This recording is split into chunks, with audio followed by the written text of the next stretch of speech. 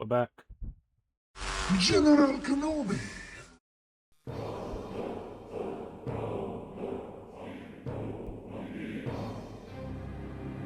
Big thank you for the resub. 44 months. Wild. I appreciate it.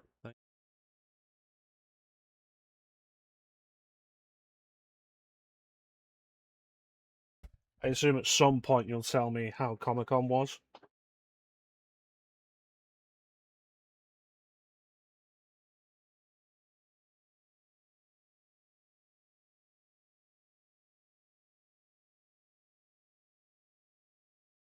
Now that Comic-Con's over. It won't be flooding my reels anymore, which will be nice.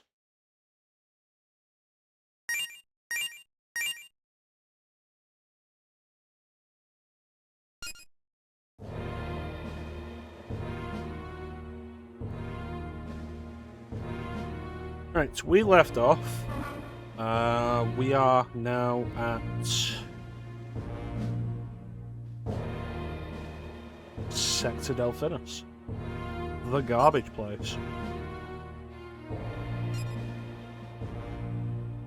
Maybe from around Friday. I will not be around on Friday. I'm working late on Friday to going to work early on Saturday, which just another reason to get a different job.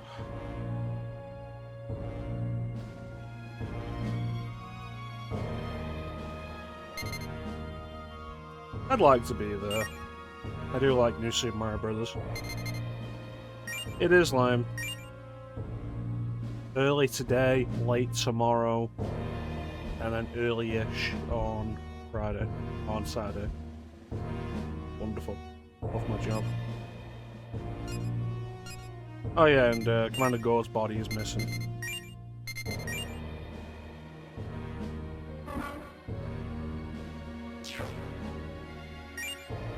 I'm gonna go back to Sector Booties, to see if we can find the black box there.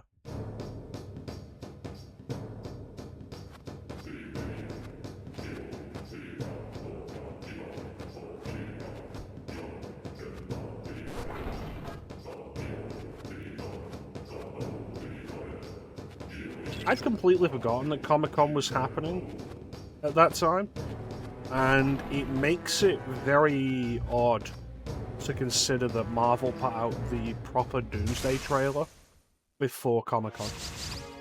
Like, the timing on that feels weird, right?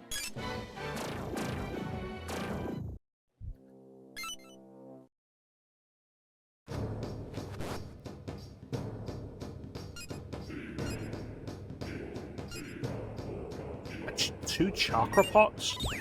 Those are so valuable, though. How many of those do I have? I only have 3. I can wait until I have more than that.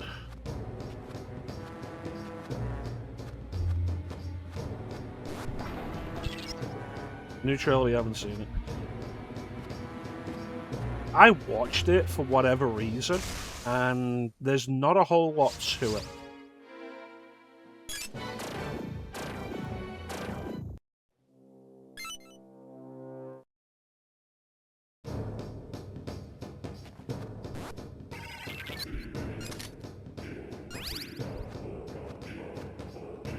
Like, a bunch of shots of, like, oh yeah, here are the various characters from various universes. Here's the Fantastic Four. Here's, like, 2 X-Men. Shang-Chi's in it, which is nice to show that they've not forgotten Shang-Chi exists. Which was my thought about that.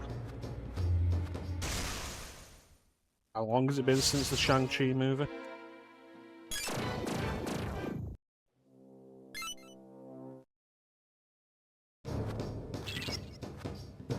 And it feels like it positions Thor as the main character, but I feel like that's only because...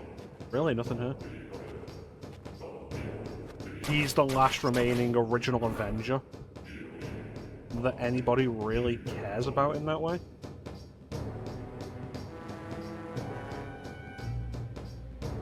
Nobody didn't get in the room first, they never got in.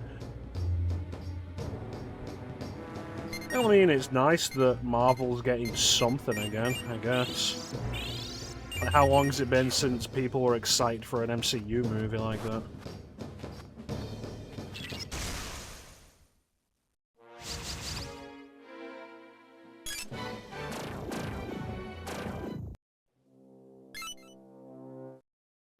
I did see a fun thing of, like, maybe now we'll find out why Thor was crying over Deadpool's body in the Deadpool and Wolverine movie. Which is like, yeah, that'd be fun. Somehow during the course of this movie, Thor and Deadpool become best friends. That'd be great.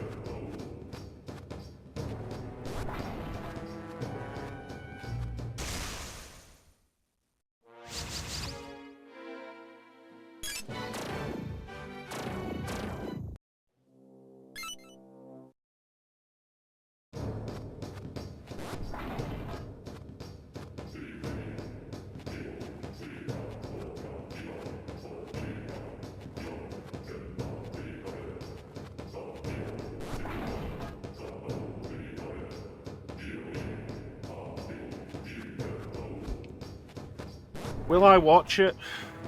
I don't know. I don't know that I even care to.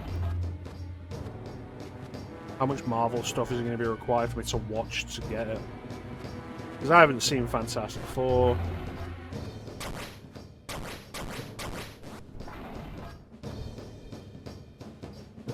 Well, I haven't watched Loki, and I don't want to.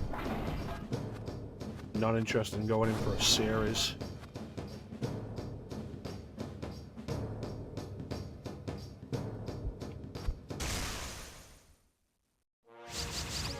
Nothing super hype-worthy.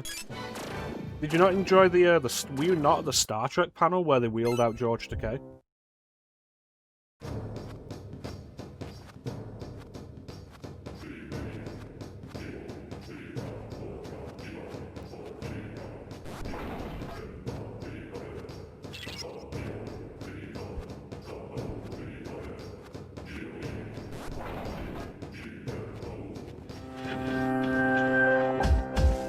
Hey, Panda. Star Trek was on Saturday? Were you not there on Saturday?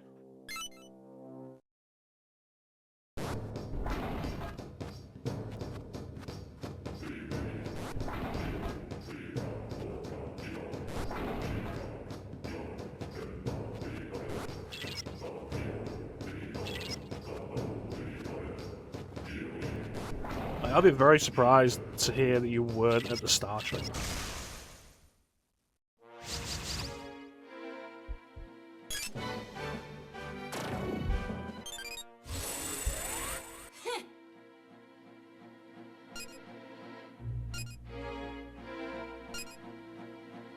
Hoping somebody would leave the panel before you can get in, didn't happen. This is the Star Trek panel.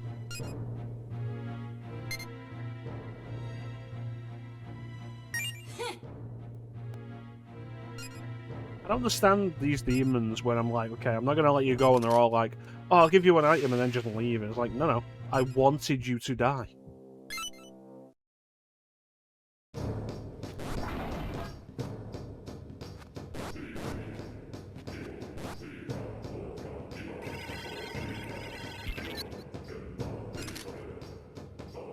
I'm so out of touch with modern Star Trek.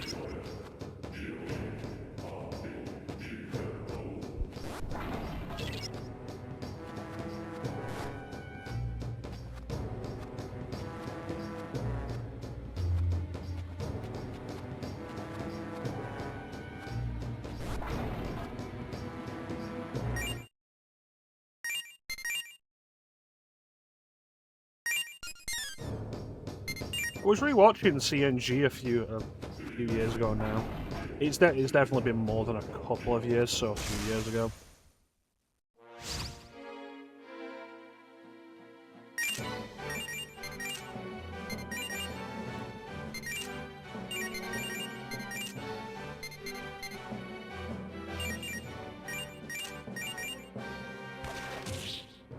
And I kind of dropped off somewhere around season 5.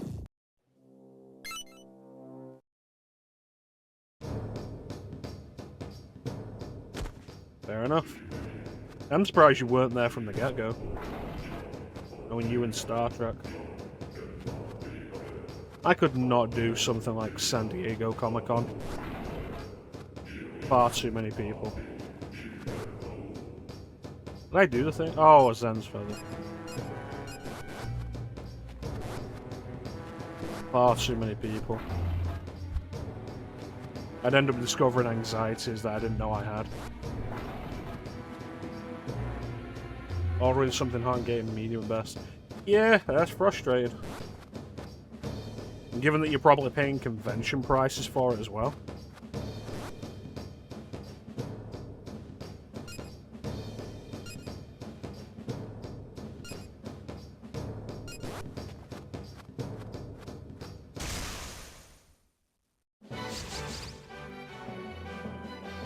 Unless you say Indian food, you mean like spicy, and not like temperature.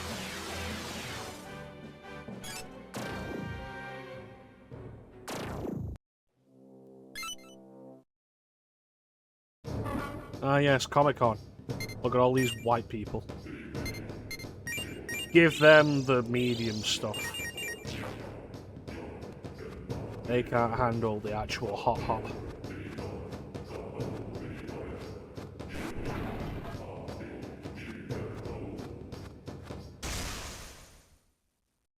Told you ordered spicy, not medium. Oh, this is new.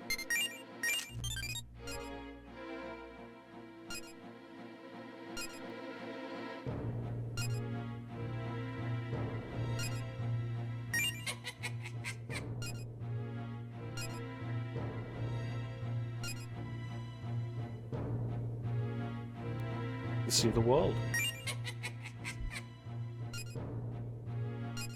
Alright, excellent. Join me.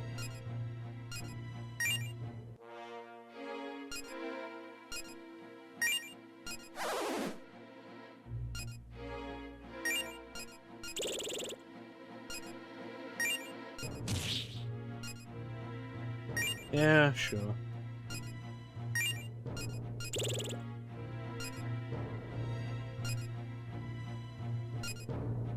Excellent. New demon.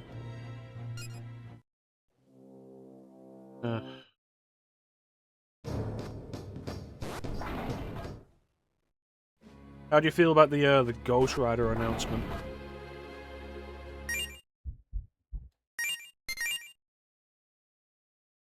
Ryan Gosling is Johnny Blaze.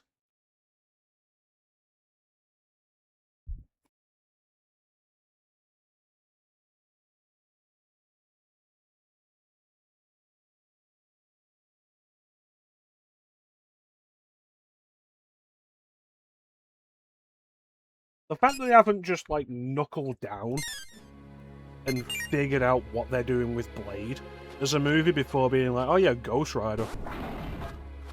He's kind of crazy. Like, why is it so hard for them to figure out how to make a Blade movie? I'm gonna find what I'm after in here, am I?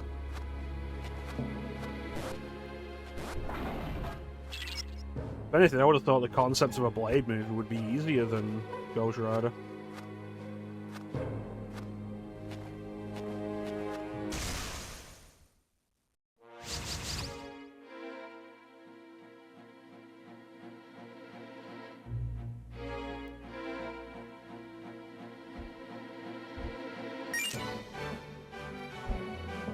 But Ryan Gosling announced as Ghost Rider, and the immediate result was everybody was like, oh yeah, Shang-Chi and Ghost Rider have to team up to distract Doctor Doom. And it's the dance sequence that seemingly you and Ryan Gosling did in Barbie, and it's like, wow, this was funny. The first time.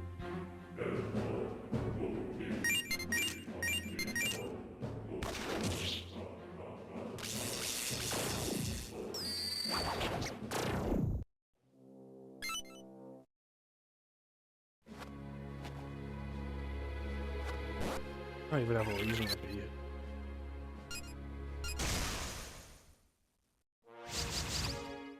Chupacabra?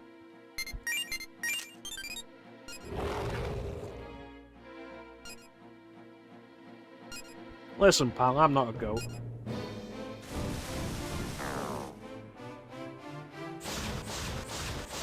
Like that.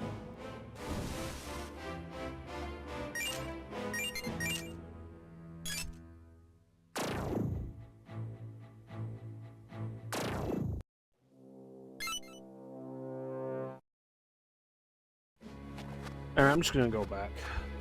I can't bother doing this right now. Come back at a later point when I have... I don't know, anything. Anything new. The next gate search, maybe. Did I ever get a goblin?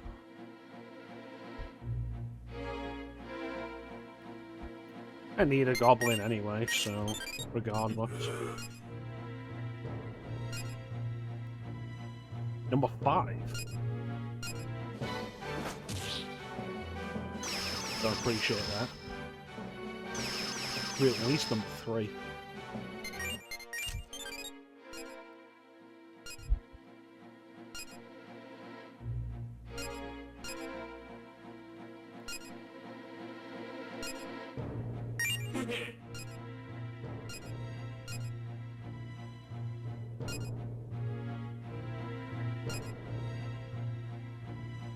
Fight like hell.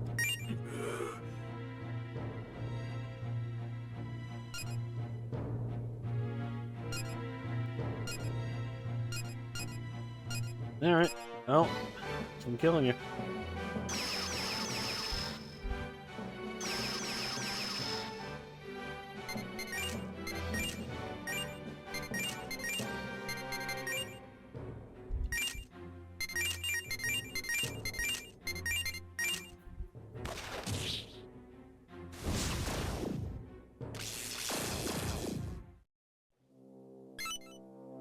Could have avoided all that if you just joined me.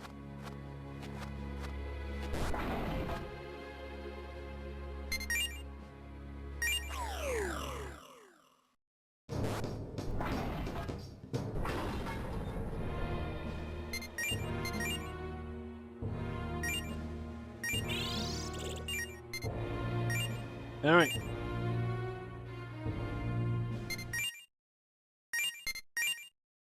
Let's go explore Trash Mountain. This is where sector navigation becomes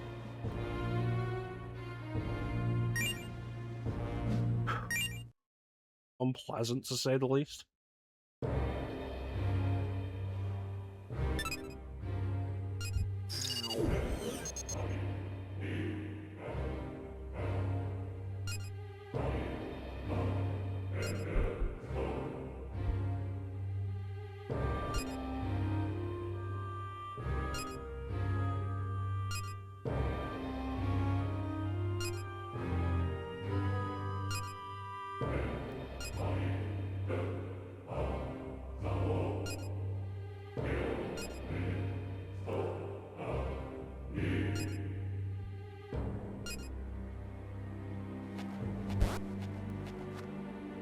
Alright.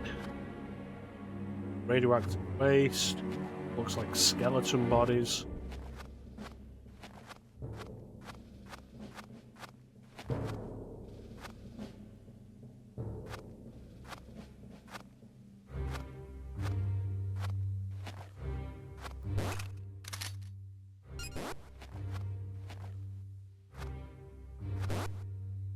Hello.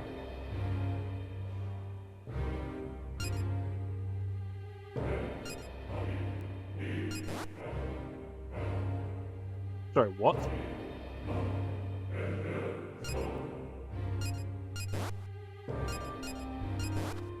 Something's clearly wrong with the crewman. Oh well.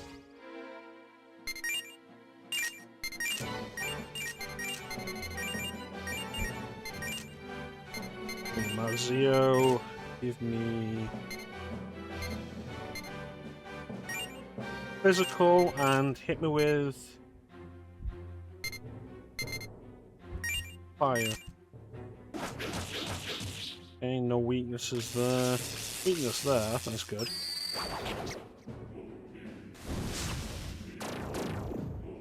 No weaknesses. Weaknesses. Alright.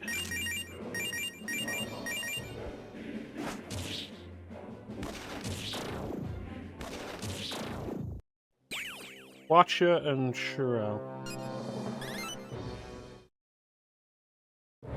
I could fuse Shurel. I didn't like the look of any of its skills, though.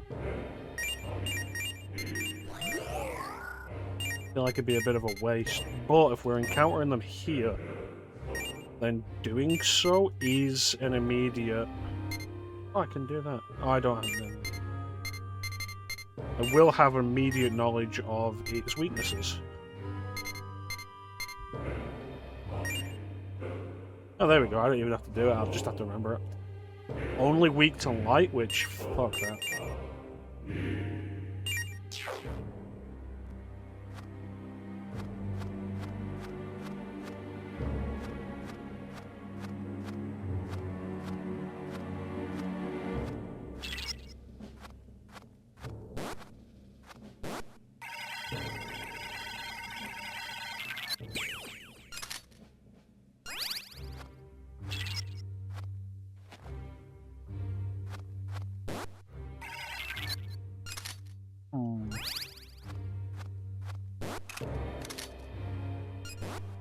How many life stones am I on? 99, might as well use them.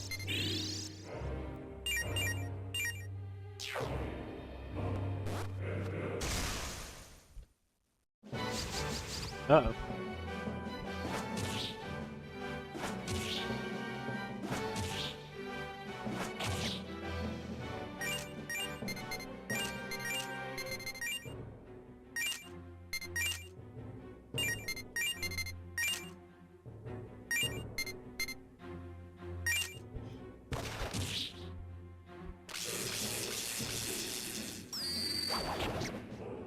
Oh, I could have tried talking to them. Oh well.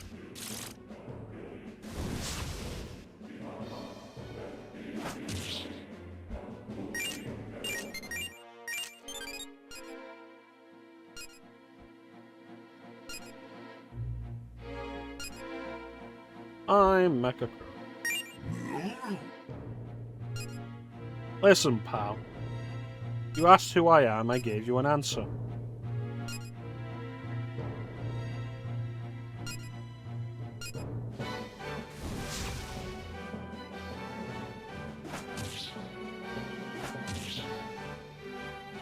You know what? You all need to die.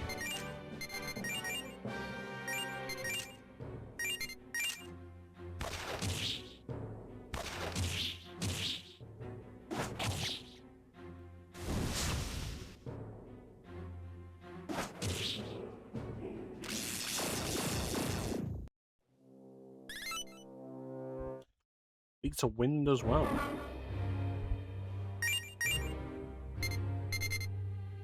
Good thing I bought some disc poisons.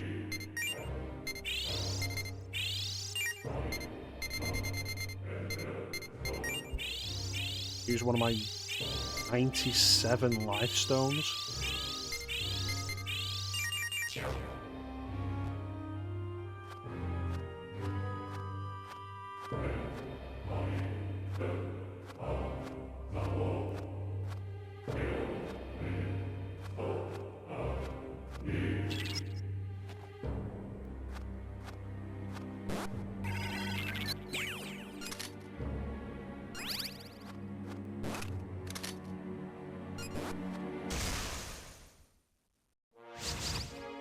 New enemies.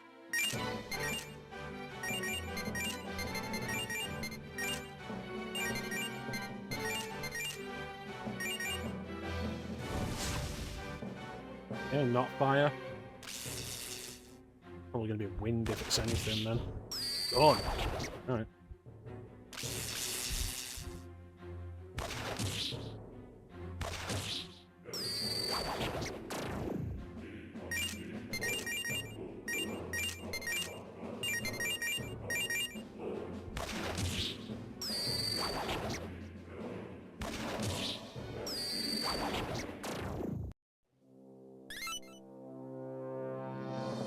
Nue.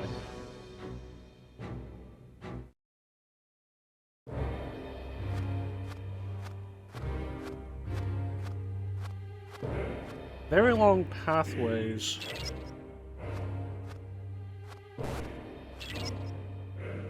Suggesting this entire thing is built around a central core. Hello.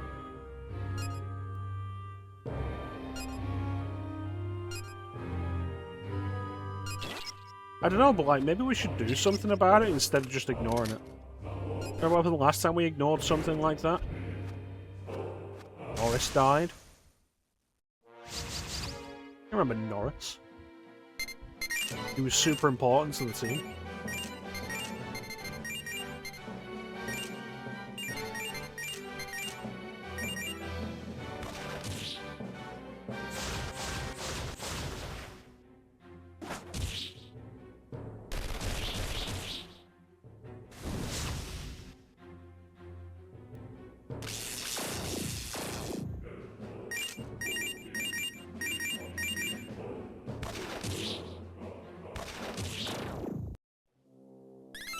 Incubus and Baphomet.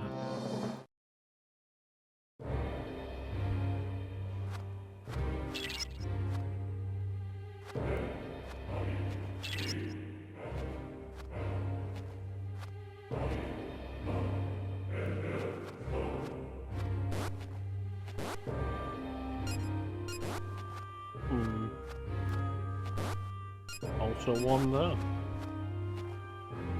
And a set of stairs.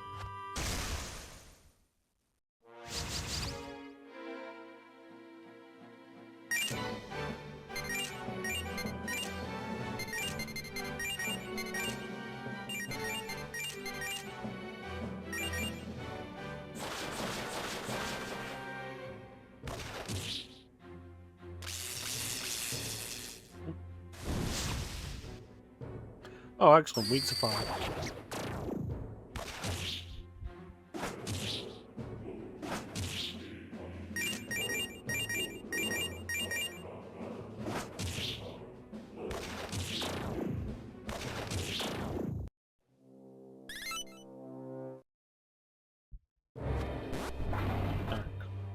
Before we go to the next floor, let's return and heal up.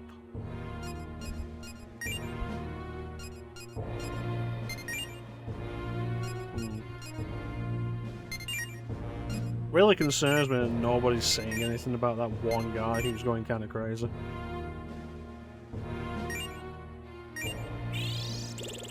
That's going to be a problem sooner rather than later.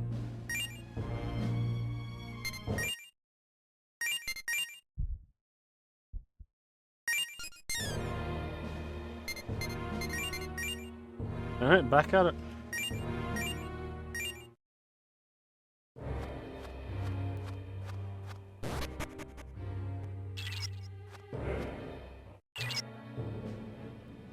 Hello, Zelanin. My backup specifically? Yeah, I'll be right there.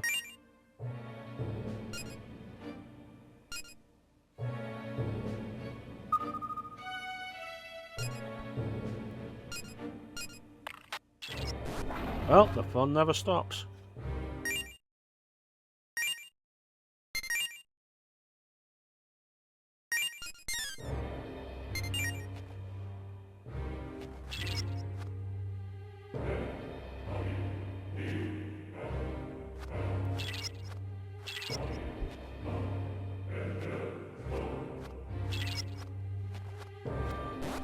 The fun part is knowing exactly what those tiles are.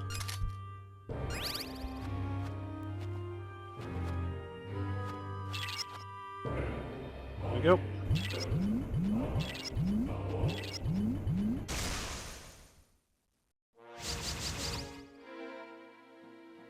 Let's talk to somebody.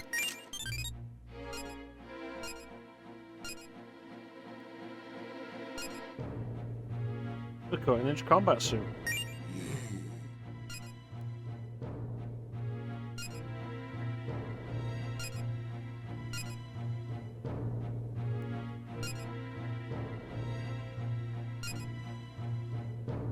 How can I feel it?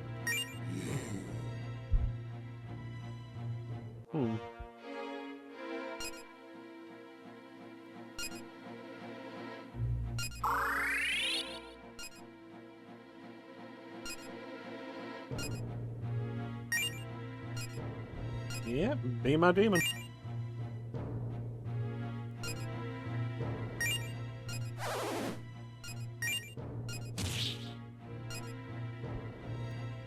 Do I have any of those?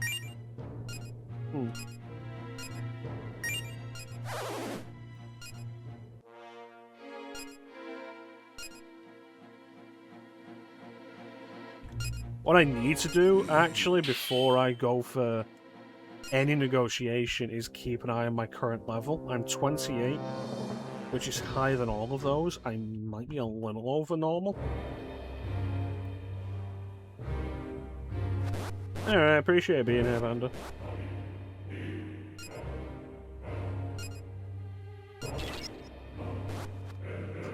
Also acting strangely.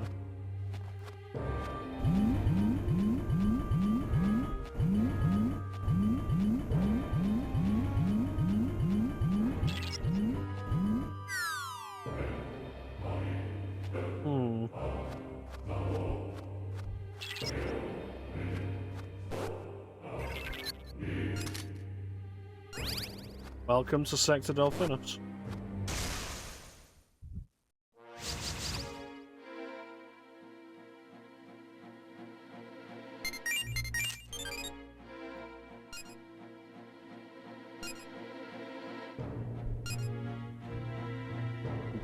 When they killed Commander Gore.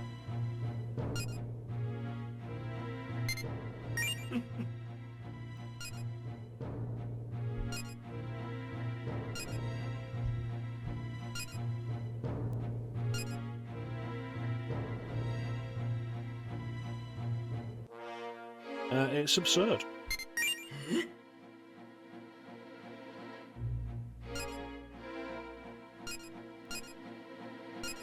Oh well. What about you?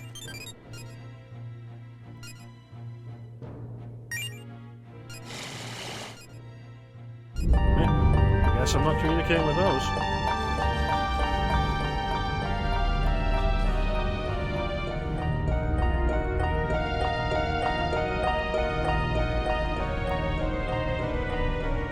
Hey, Chance.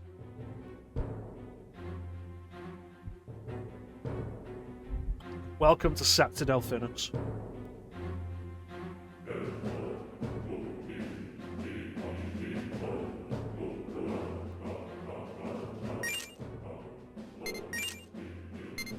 Yeah.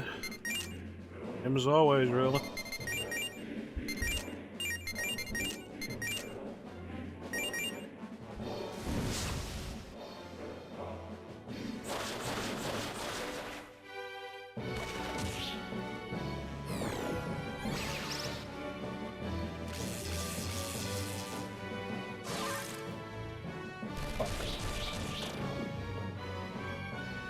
Sector Delphinus. I'm glad you've come in for this, Chance. You don't get a lot of this stuff in modern SMT.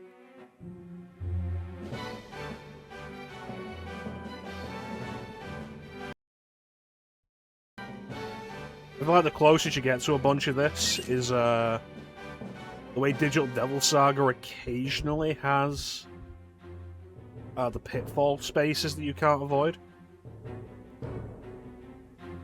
But like the truly nasty parts of the classic dungeon crawler movement, I feel like modern SMT doesn't have that. So you get to come in and appreciate it.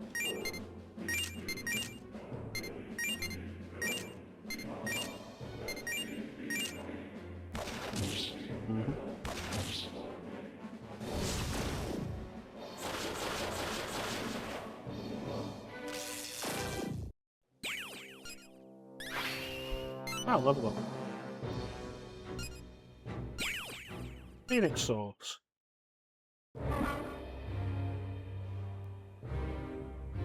You only have about an hour? Excellent.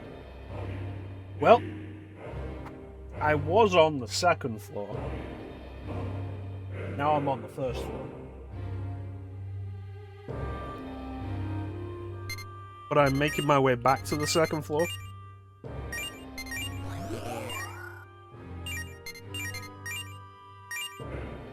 Like, this is the kind of thing that flame really means. Really, that's the only thing I can fuse.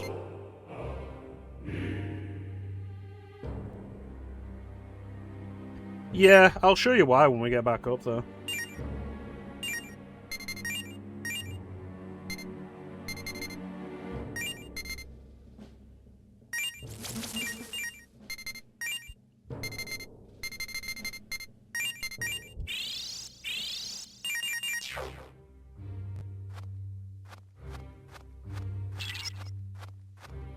So take a look at this first floor.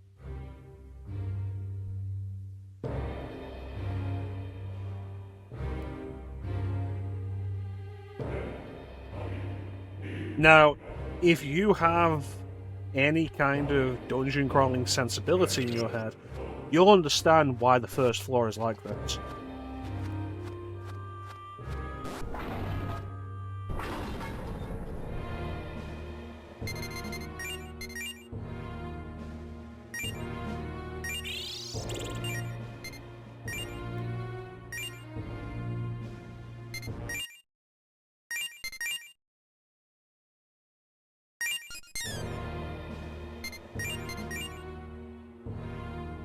And back out we go. And straight back up. And here's what we've got so far of the second floor. We went this way. And this way. Which led us to a pitfall.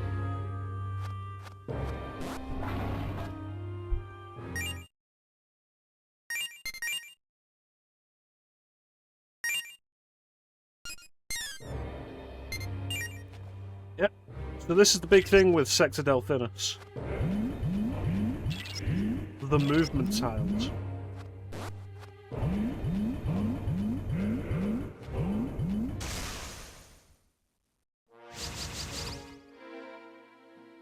What chance it's Incubus?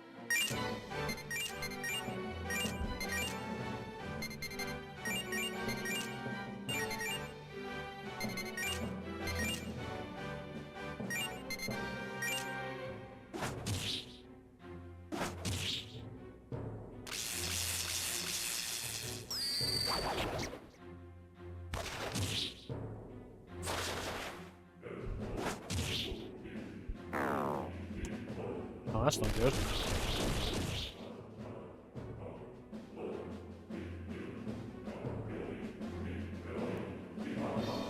Well, they are chancing, they've got their dicks out. Okay, so don't hit whatever this is with ice. Got it.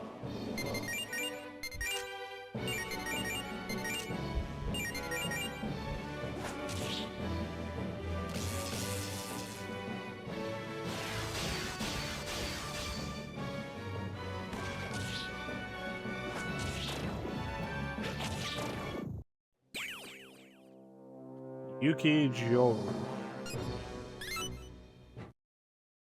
Did the sewers have movement tiles like this?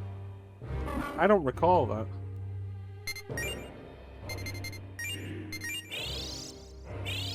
But undoubtedly you've played Digital Devil Saga more than I have, so you would have a better idea. Door.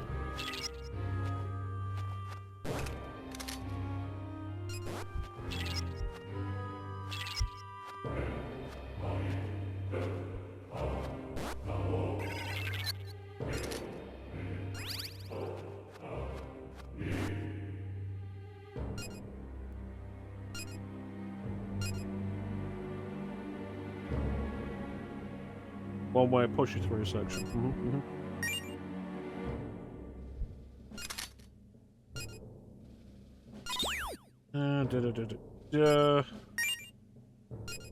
Subject current investigation, Sector Delphinus, observations so far follow. Looks like an open area filled entirely with waste. Huge structures made of waste line the sector. like a city of the dead where all life has ended. Oh.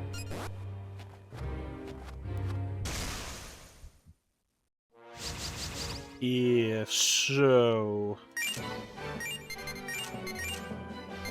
like I say, this is probably the first truly nasty sector, just for movement, of the game.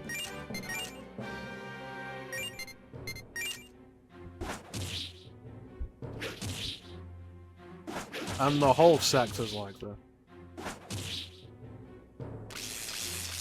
I feel like Flame always talked about Sector Delphinus as being worse, and conceptually, I suppose it is. Like, if you go back far enough in the SMT channel on the Discord,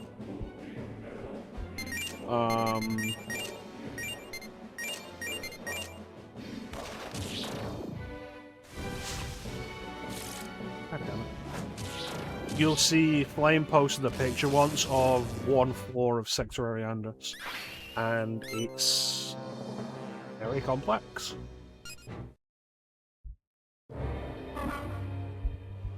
And it's one floor. With multiple teleport points. And I've spent a bunch of time talking about how this is, like, quite a difficult game. And for the most part, I've been doing quite well then.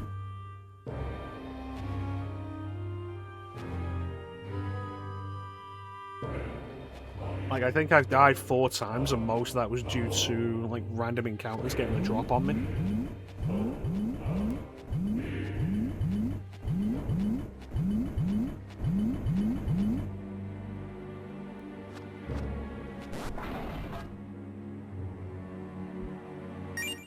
Yeah, I feel like I've really been... I feel like it really comes across as me overselling the difficulty of this.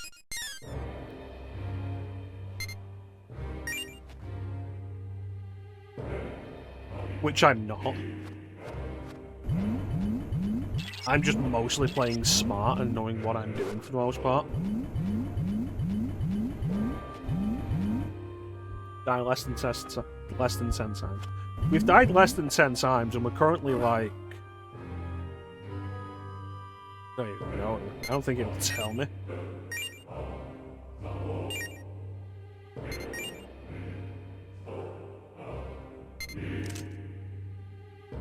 We're currently, like, over 20 hours in.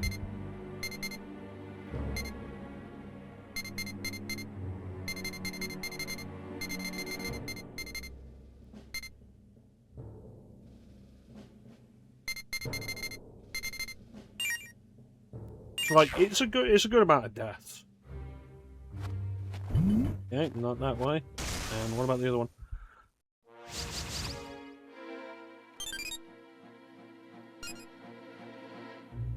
Every time a demon has started a conversation with me, has ended with them wanting to attack me.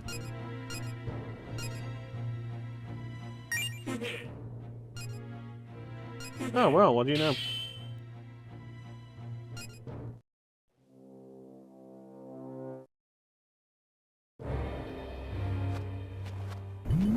Yeah, and I've been saying, like, Strange Journey has one of the more difficult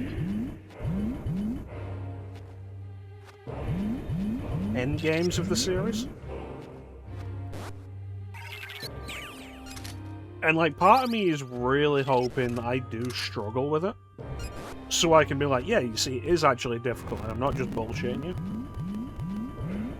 But then it's also like, I really don't want to struggle on the end game of this.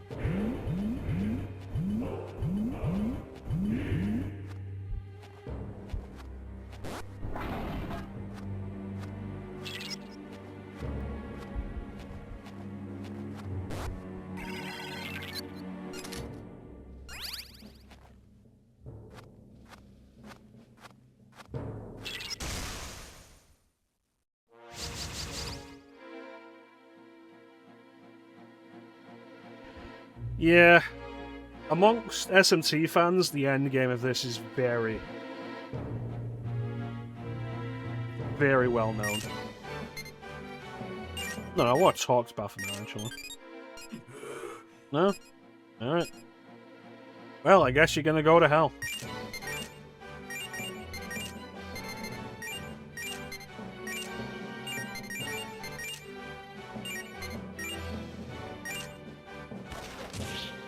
Yeah, the final boss, which, like, I can say the name of the final boss. It's not gonna mean a whole lot because it's not as though it's Lucifer. It's not as though I'm gonna say, yeah, the final boss is Lucifer.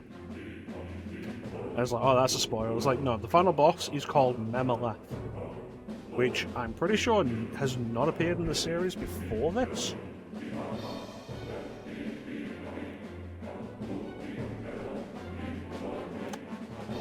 Mecha-chrono.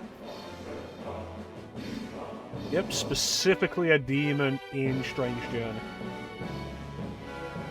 Has only appeared in Strange Journey and SMT4. But even SMT4, it's just a statue.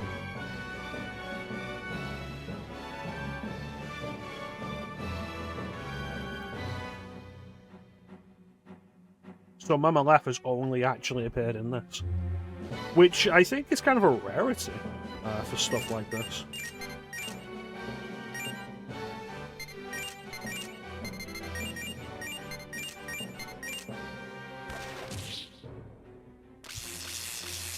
I like that the game does do kind of a minor variable mix, which is kind of interesting, especially for a DS game.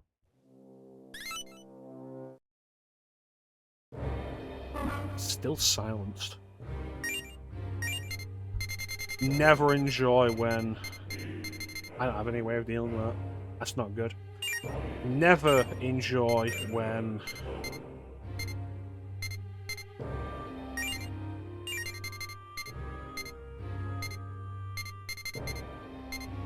an RPG keeps status effects after battle. Especially, like, how often do you see mute carry over after battle?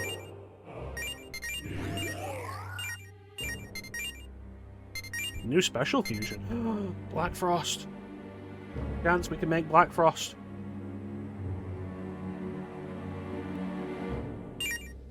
Well, as soon as Incubus, as soon as we've got the source of Incubus, we're getting Black Frost.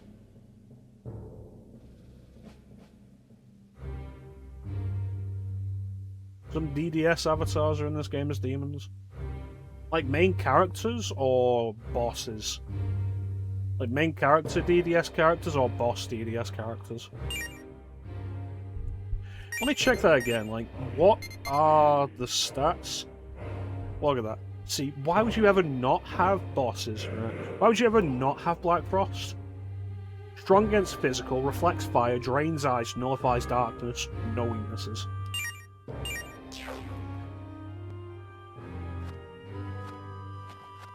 Is that kind of nonsense that was why Black Frost was one of my favourite personas in Persona 4?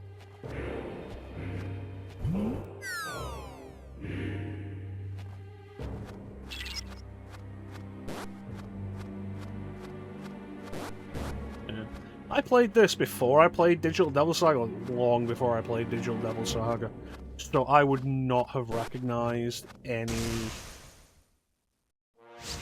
DDS characters.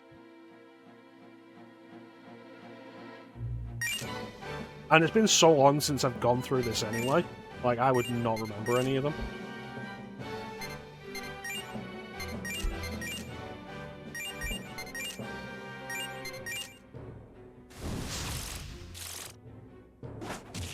Huh.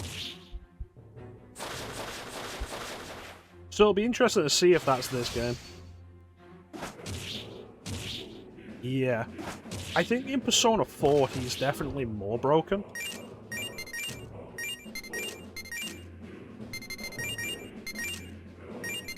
Because it's like, I think he drains both fire and ice, and nullifies darkness.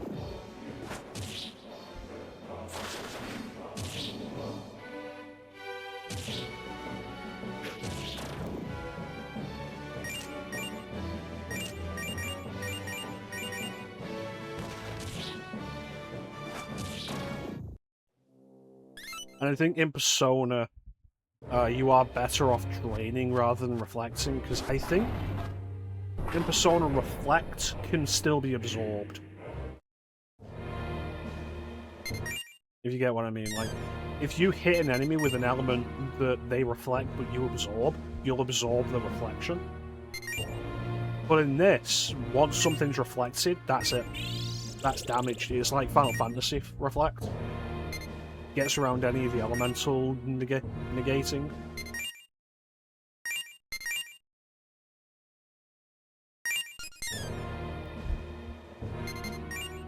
Yeah, we've had it a few times in the previous sector. And while I've never consciously made use of it, it has been pretty convenient when it's happened.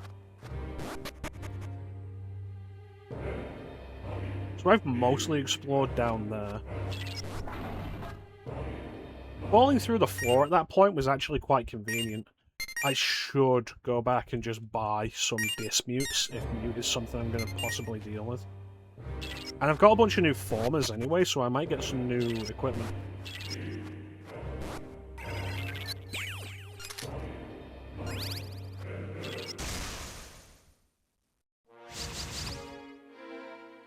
Yeah, I am really enjoying going through this again. This has been a lot of fun.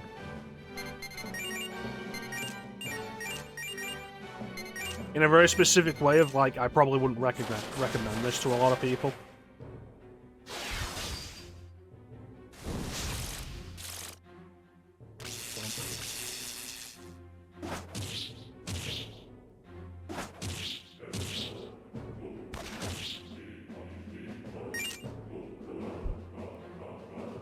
Like, I would consider this a pretty difficult recommend. I would probably... I would undeniably recommend somebody play Strange Journey Redux over this.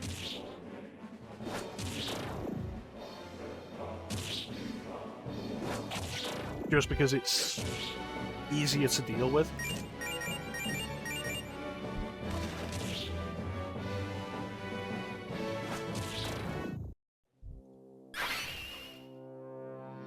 But boy, like I say, knowing what I'm going into with this, really enjoying it again. And I think it's definitely really cool to be like, this was my first real SMT. Let's see if it still holds up, because this is the game that got me into the series. And going through it, and it's like, yeah, there is a good reason this got me into the series.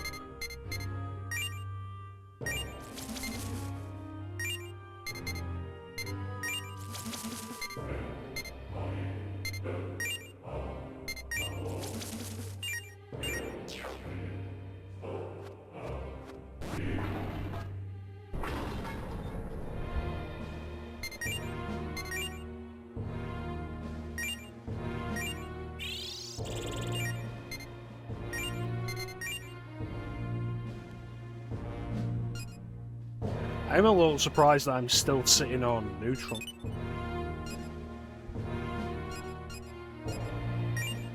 New sword. What am I currently on? 67 plus 10, excellent. Yeah, I'll buy that.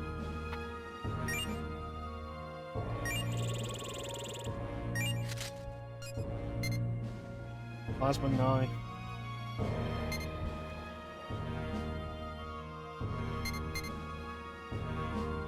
Yeah, so that's good damage. New armor, definitely good. You know, 54 up to 70, yes. Weakness against fire, but strong against physical. Currently in Sector C. Welcome in, Andy. We're currently in Sector D. So if you're playing this for the first time, you're probably going to run into spoilers here. But I hope you're enjoying it.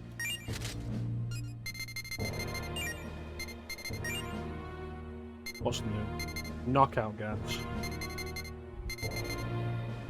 Get some of those dismutes.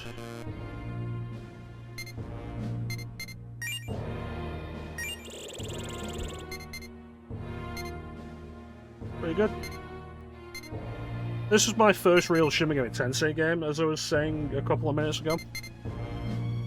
The DS was my introduction to this series, so I played Devil Survivor, and then I played this. And Devil Survivor is very spin-off-like anyway.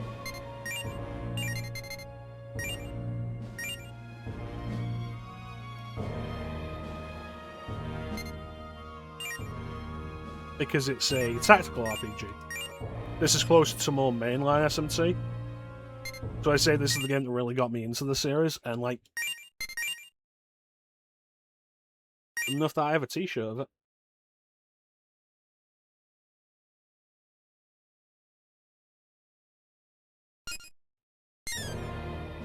When would that have been? 2009? 17 years ago.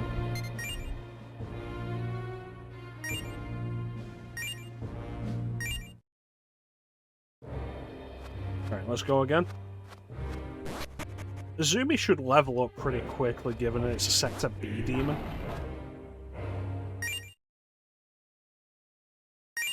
Chance we're all old.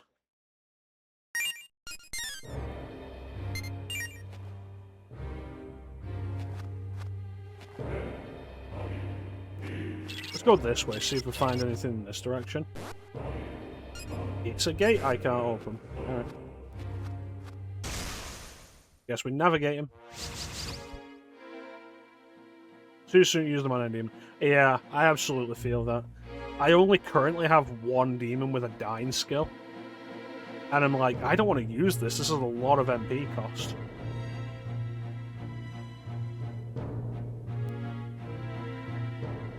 So far, I've been pretty sparing with my source use when fusing demons.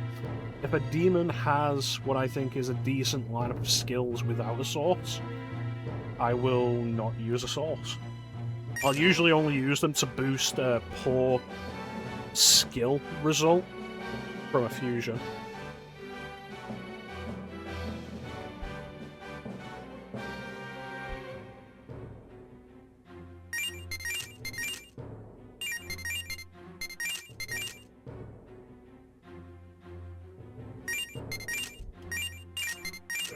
You don't have anything.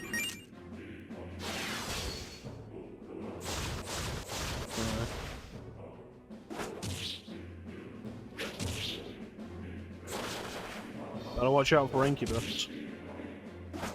Because that's a sleep strike. There's a chance that its regular attack will put somebody to sleep when it hits. Look at that, strong against physical. Beautiful. Second playthrough with Redux. Yeah, that's been my intention with the stream. I haven't finished Redux. I only got to Sector C on Redux. But everything that I saw with it, and everything that I've heard about it, says that it would make more sense as a New Game Plus kind of thought. So my intention is to come back and do Strange Journey Redux at some point in a future date. Guns out, dicks out.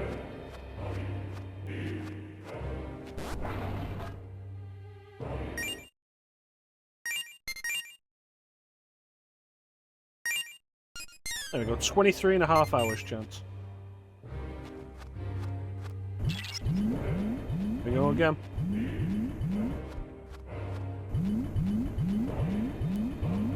Always pay attention to your map. Yeah, I'm glad you did as well, Chance.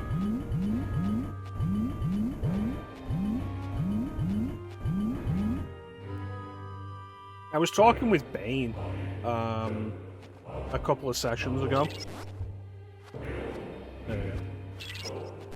about him trying out SMT because he's been enjoying watching this playthrough. Ooh.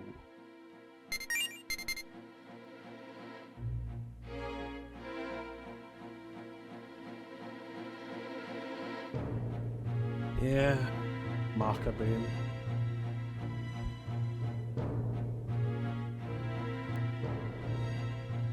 It's a good reason to not hold on to much money. Yeah.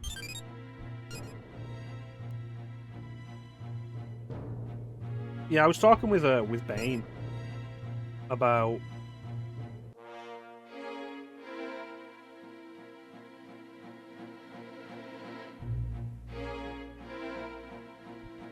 like what Shin Megami Tensei I would recommend to play, and I was like, 4 is really good. I would really recommend 4.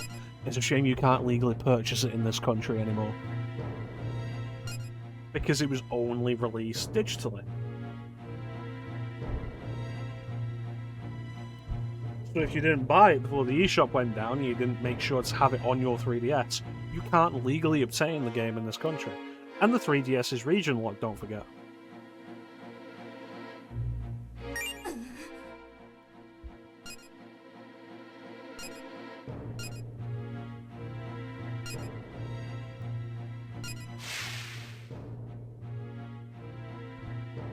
Wasn't, Chance, you were there when I streamed Digital Devil Saga 2, wasn't there a point where I just straight up reset the game after one of my characters threw away a load of money?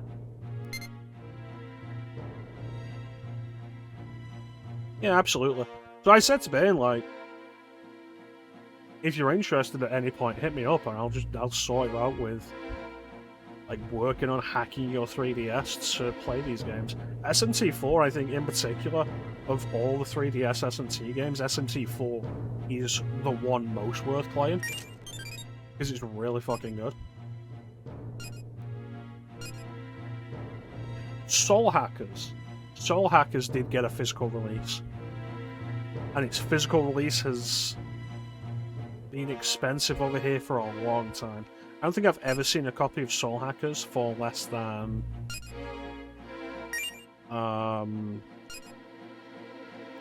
£130.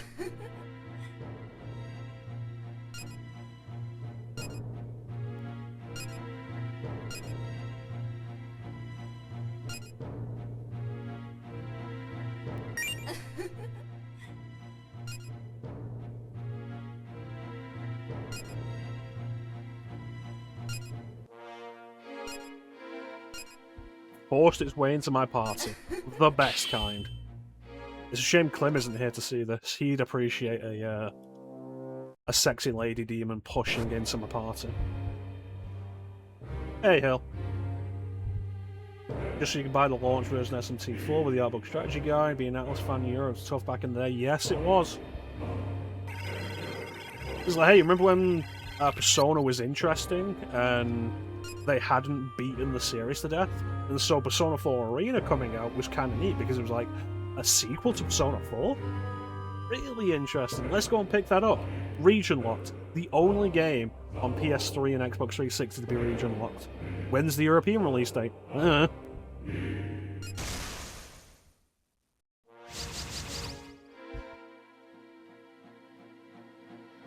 the fucking arse it was.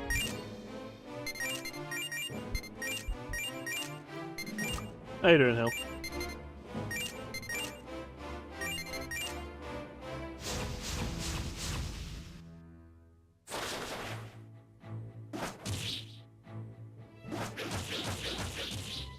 So they're pretty good with physical.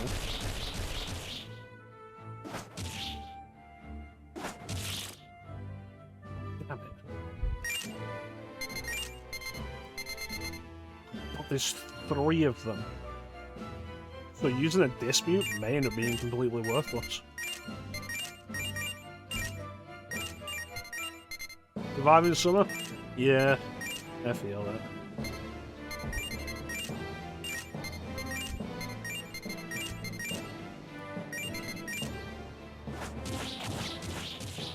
Oh shit.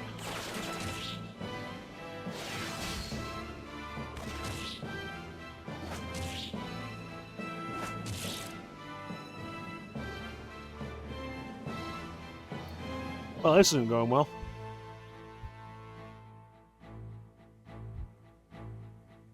Finally ill.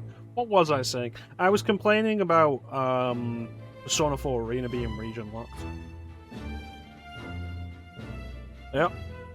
And Hill came in and was talking about importing a 3DS from Canada to play SMT4 at launch, which, remember, we got, I think it was 15 or 18 months after the US. Digital only.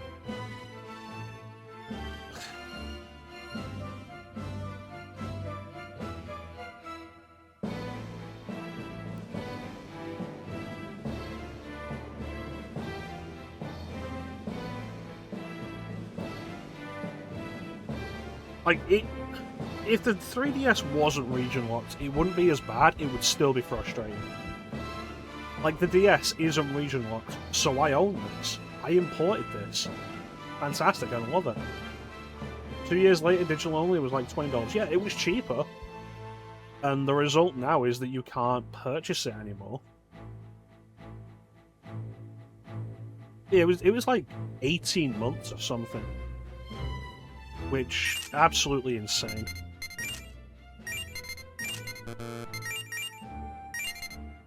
We're still not dead yet? Not even close to death?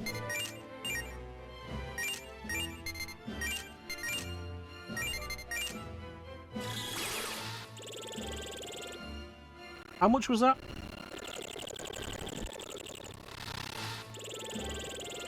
That was 6,000 marker.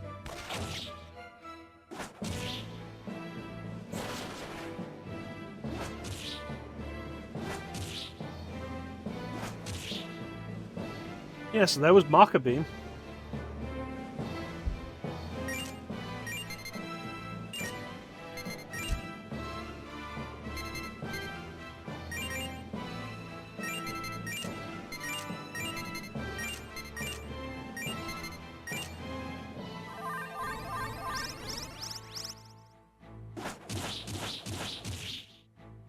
Incubus, why did I just use a bead chain on you if you're immediately going to be in red?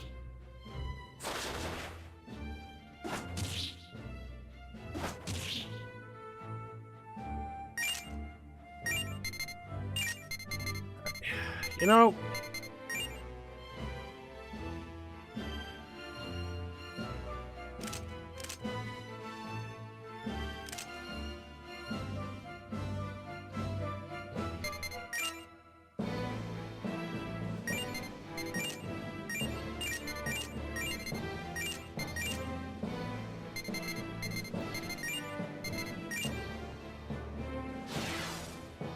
Honestly, Chance, it's not worth having the original. If you wanted the original, Ultimax has the original as DLC option. And Ultimax has rebalancing plus extra characters. Like, it's the better version to have. And that's why I picked it up on PC. I did have Ultimax on PS3, but I'm pretty sure it was a PS Plus game. I don't think I ever bought it on PS3. I bought Arena on PS3, and I have Arena on Xbox, because Arena's backwards compatible on Xbox 360, but Ultimax isn't.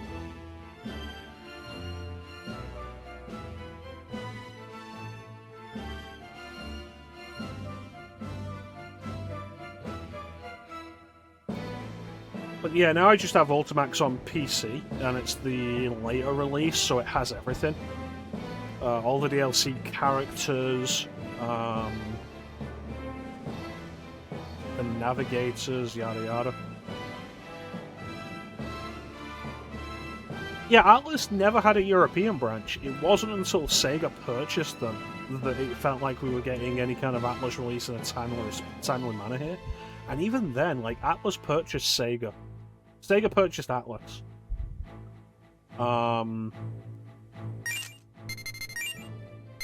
And it was a while before we started getting games at a reasonable point from them. Like Persona 5. Persona 5 came out after Sega purchased Atlas. And Persona 5 was published in Europe by Deep Silver.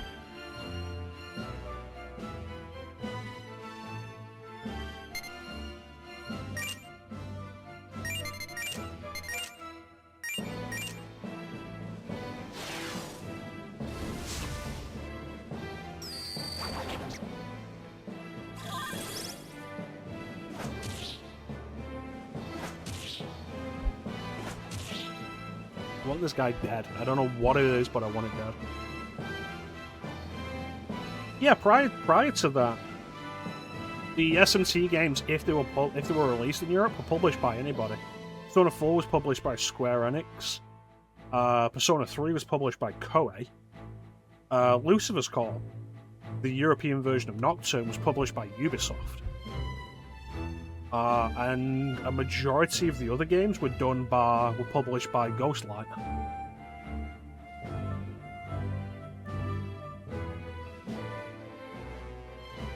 Yeah, it's like, Chance, you're in the Discord.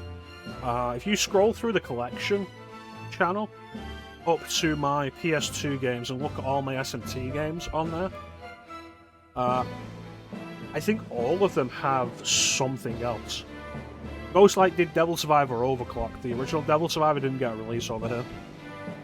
But Ghostlight also did the digital Devil Saga games.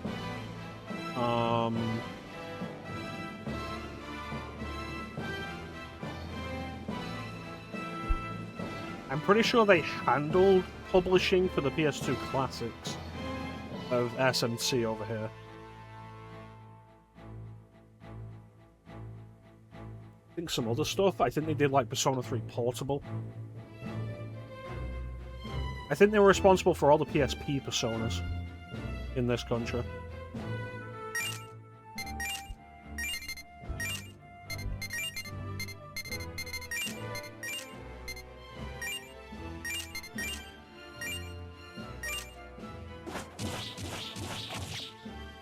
God damn it.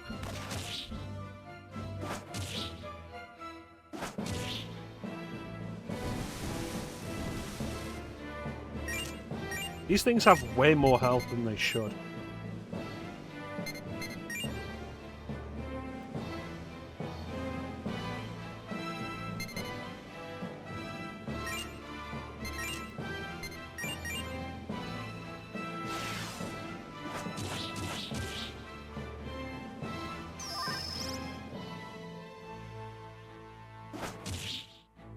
I want to know what this thing is.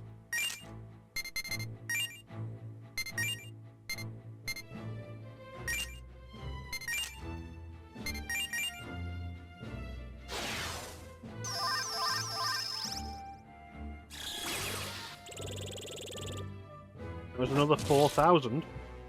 Fucking Christ with the mute.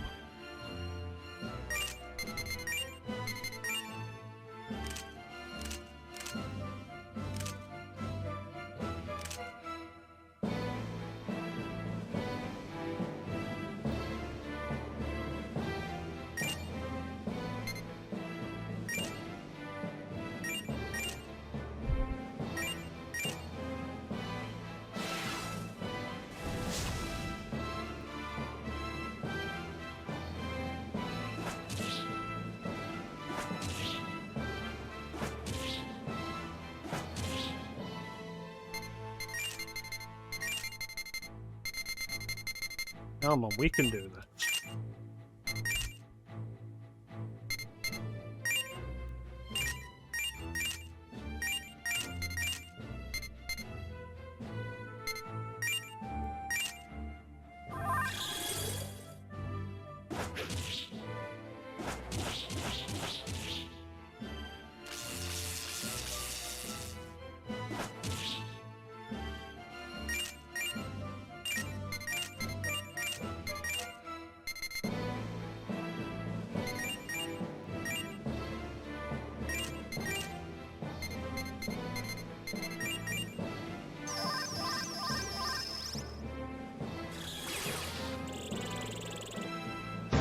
Well, that's currently 14,000 this fucking thing stolen from me.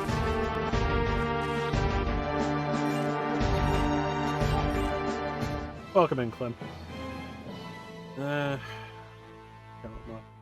I do not know. I've not finished Redux.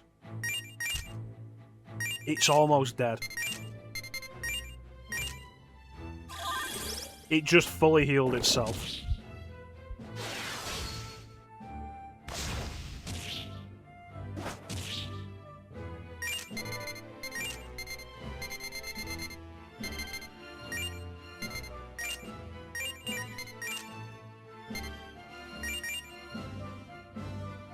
The last save was like within the last 20 minutes. Because of the way the sector's been working, I've been able to save pretty regularly. We're not going to lose a huge amount of progress if I die here.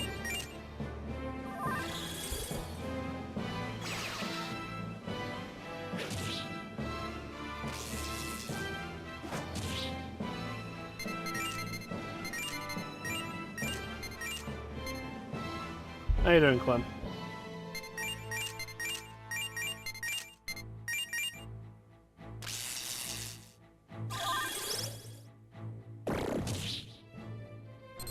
I fucking joke to you.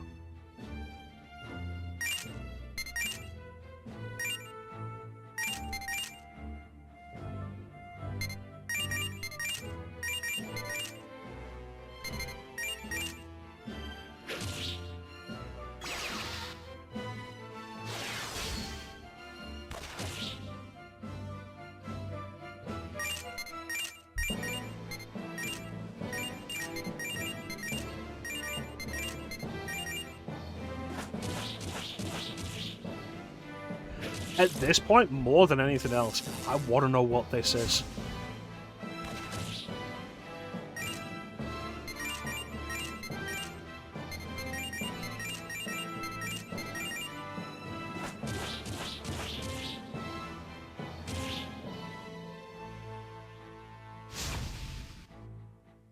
Just late, then you did laundry? Excellent.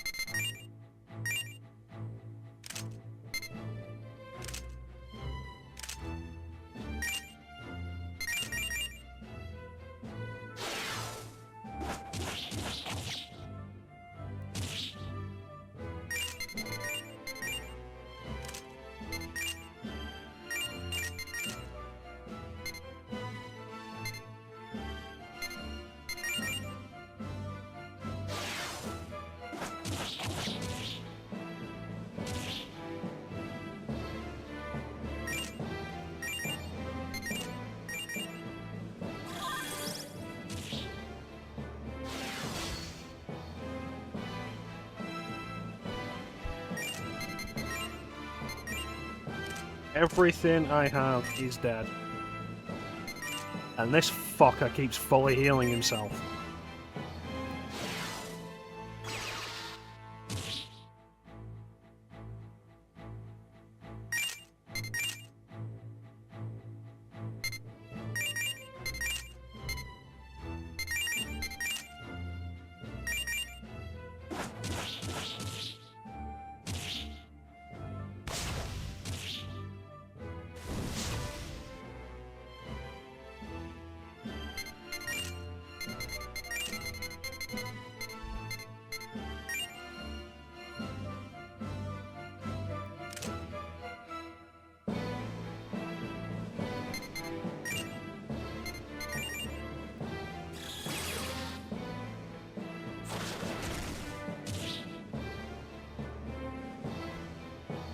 Really frustrating me how much everything has been missing this guy.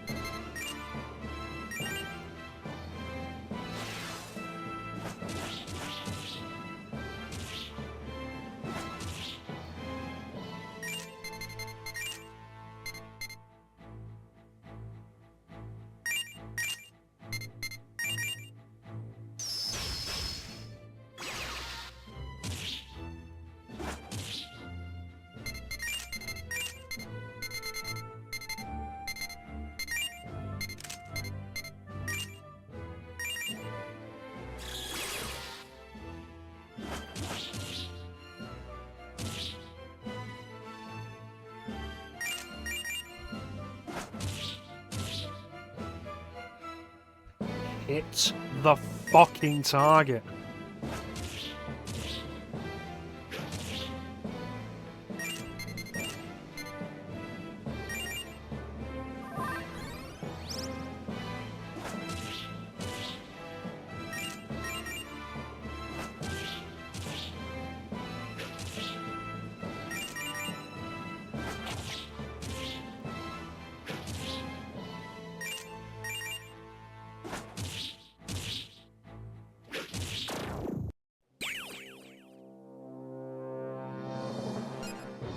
Jesus Christ. I think it was level 42. Did I get my money back? I did not get my money back.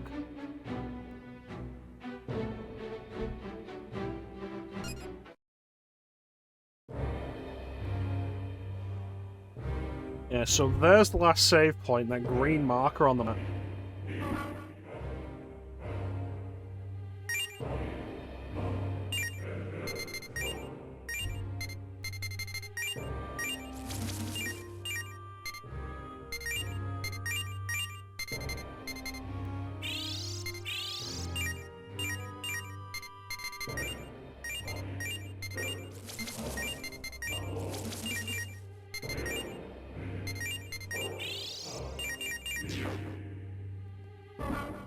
At what cost?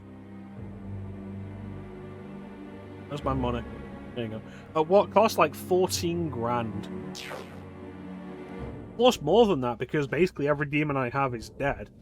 So that is revival costs. The smart thing to do will be to revive everything. I can only do it 3 times for my current MP.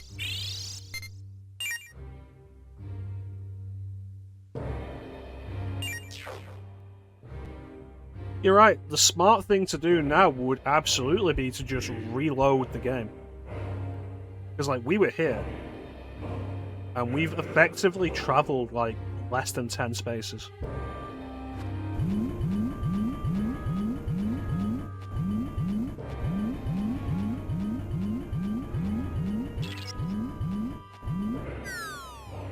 Ugh.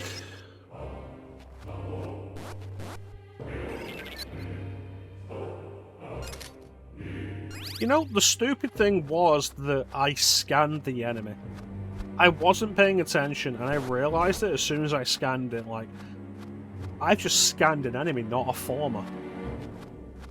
And it's the reason why I've not been scanning enemies, because they're just not worth it.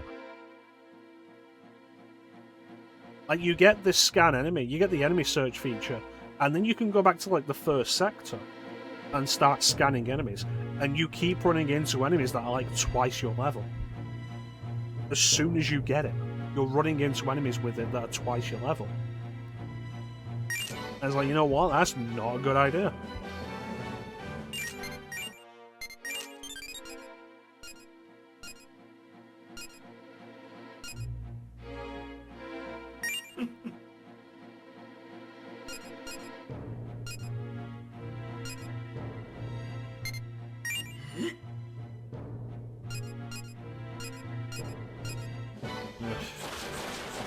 Anyway, Etrian Odyssey. You were talking about Etrian Odyssey. Etrian Odyssey, fantastic series. I think it's probably going to end up staying a dead series. Etrian Odyssey's entire appeal is the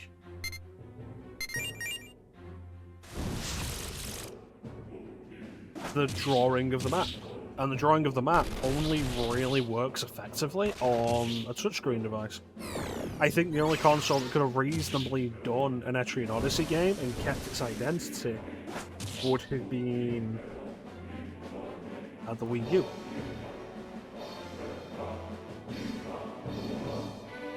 Oh, this guy, Aureus? Or the Enigma demon that we fought?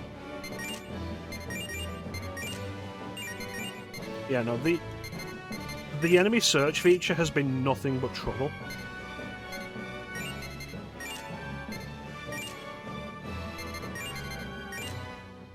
Which is why I keep ignoring it.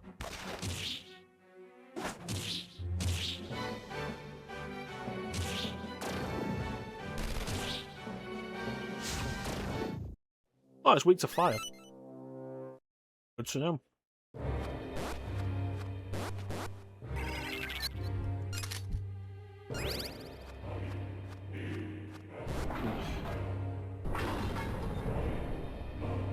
I don't know that Etrian Odyssey would work all that well on Switch 2.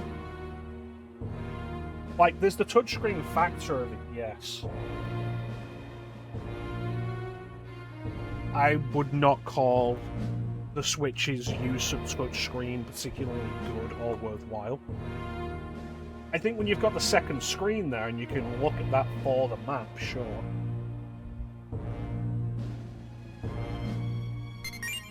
How much is this going to cost me? Almost 5 grand. So that battle effectively cost me like 18 grand.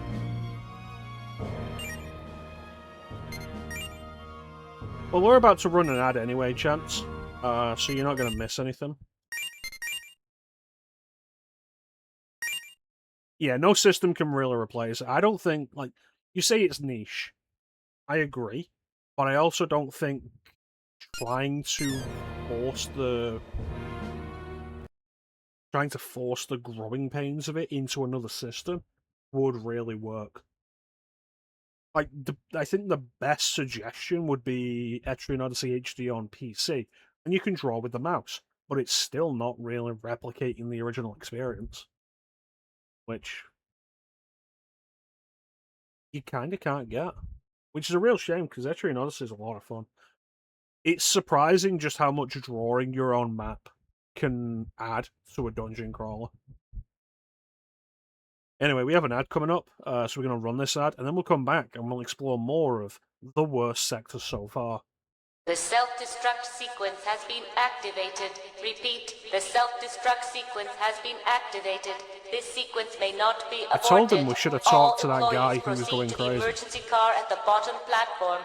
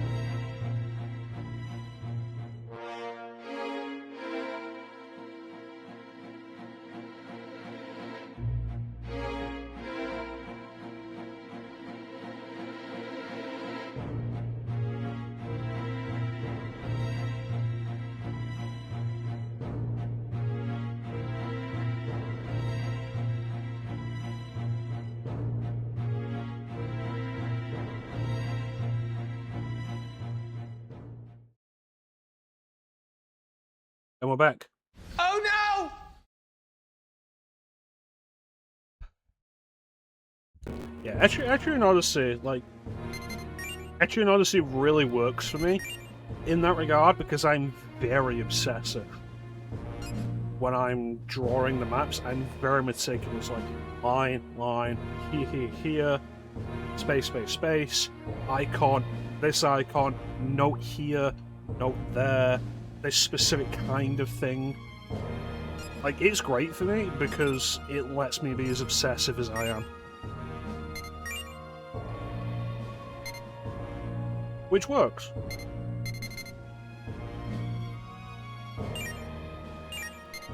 So I've never had that specific instance of like, oh, I've drawn the map wrong. Because I am very meticulously, obsessively, compulsively drawing bit by bit. Etrian Odyssey would probably not be a good stream experience for me.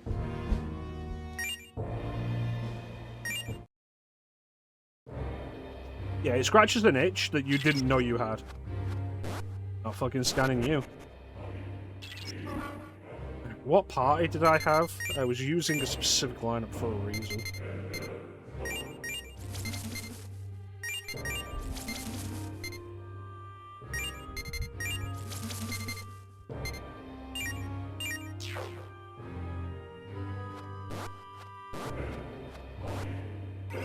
Alright. One day I'll make it to Zelenin.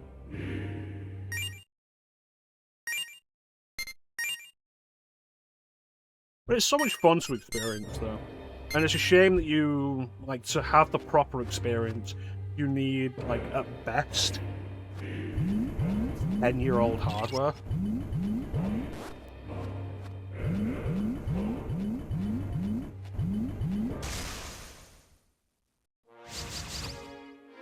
Just like I keep saying, Skies of Arcadia, not playable on anything, like anything released in the last 20 years.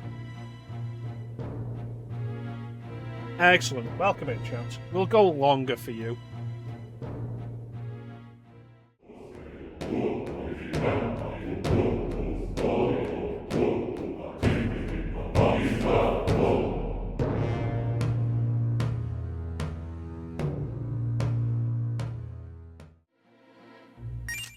I do say Skies of Arcadia.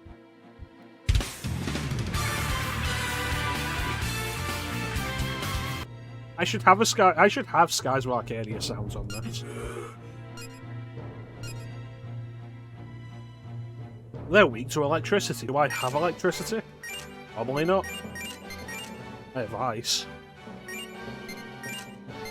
Chill out.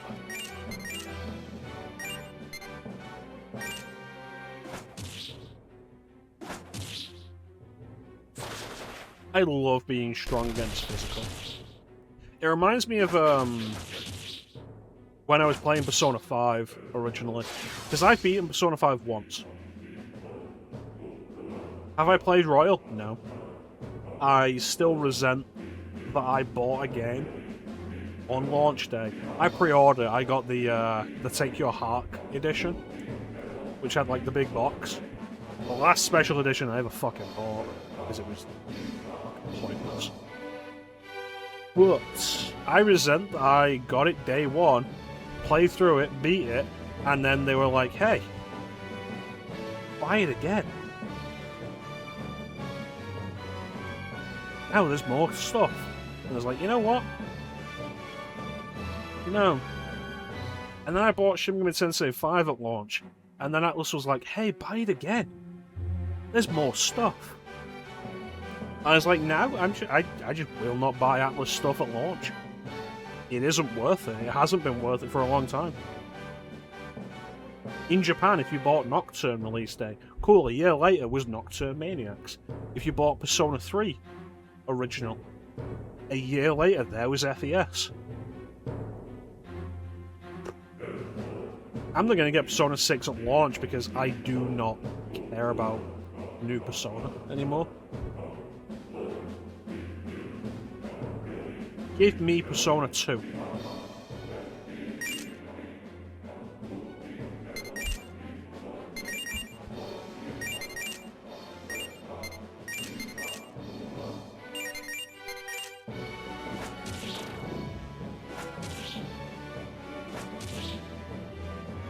I was a big Persona fan back in the day. Like, Persona 4 was my favourite RPG at one point. Because there was nothing else like it. And you could argue there still really isn't, surprisingly, anything like Persona 3, 4, and 5. Outside of Persona 3, 4, and 5. It's kind of odd that it's not a series that has been really effectively copied by anybody else. But also, I'm really tired of the Persona shilling that Atlas has been doing.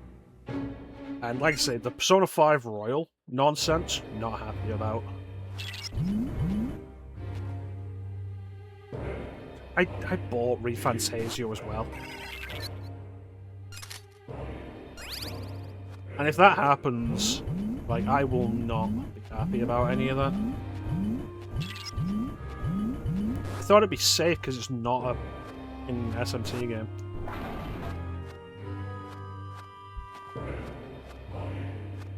Is this a hole? It is not. There's a door.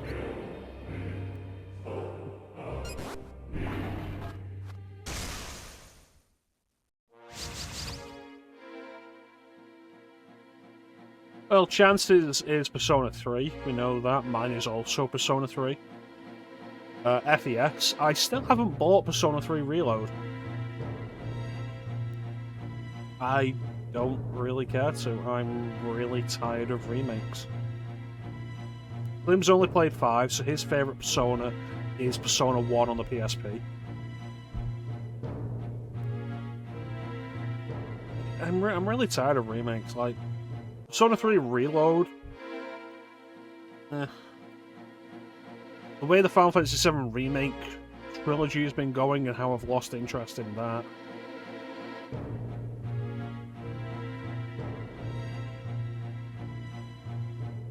How I'm just kind of really tired of the Resident Evil remakes.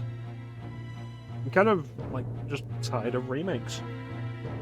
And Persona 4 didn't need a remake. Persona 3 needed a definitive edition of some kind. Because between FES and Portable, like, both had advantages over the other, there was no definitive edition. So, like, Persona 3 Reload existing as a potential definitive edition, there's merit there. There does not need to be a Persona 4 remake. Yeah, I got Panda into the Persona series back when I cared about Persona.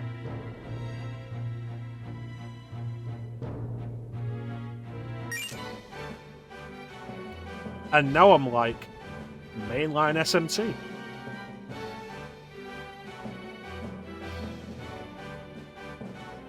And Atlas is like, we're not going to release any of them.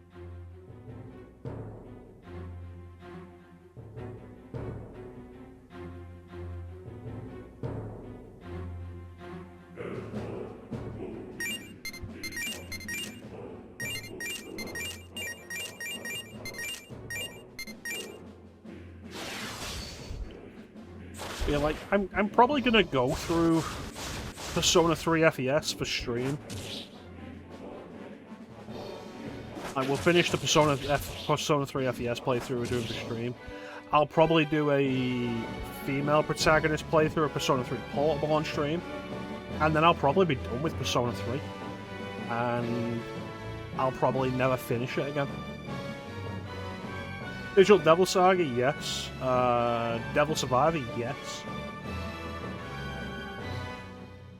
The wild thing with Devil Survivor is there's not really a great reason for it to remain exclusive to DS and 3DS.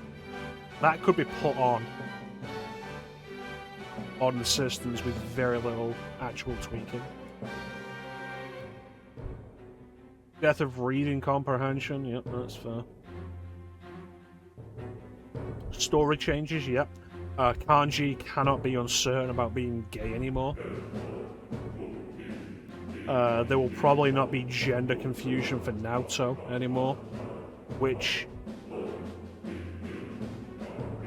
It's like, okay, we need to appeal to modern sensibilities. Like, this wasn't insensitively written.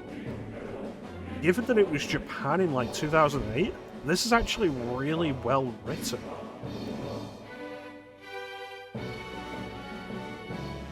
$2,500 hours into Persona 3 Portable, Persona 3 Reload, Persona 3 Gold, Persona 5 Realm. Now it's time for Nocturne.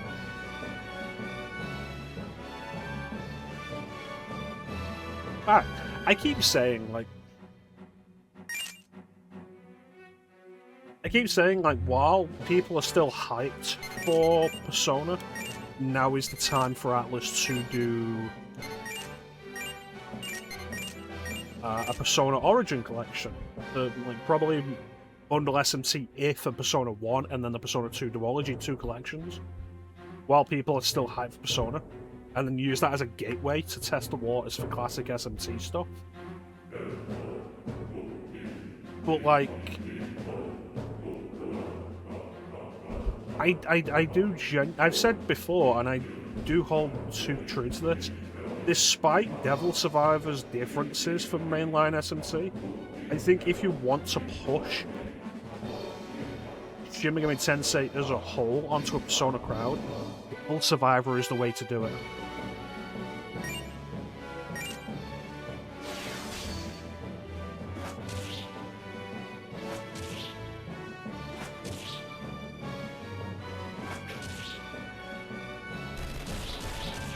Like, Devil Survivor, I think, is as close to Shin Megami Tensei as... Devil Survivor is as close to Persona as Shin Megami Tensei should ever get. And it's really good. It has, like, the most important, like, styles of mainline SMT. It has something more of a social focus with other characters more than SMT does. Less than Persona does, but the social aspect is still a big part of it. Like, I think it's the gate. I think Devil Survivor is the perfect gateway transition from Persona to Shin Megami Tensei. And the last time Devil Survivor was released on anything was 13 years ago. Was it? No, I think it was 15 years ago with Devil Survivor Overclocked.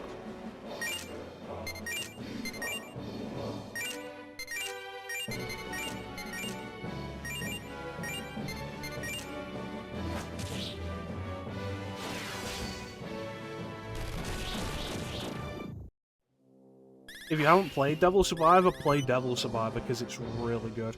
And I say that as somebody who doesn't enjoy those games. And by those games, I mean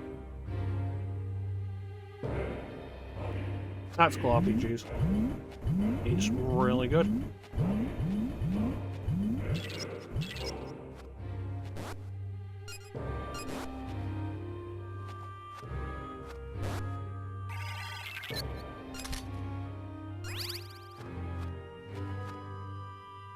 Save point.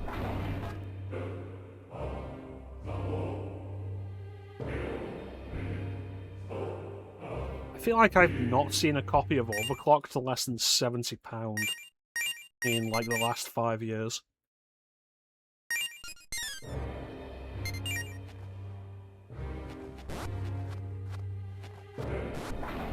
Here we go. Yeah, it only took me like 2 hours.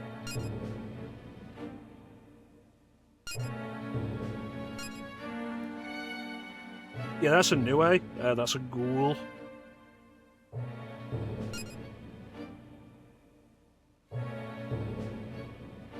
Not terrible yet. I feel like $60 new for a 15-year-old game is kind of terrible. But maybe that's just me. $60 to $7 a piece. Yeah.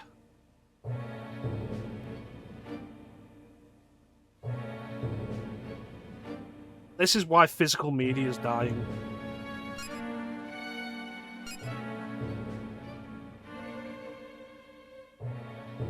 I have what the Angel Mystima gave me for protection, but...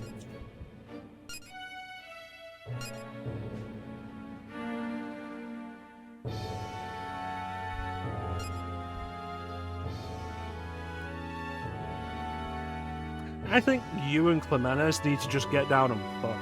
You clearly have sexual tension.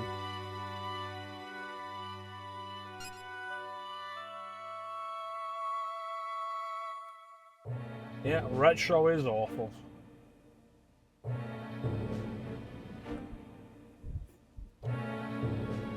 Physical collecting is awful.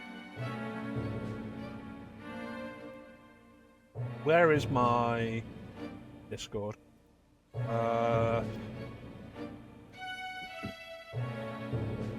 Did I have the picture of I I don't own any of the 3DS SMTs physically. They were all digital purchases. Where's my 3DS? Where's my DS stuff?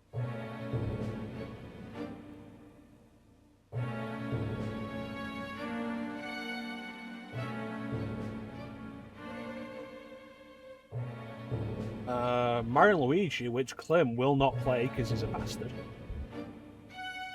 Dragon Quest 6, which I own physically. I forgot I own Custom Robo Arena. I forgot I own Kingdom Hearts 3.5 over 2 days physically. That was his inside story, yeah. I forgot I owned Super Mario 64 DS physically. There it is, my copy of Shin Megami Tensei Strange Journey. Along with my copy of Final Fantasy IV, The Four Heroes of Light. Beautiful.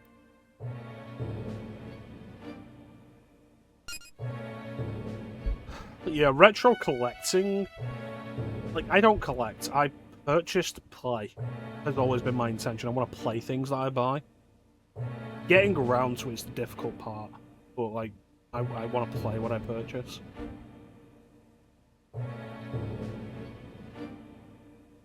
And when retro games are priced at like 4 to 5 times the cost of like a solid modern game, I'm like, I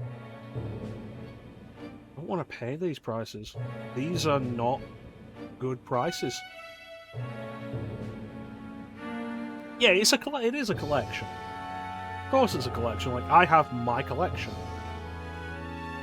But some people collect, to sit on a shelf. Yeah, let's do this. Probably should have prepared.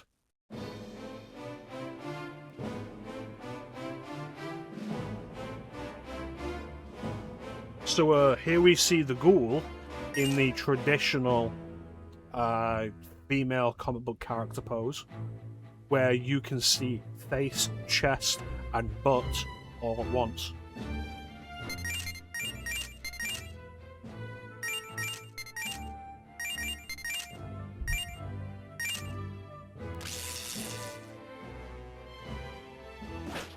That's rough.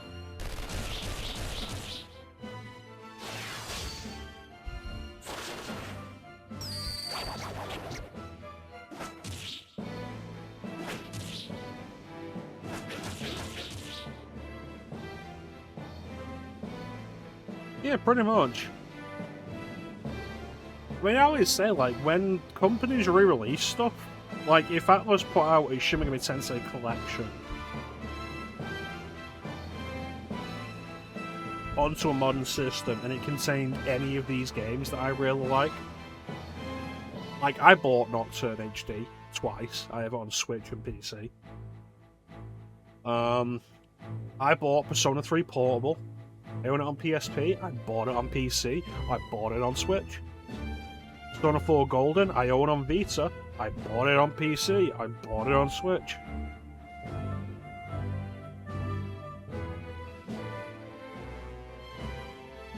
Like, if they re-released a bunch of these old games on modern systems, I would purchase them again.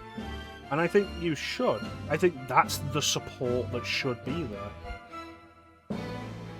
But if you cannot purchase this game in any method that will compensate anybody at Atlas for its production.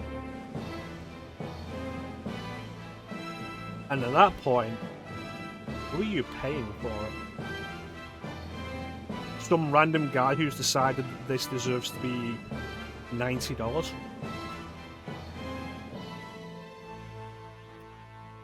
You know, I think the world will keep on spinning if I just go online and download a ROM.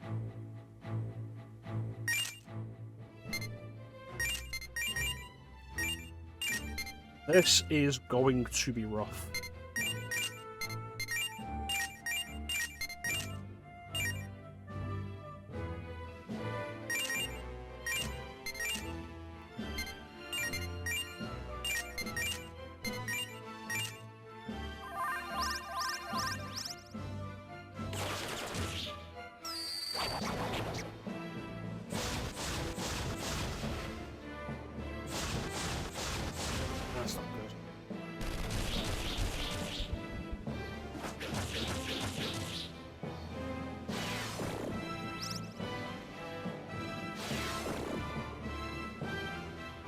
I don't like that that just happened.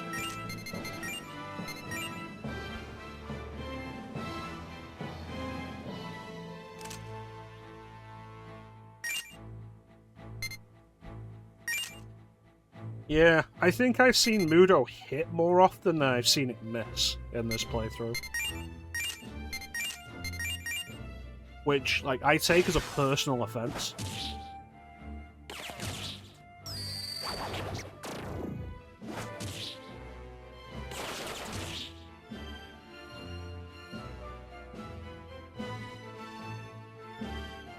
At the very least, armor is nullified by the main character.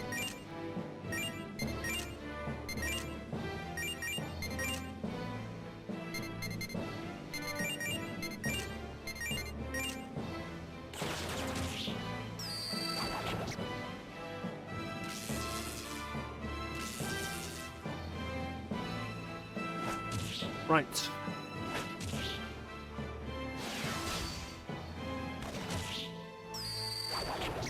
I feel like Ghoul is going to be weak to fire. I feel like that's what it's going to be.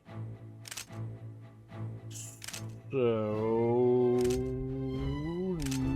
no neutral demons with fire.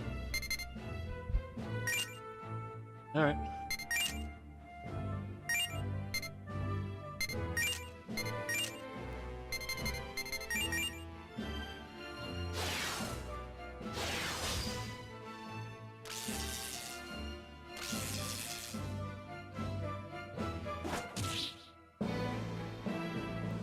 Stop doing that.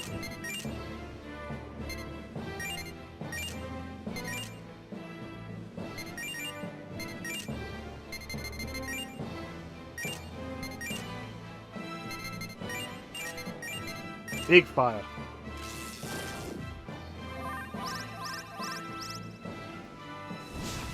There it is.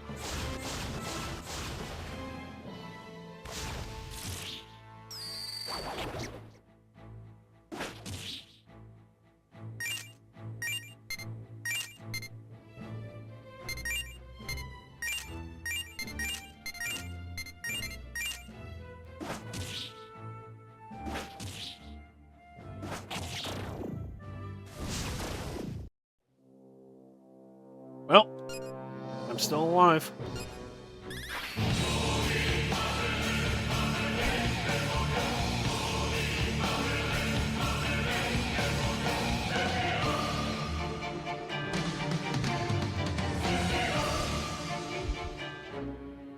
Thank you, Hill. Source from you. Don't want you in the party anymore.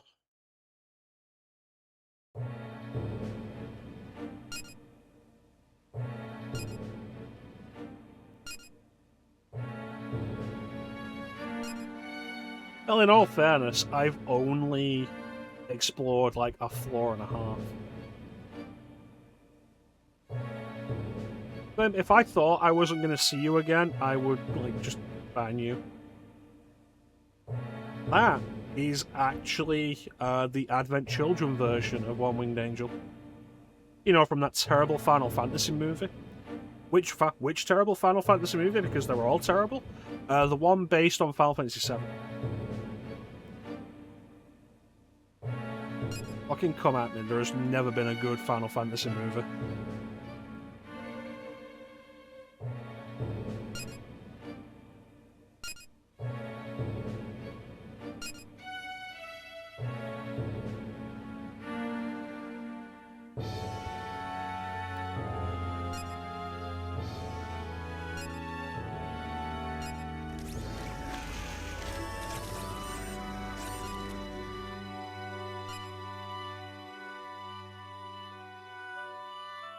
To the third floor. Yeah. At least you're the one that didn't make them bankrupt. Yeah, I think they learned from Spirits Within not to put so much money into any of it.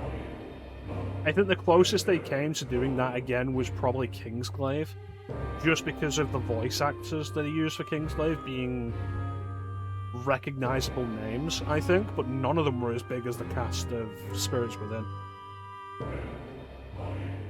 Like, even beyond the cost of producing Spirits Within, paying the actors who voiced those roles was probably a significant part of the budget as well. And then with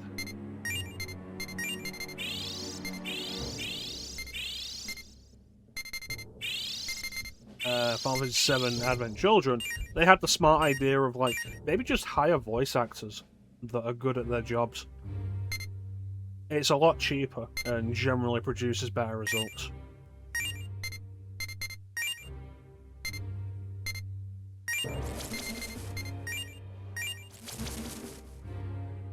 That's right, I have what I have referred to in private with Clem as the gay infinity. Yeah, it's like Alec Baldwin, Donald Sutherland, I think James Woods is in there. Steve Buscemi. Like, it's a stacked cast.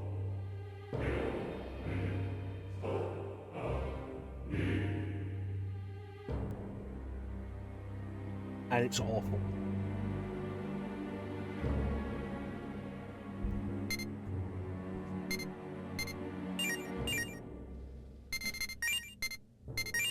Terrible movie. Also, like, I feel like nobody talks about it enough. It's also basically a horror movie. Like, why would you make a movie and call it Final Fantasy when it's a horror? I watched that movie as a kid and it was horrifying. You'll rewatch it tomorrow. Is the movie bad, or is it bad because it's called Final Fantasy? I mean, it's a bad movie. You know me. I'll take things, like, positively without necessarily putting a name on it. You've never watched it? You should. It's terrible. Like, for the most part, the biggest problem it has is that it's really fucking dull. Like, massive technical achievement in terms of, like, CG. And, like, it's crazy to think, like, look at that, and then look at, like, Shrek that came out, I think, the year after, or the same year, and the difference in the quality of the CG animation, it's intense. You can see why it cost them as much as it did. But Shrek is entertaining, and Final Fantasy Spirits Within is really boring. I will not rewatch it. I don't want to rewatch it. There's like, oh yeah, Magic Ghost touches you, instant death? No. Magic Ghost touches you and rips your soul from your body. And it's like, how did we make this worse?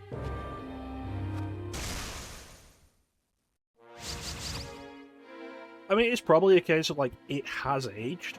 But if you approach it with the same level of appreciation for graphics that we approach, like, PS1, PS2 stuff, like, imagine it's a movie length, like a movie length CGI fest, but the CGI is the quality of Final Fantasy X. And then they never switch to, like, the in-game graphics, so you never wonder why the characters are weirdly Asian in the FMVs, but not in-game and the game models. So it never bothers you. Like, it's a good-looking movie, and they don't do a whole lot with it.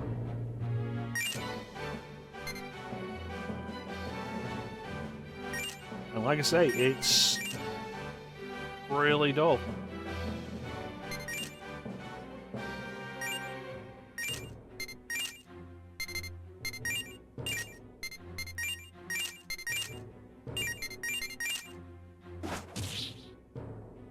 Which I always say is, like, the worst thing any piece of entertainment media can be. And, like, I stand by that. If a movie is boring you, it has failed on its most basic level.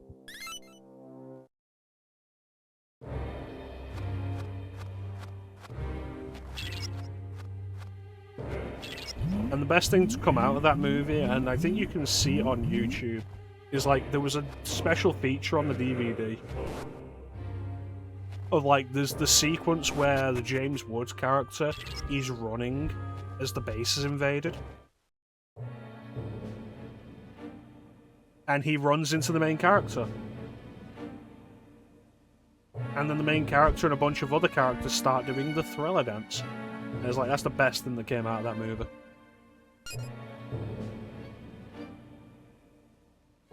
But like, it caused the financial failure of it caused the closure of Square's cinematic branch, Square Pictures, which I think that was the only thing they made. It ended Hironobu Sakaguchi's directing career, like movie directing, because it was actually directed. Like that's the craziest thing about it. It's not as though it was a Hollywood adaptation of a video game. It was directed by the guy who created the series. Yeah, Sakaguchi resigned in shame. Following that, it delayed the merger of Squaresoft and Enix Corporation.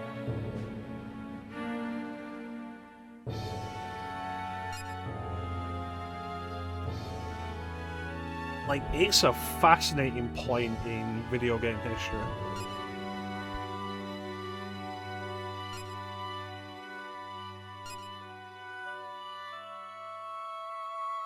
It was a mess, and like, you look at the result of it as it comes out, and it's like, what about this is Final Fantasy? Like, if you had turned around and called this anything else, it probably wouldn't be as remembered. It'd be like, oh yeah, remember that big CGI movie that came out in like 2000 that bombed?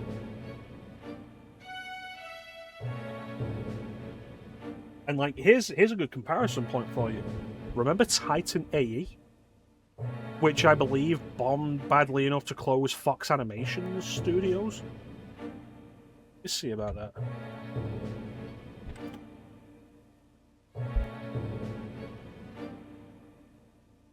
Titan AE 2000, Don Bluth directed it now. Yeah, the third and final project produced by Fox Animation.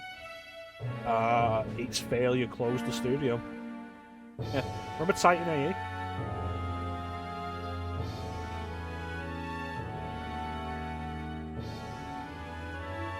No, basically nobody remembers Titan AE because it was there and it was an original idea and it didn't do well and it died and faded away. Why do you remember Final Fantasy Spirits Within? Because it was called Final Fantasy. It's literally the only reason. Is it Final Fantasy? No. It's really not. Yeah, Titan AE is definitely a movie worth a watch. Like, I would say if you're going to watch one of these movies, do Titan AE. Don't watch Spirits Within.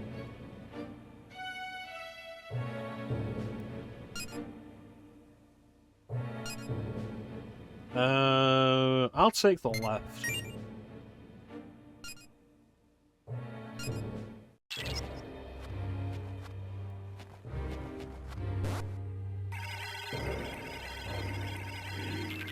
Yeah, Spirits Within probably cost a lot just in the marketing department.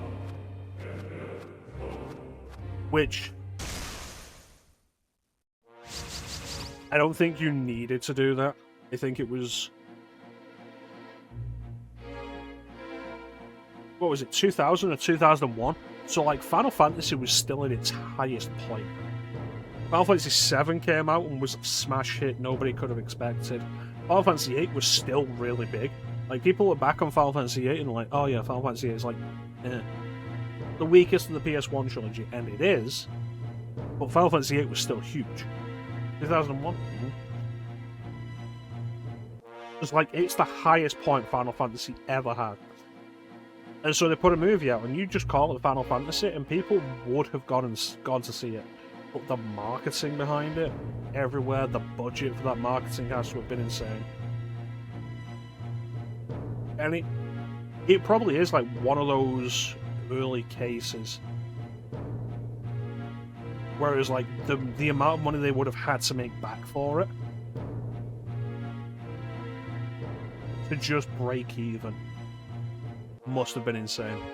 Because there's other movies from around that time and before where it's like, this movie costs so much, and so it would have to make back a huge amount.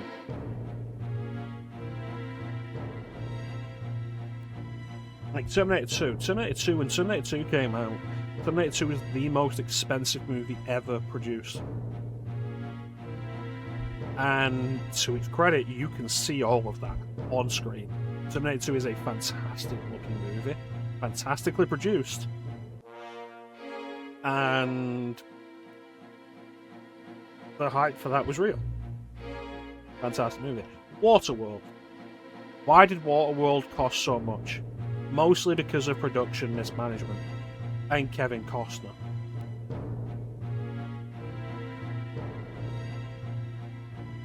So that was a movie that cost too much, that was never going to make its money back.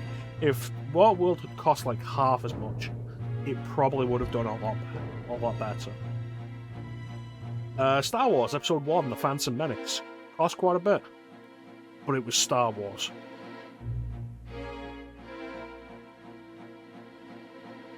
It was the return of Star Wars, at a time when people still really cared about that. And so Final Fantasy, riding the hype, and its marketing budget is intense. But you're also still going to only really be pulling in the video game fanatics, for the most part.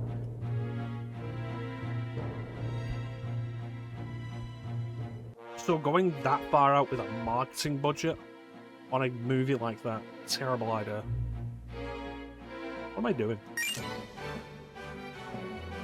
It's Bane!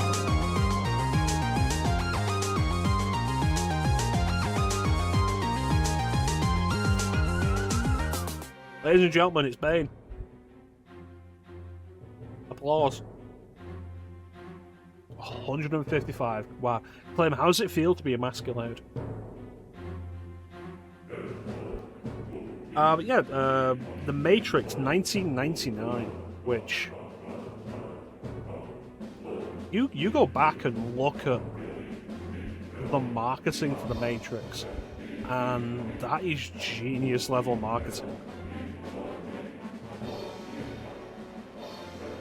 Like, it's kind of crazy looking back on it. It's like a majority of the marketing was like, what is the Matrix? We can't tell you, we can only show you.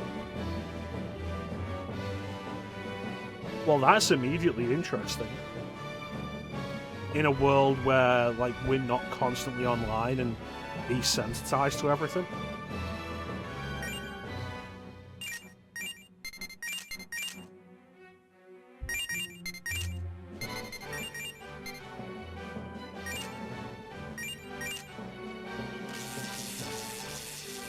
Yeah, like, getting back to Final Fantasy Spirits with it, the biggest problem, more than anything else, is that it is boring, and it's not really Final Fantasy.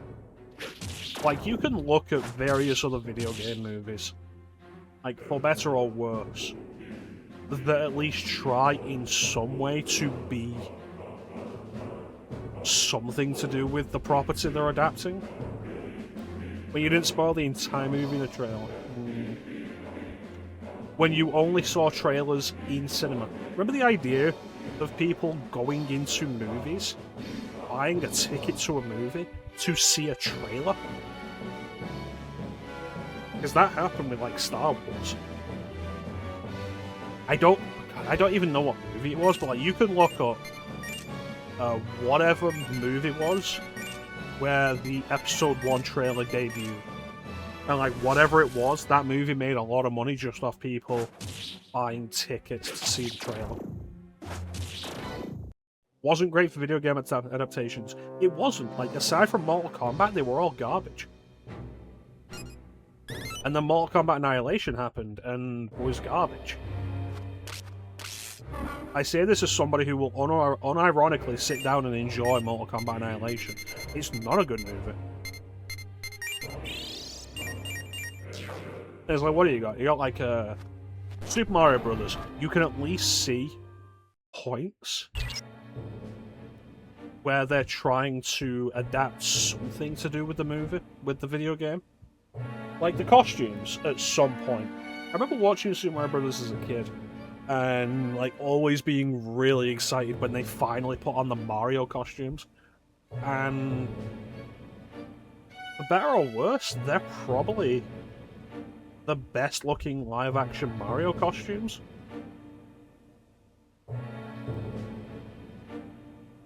Like, they certainly look better than like the Super Mario Bros. Super Show. Which isn't a high bar, because I can't imagine that anybody spent any money on the Super Mario Bros. Super Show. Like, they're good looking costumes. And you can immediately tell Mario and Luigi. Double Dragon. A Bobo kind of looks like a Bobo. The Street Fighter movie. The characters mostly look faithful.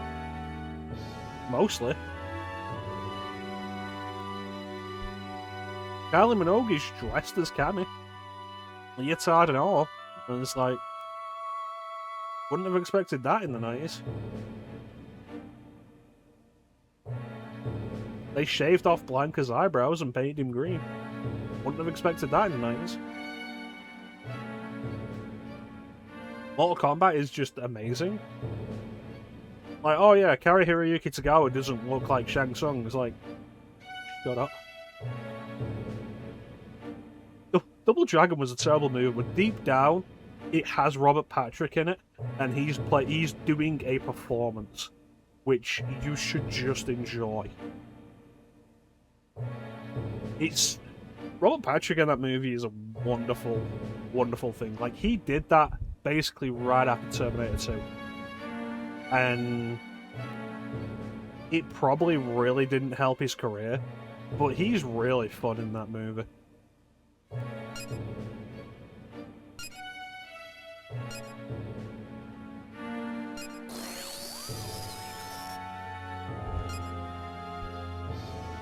Mortal Kombat, of course, like, fantastic.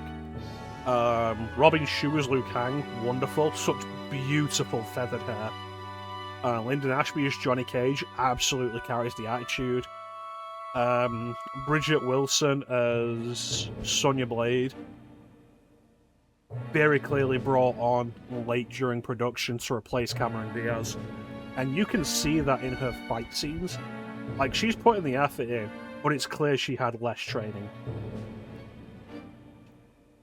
Hiroyuki Tagawa, absolutely legendary performance, so good that they just brought him back and put him in the game.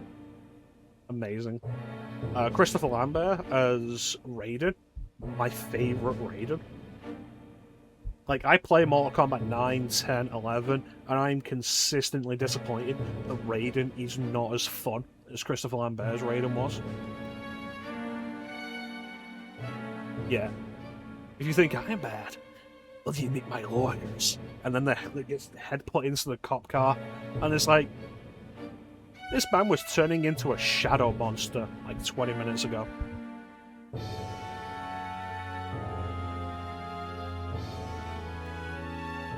Yeah, like, for better or worse, like, video game adaptations in the 90s were at least somewhat doing something to make you recognize them as the video game in some way.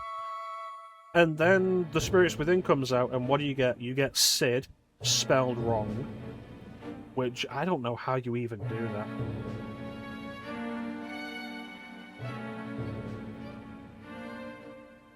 Why? Why would you do it? It's a movie handled by Square themselves, and it's, oh yeah, Sid with an S. And you get one brief look at, like, a chocobo icon, I think. And those are your Final Fantasy connections.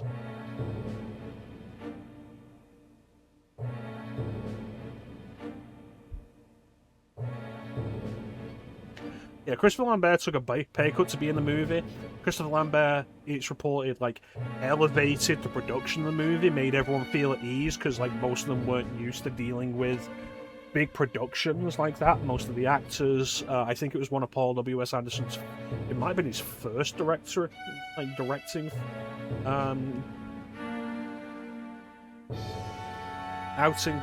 outing.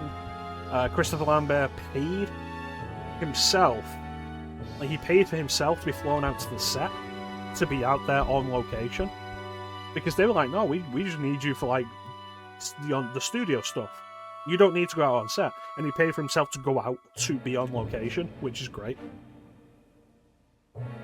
Like, a lot of the behind-the-scenes stuff for Mortal Kombat does sound like, if it wasn't for Christopher Lambert, it probably would have been, like, a much rougher movie. And again, my favourite Raiden. I love how funny he is.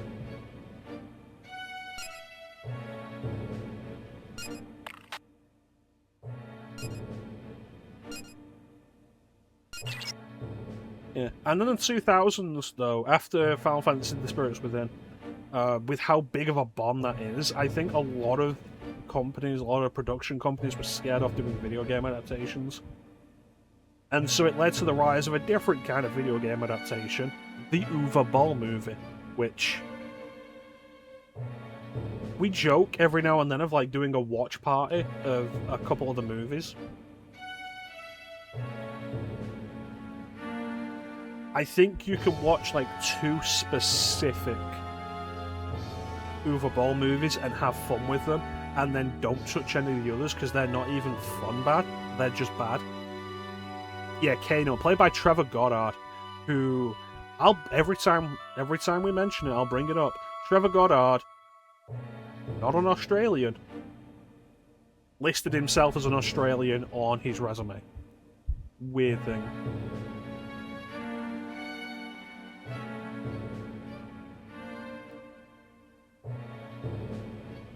But is also the reason why Kano is Australian. It's the fun thing with Mortal Kombat. Like, a lot of Mortal Kombat's lore, specifically in the games, comes from the movie. Mortal Kombat as a series was very informed by what they did in the movie. Yeah, the Uwe Boll movie, and then there's a couple of fighting game movies here and there in the 2000s. There's a DOA movie, which, not that bad. It's not good, but it's not that bad. I don't think you could expect a lot out of a Dead or Alive movie. It's not that bad. It doesn't have what you would expect out of a Dead or Alive movie. And you might be like, oh, what would you expect out of a Dead or Alive movie? Good fight? It's like, no, there's some pretty good fights. It doesn't have huge breasts. Once you get over that, it's an entertaining enough movie. The King of Fighters movie, which, not a good movie, but is one of the few movies Ray Park is in where he's not dubbed. So it's like, it's Ray Park playing a character. He's not just a stuntman, he's playing a character in there. Tomb Raider, of course. How could I forget Tomb Raider? Which, until Resident Evil, was the highest grossing video game movie, I believe. Yeah, Uwe Boll got money, like, he abused the German tax loophole for the losses that his movies made. So he got money back from that, and presumably his production company did as well. Tomb Raider, solid enough movie. Is it good? Eh. It's got Daniel Craig doing a bad American accent. First time I ever saw Daniel Craig. And it's entertaining. That's the important thing. I'm gonna pause this.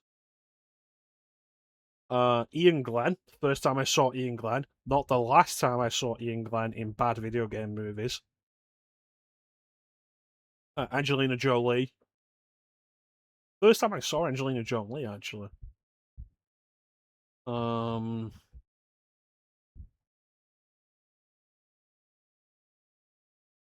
Chris Barry, of course, is Hillary, the butler. Odd that they called him Hillary when, like, the butler is named in the games as Winston. John Voight. Yep, beat up all his critics in a boxing match, which they thought was going to be like a show for charity, and it wasn't. He just literally invited them to beat the shit out of them. It's not that he was a former professional boxer, he was an amateur boxer. And I feel like people misunderstand what that really means as an amateur boxer. Like, oh yeah, no, he's not like a professional boxer. Like, amateur box is still like a pretty big thing. Being able to box well being trained to box and having experience in boxing is amateur boxing. And so yeah, going up against just regular dudes and pummeling them in the ring. And it's like, that probably should have ended his career. But I think people found the entire concept just too ridiculous to be like, yeah, this is awful. Yeah, the King of Fighters movie, which has Maggie Q and Ray Park and nobody else I can remember. And Ray Park is playing Rugal, who, if you've ever seen Rugal in the King of Fighters games, looks nothing like Ray Park.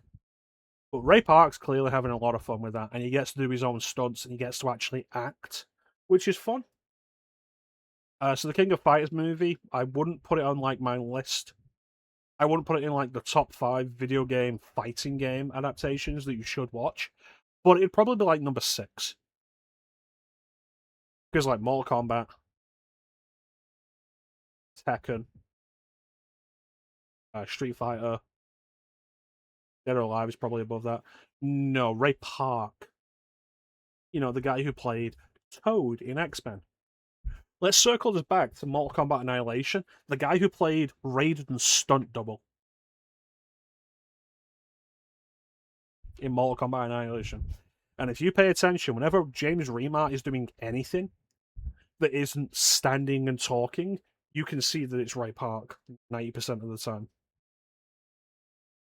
There's a really bad cut in Mortal Kombat Annihilation when Raiden first appears with like the short hair and the black vest thing. There's a really bad cut where he appears out of nowhere flipping down, and then he lands, and there's a very visible cut where it changes from Ray Park to James Remar.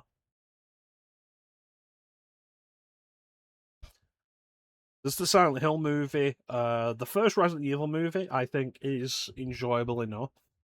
I think half of the second Resident Evil movie is quite enjoyable. We've got like 5 minutes till next ad, so like we'll just keep running with this, and then we'll play more of the game when we come back.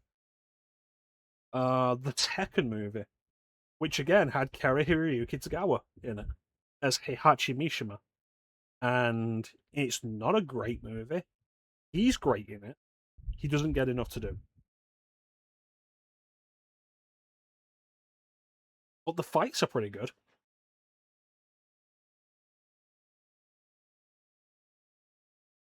It's not a great Tekken adaptation, but the fights are pretty good.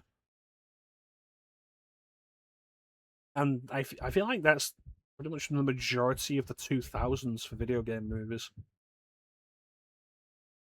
And then the 2010s brought stuff like Assassin's Creed, which I haven't watched. I've heard it's very dull. Uncharted, which I haven't watched and I don't intend to.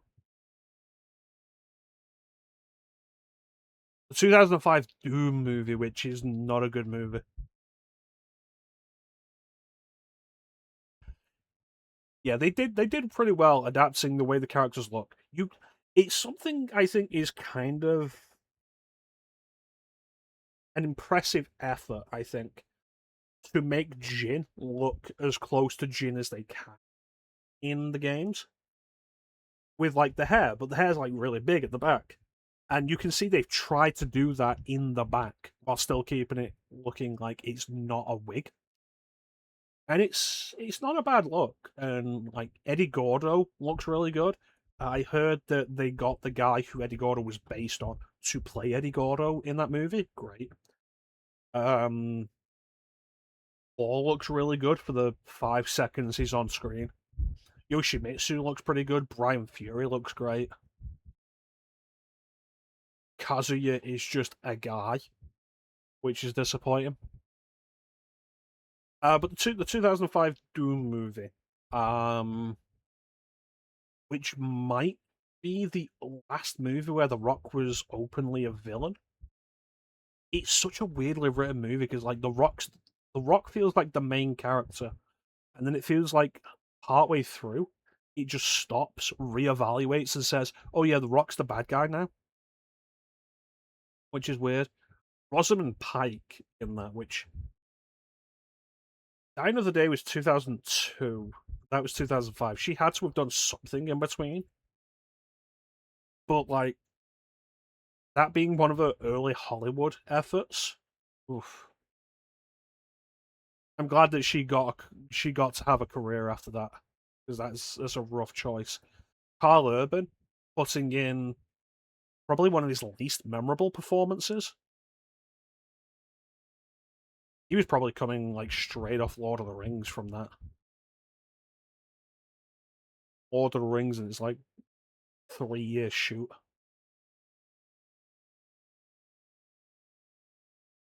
Interestingly enough, Richard Brake was in 2 movies that year. He was in Doom, and he was in Batman Begins. And in both of them, he was a scumbag that you didn't like. Must have been like, I have to fire my agent. I hope she did, and she got better work since then. I think the next thing I saw her in was Surrogates. That weird Bruce Willis movie about how everybody has like a weird CG body double thing that they remote pilot. Is it possible to erase Legend of Chun-Li from our memories? No. It is not, and we will not. Because in this stream, we appreciate Neil McDonough.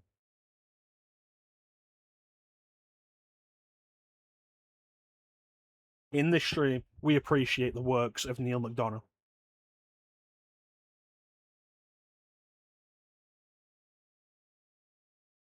Even when that work is M. Bison. But Michael Clark Duncan's in that movie as well. And like Michael Clark Duncan's always great.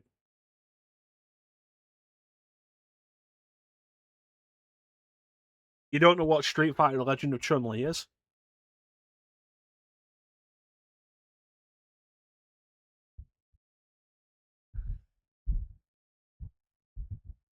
Street Fighter: The Legend of Chun-Li is a movie that exists for you to be like, well, the Street Fighter movie starring Jean-Claude Van Damme is not the worst Street Fighter movie.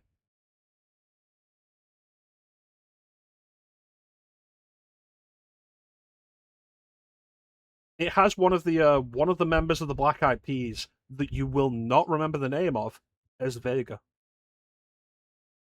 Like one of the members of the Black Eyed Peas who isn't will.i.am or Fergie.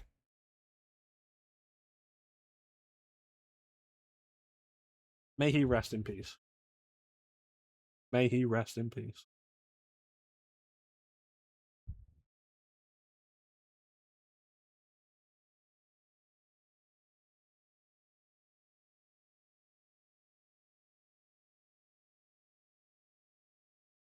But yeah, video game movies with Uwe Ball.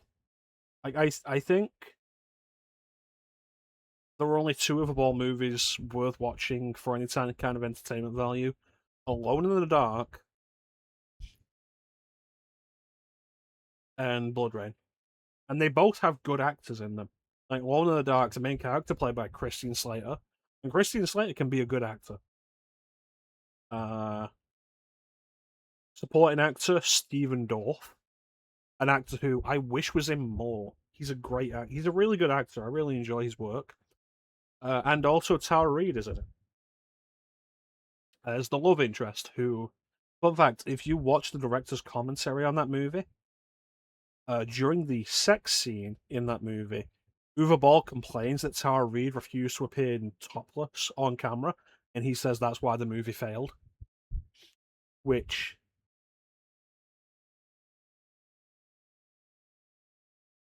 it's wild that people say working with Uwe Ball is actually like a really good experience. That he's actually a really good director to work with.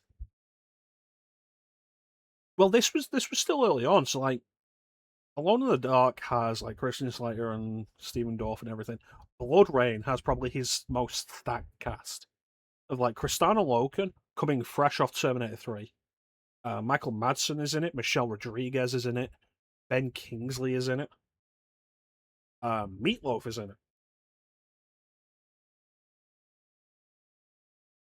And after that, the only name I recognize from any of his movies after that, I think, is the Dungeon Siege movie he made. which has Jason Statham on the cover of it, and that's the most I know about it.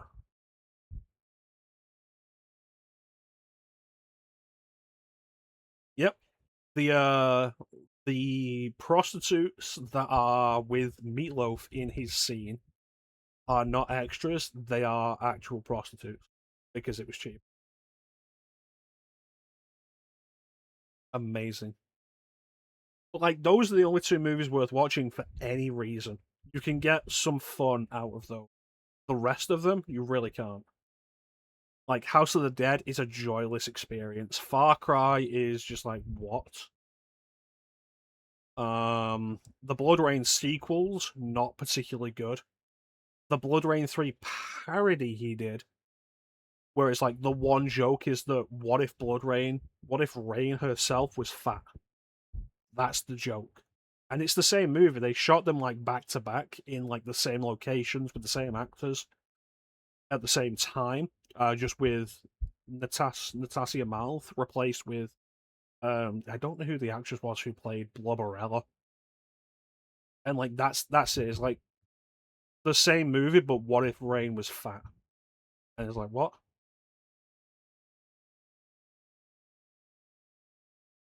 And like I've not even I don't know anything about In the Name of the King.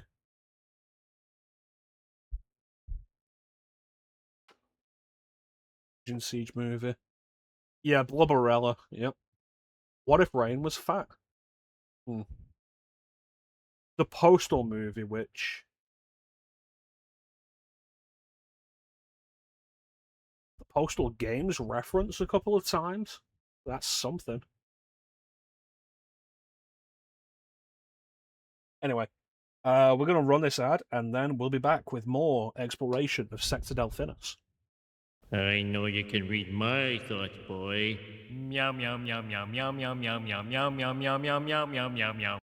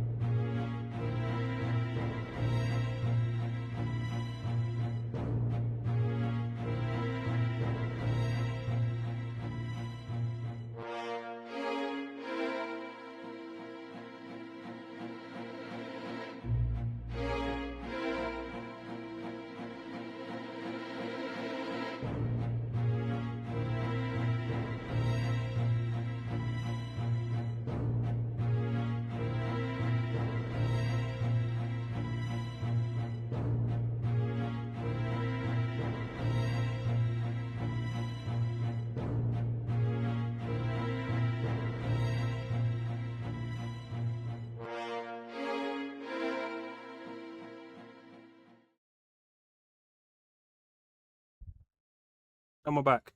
Shit! Welcome back, everybody. The Postal movie.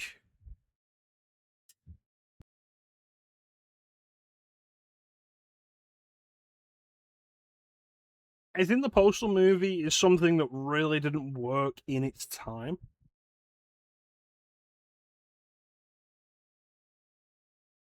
I think it would be generally better received now. If you watched it as like this weird shitpost of a movie. Thank you. Thank you. Yeah, with this game not using the press turn system, the risk of using anything, any spells or abilities on an encounter you're unfamiliar with is much lower because you don't immediately lose your turn if the attack is negated or reflected.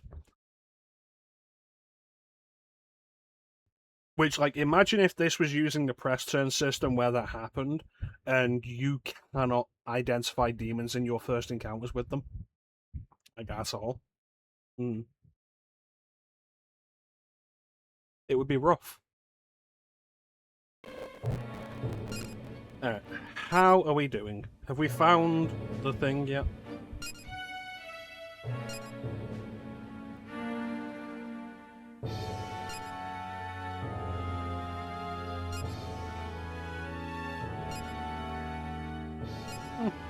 It's a good idea.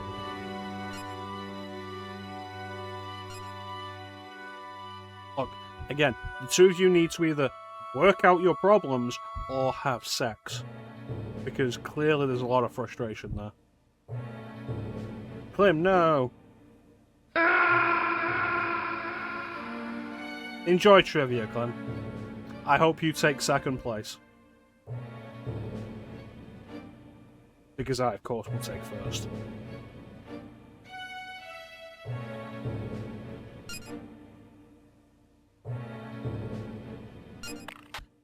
Alright, let's see.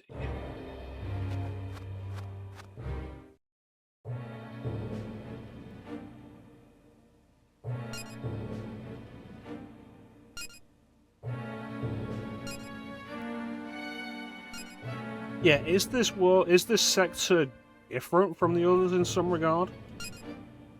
What do you got?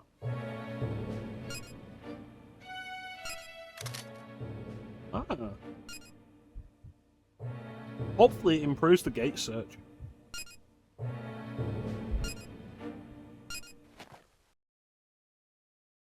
Oh, it's Bugaboo. I don't like that it's wearing a diaper.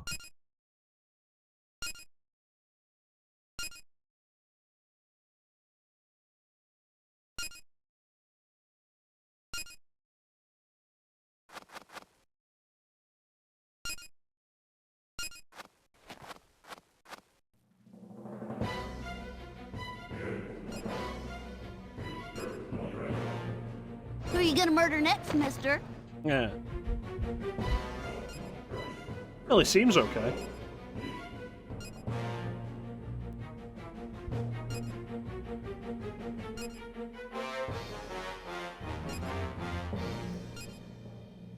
No, Clemenas! This must be why Clem really left.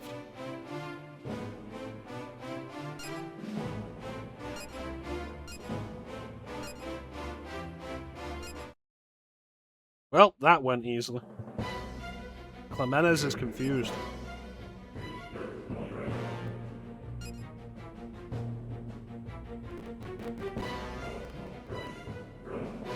Needs more teleports, damage tiles, and holes. Don't worry. Sector E is coming up.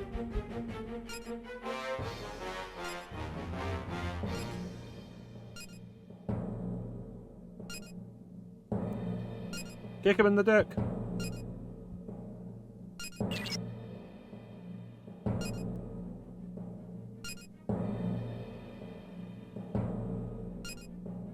Well, it certainly is fortunate that it's not infecting me, the main character.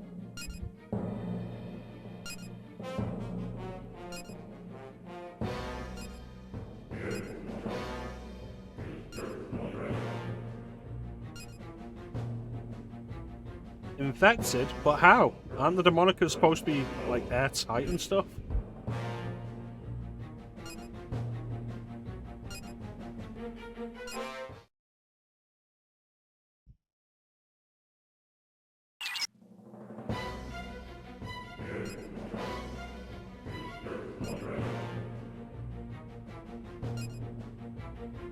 Violently deranged. That sounds like Clem.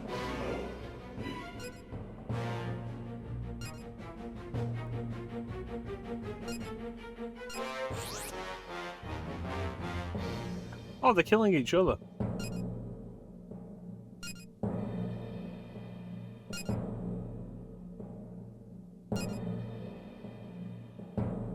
Don't we have some kind of tranquilizer rounds or something?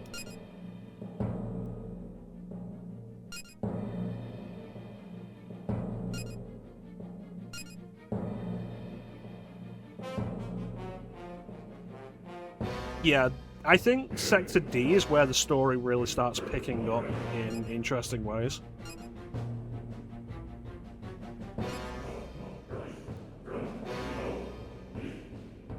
All hands, shut up.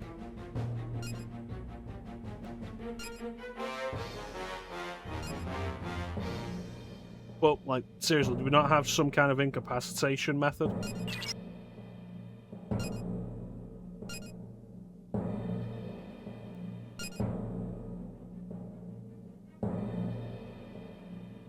Excellent.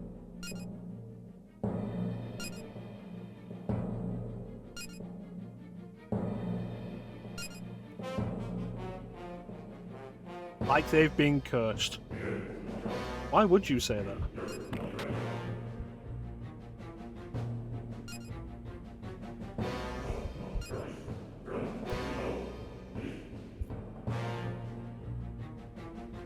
Well, given that the Demonicas are supposed to completely isolate us from the environment for the sake of physical exploration, it can't be something that's airborne.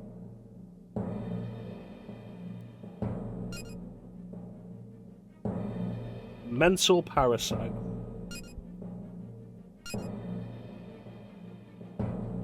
But how did it affect them? How did it infect them?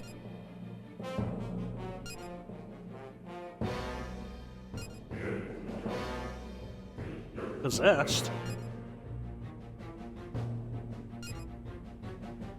The MK gun?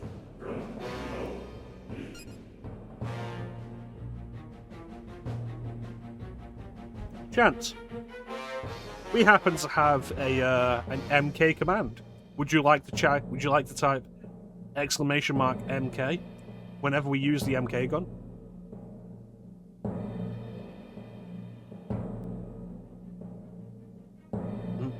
Yeah, it's one of those things that I think Shin Megami Tensei at its best. Thank you, Chance. Like always emphasizes the horror of isolation and distrust.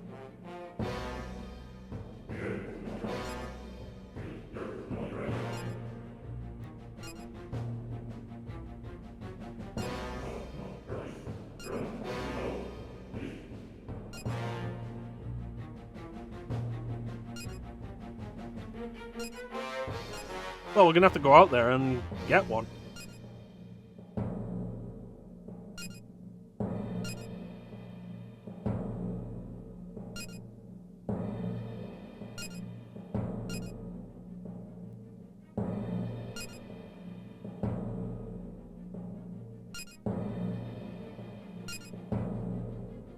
Yes, the delusions that occurred in Sector Booties.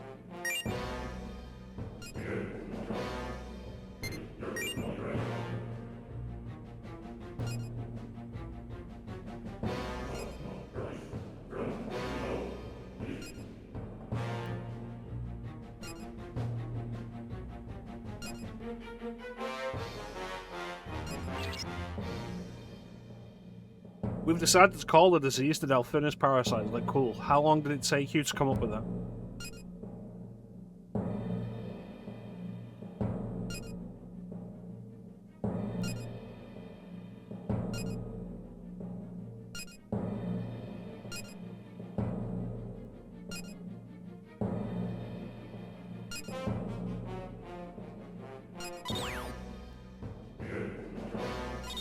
We're going back to booties.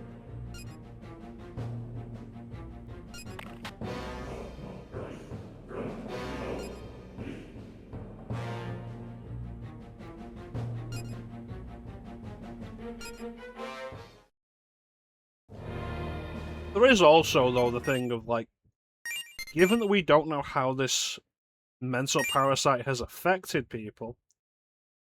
Got a Delphines, I got a parasite. Boom, I got a Delphine's parasite.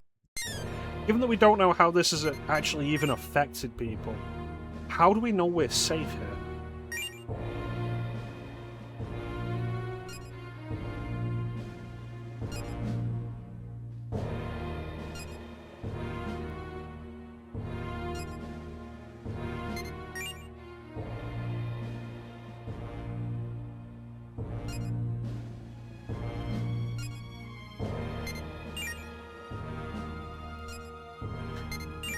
Can you imagine how bad it'd be if it affected me? The only person on this mission capable of doing anything?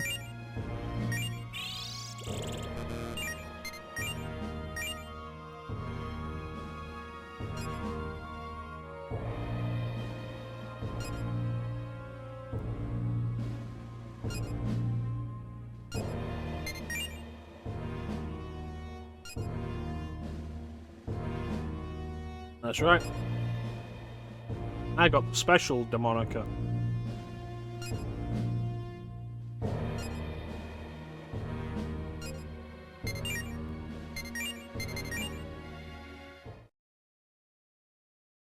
Hello.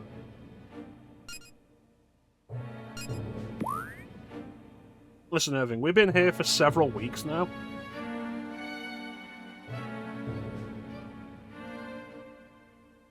Really kind of backed up.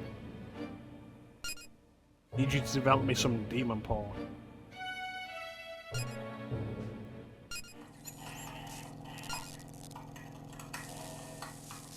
Anybody bring any CDs with them? Wanna listen to some music? More hidden doors. Good thing I found all those hidden doors that I couldn't open in Sector Booties. Gate search B.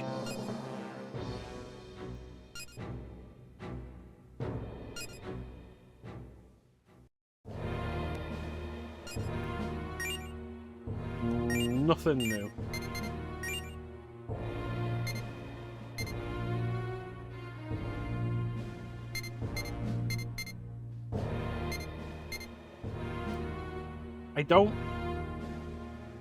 I don't want armor that makes me weak to either of the instant kill things.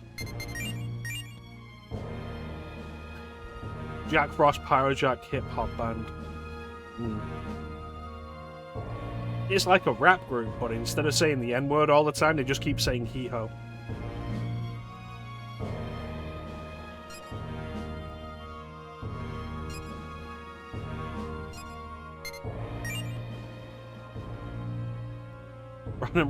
They should have that as like a fun little feature. It's like, hey, this mission's sponsored by Apple. We've given you all iPods built into your demonicas with a specific playlist we've set up. Just put it on shuffle. It annoys me. Like, I spent a little time at one point looking into the DLC for Persona 5, and this Strange Journey DLC. So you can get a bunch of the characters dressed in demonicas, and it has music from the game. You know what it doesn't have? The Fear of God. The battle track. And it's like with the Persona 4 DLC that you can get, where you can dress characters up as Persona 4 characters, and you get a battle track from Persona 4. And what is it? Reach Out to the Truth? No, it's Time to Make History, which is a far weaker battle track. Garbage. 0 out of 10. I want a refund.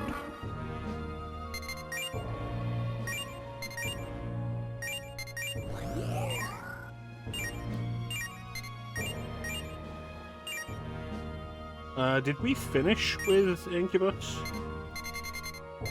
We did not.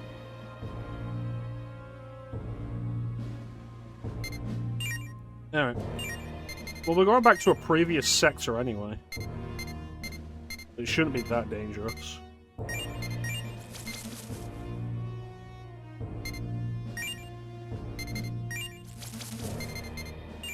Yeah, it's absolutely lame.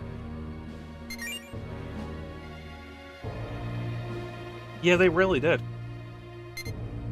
But like I say, they fumbled with the Persona 4 track as well. What was the Persona 3 track? Was that Mass Destruction? Because, like, Persona 3 Reload hadn't come out yet.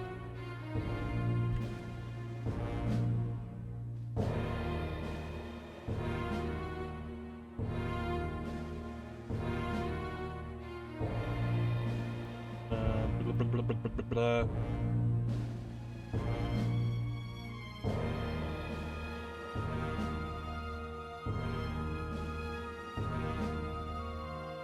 Here we are. Strange Journey Redux costume set and BMG.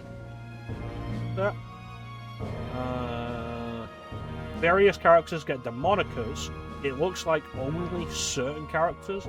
It looks like only the main character actually wears the mask though, which is garbage.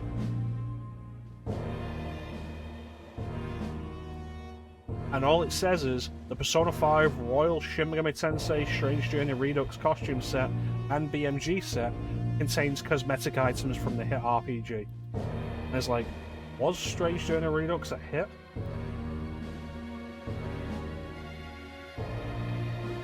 I think it was.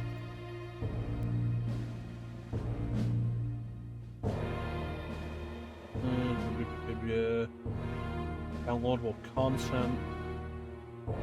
Not helpful.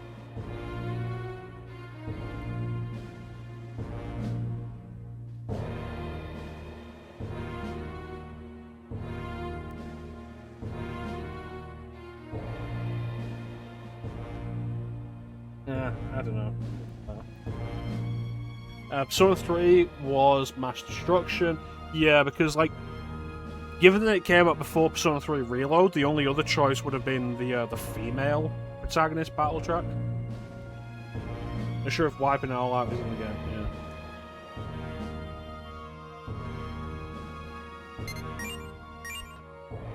It's lame. It's like, hey, what's the defining feature of the Demonica? The mask. Who wears the mask? The main character. Cool, anybody else?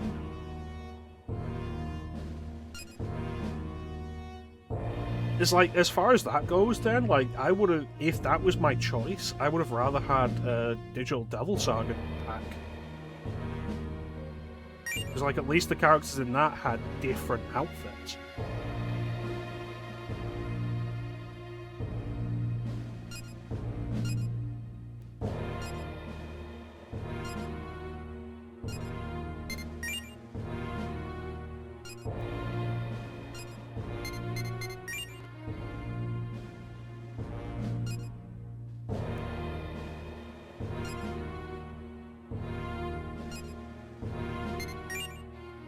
Alright, let's go back to Bootis.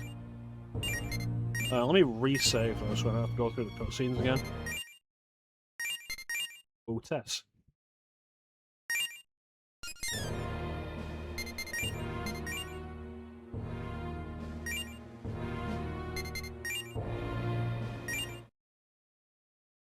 Here we go.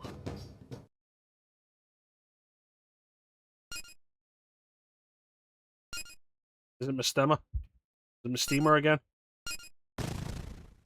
You cheeky dick waffle.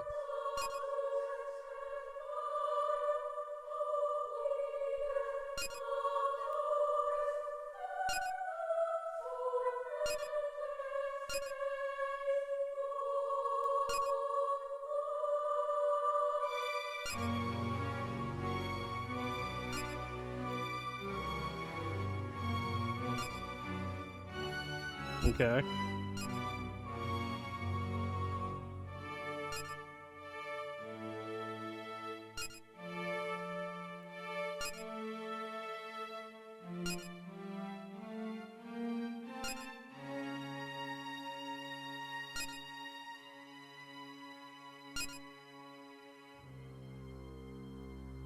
Listen, I don't think you know what karma means. It's kind of wild, like, being introduced to Mystima in this game, and then Mystima reappearing in SMT4 and being, like, way less consequential and kind of a lot more of a joke.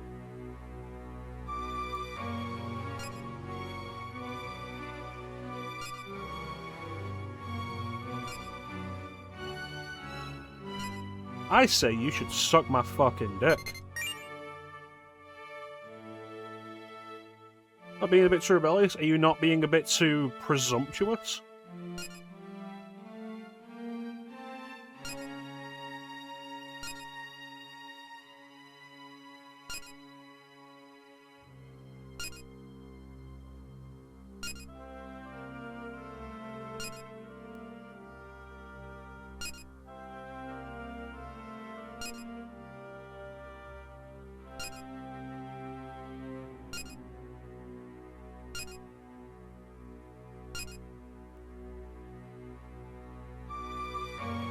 Like, it's a fascinating examination of the law versus chaos idea. I think chaos is a little heavy-handed in this game. But watching Zelenin go from, like, the confident scientist that she is in the beginning to shell-shocked survivor who gradually places more and more trust in Mystima is kind of a fascinating thought. Especially as Mystima continues to make his presence known, and with each appearance it feels like he is more and more forceful with his opinions.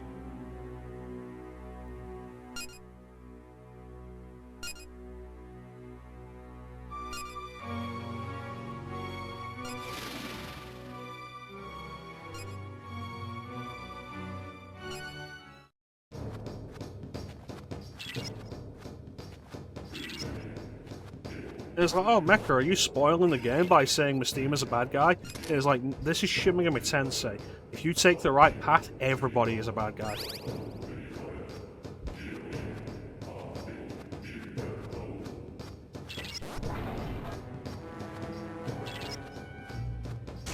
It's like, oh, we'll fight Zelenin. Like, if we don't take the law path, of course we'll fight Zelenin. She's the law representative. The game is not subtle about that.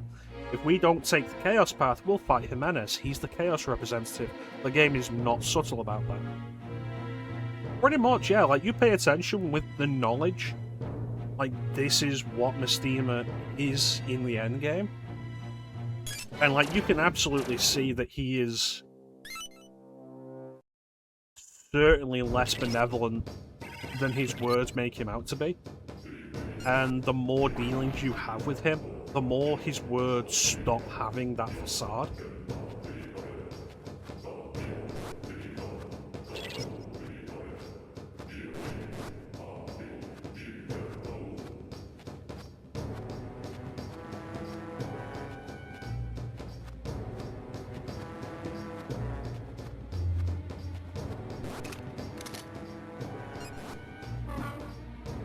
And like, if you play this game, when you first played, you thought, oh, good. Yeah, I was the same way. And like I say, given this was... I talk about this being my first SMT. It was my second. It was my first, like, true SMT-style SMT. Coming into this from Devil Survivor. And in Devil Survivor, I got the Messiah ending first. And, like, it does... Devil Survivor does make out, like, war is a good thing. So I kind of continue with that. You make the positive responses, the nice responses. And, like, it feels like that's where we're going. And, like, of course, the side of God is good. And then you get to the alignment lock. And even now, I don't think any alignment lock in the series has been as genuinely concerning as the lore alignment lock in Strange Journey.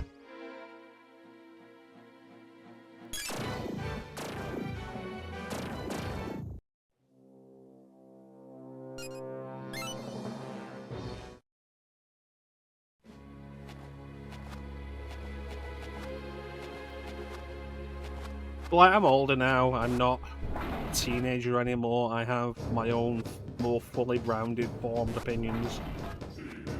And like, going into this again now for the first time in over a decade, and getting this deep into it for the first time in a long time, and being more cognizant of Mastema as a character. And it is kind of interesting, because he does come off as a positive influence early on.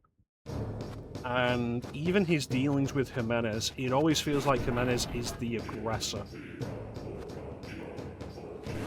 And that Mastema is just trying to be a supportive force to humanity.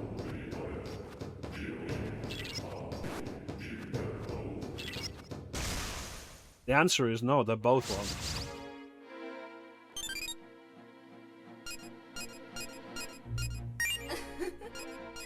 Ah, very nice. I think I had a harp here.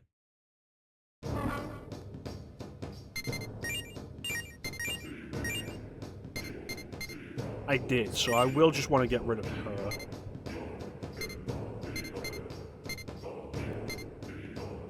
Immediate doppelganger.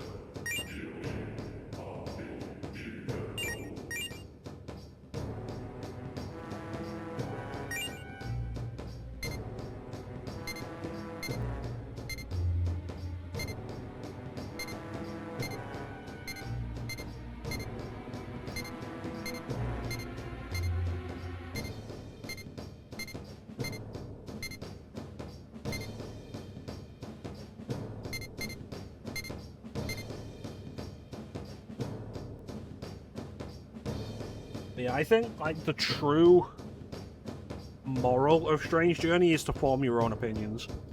And, like, maybe you will agree with Mastema, maybe you will agree with Zelenin, maybe you'll agree with Jimenez, maybe you'll agree with other characters that we see going forward.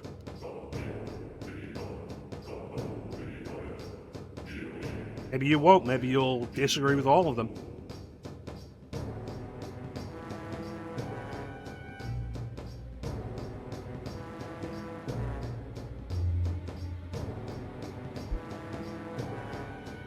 But I think, like, the true point is, make your own decision.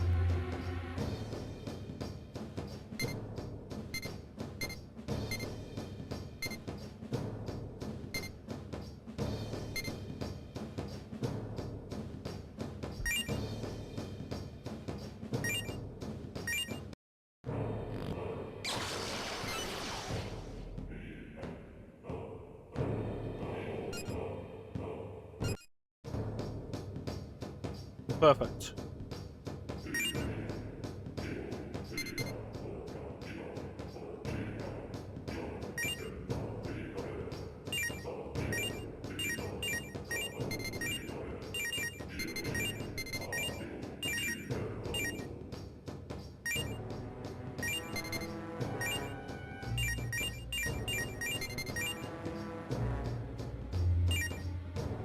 I don't like that.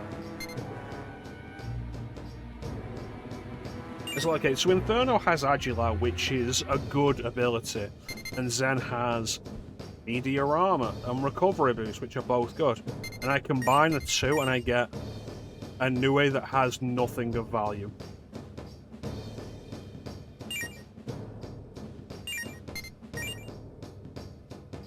Baphomet?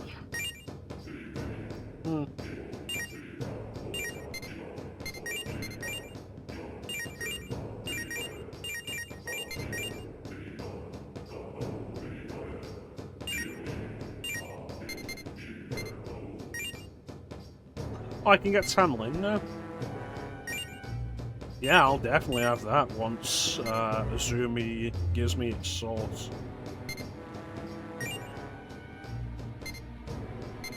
Ah, it's a shame because this would not be a bad one.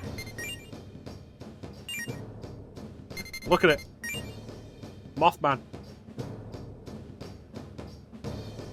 The memes were real.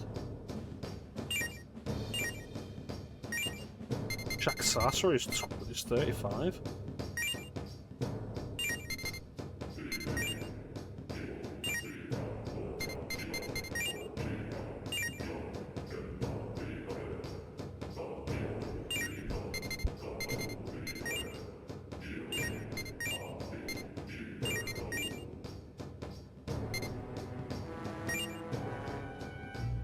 Mothman.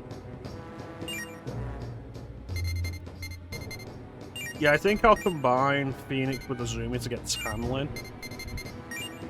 I guess I will go with Nue. I think Baphomet would probably be more useful. But I guess I will go with Nue.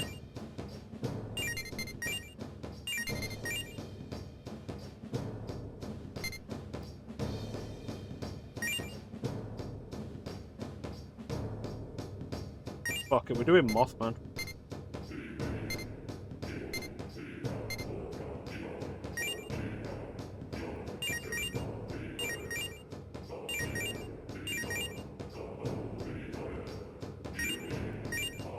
Mothman. Failure. No, that wasn't a failure.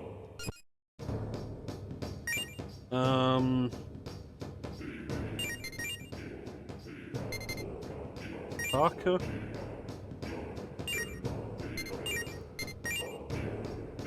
Yeah, get what we need out of Asumi and then get Samlin. What do we got? Waiting. Yeah, and we get Incubus's source and then we fuse Black Frost.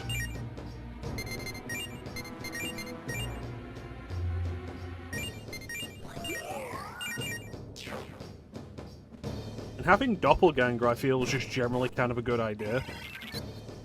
So many enemies will very specifically attack you with physical.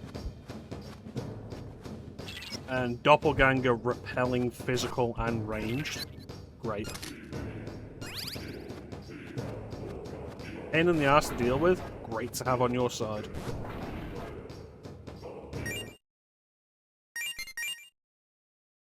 Old school fusion. The days before you were allowed to choose what demons were going to inherit.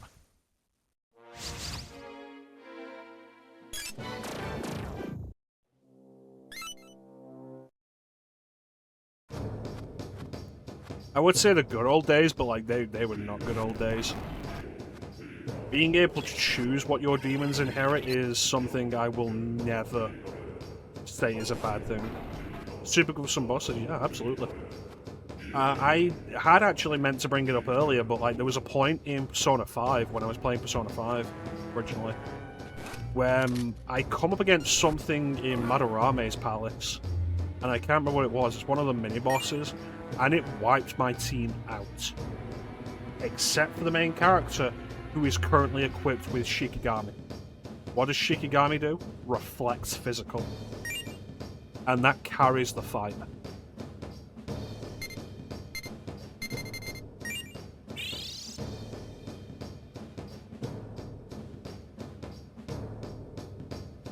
Yeah, pretty much. When I streamed Nocturne, I streamed the original PS2 version of it. I think we started that stream before the remaster actually came out.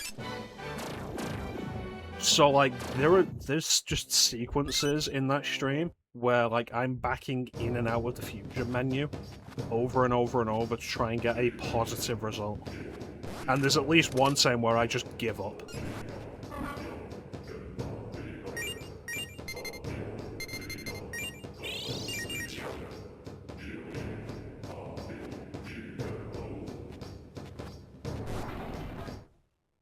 So skill inheritance, I will absolutely take that. You'll never hear me complain about that as watering the game down or anything.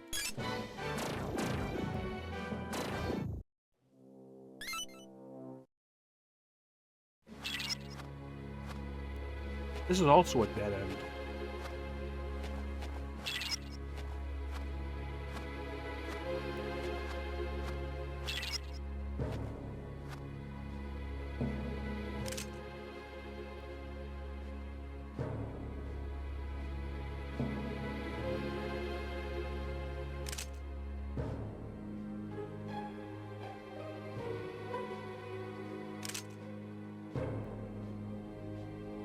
These aren't hidden gates, these are just doors.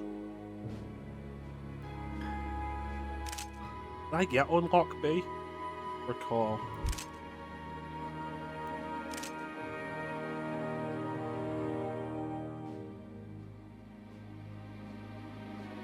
Right there on the 7th floor, there's one. And there's one on the 8th.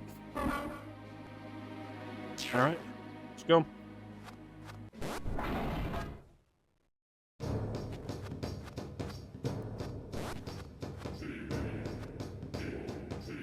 Alright, thanks for joining us, Hill. You have yourself a good night, buddy. You take care. What time is it? 11:33. I can go for a bit longer.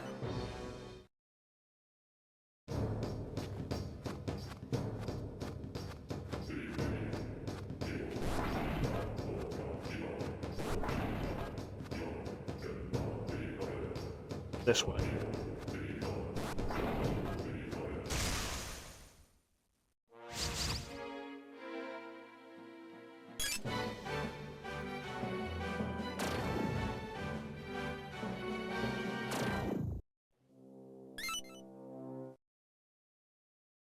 Oh, they're strong to physical, that's why that took so long. You've really got to be careful when deciding to just throw on auto battle on a demon that you're just like, oh yeah, no, we can take this.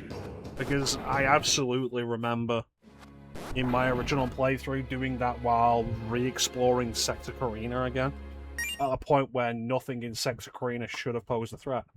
And I ran across Doppelganger. And just put auto battle on, and that was a game over.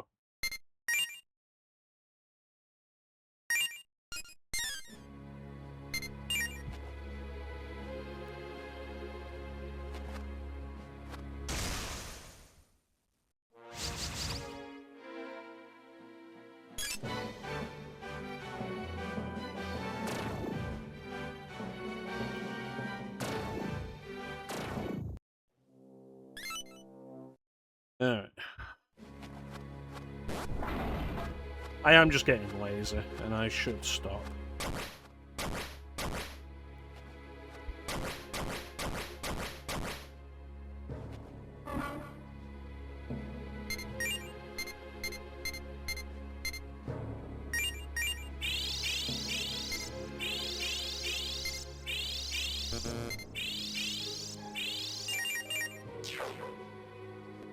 Okay, so that's on the map now, which is nice.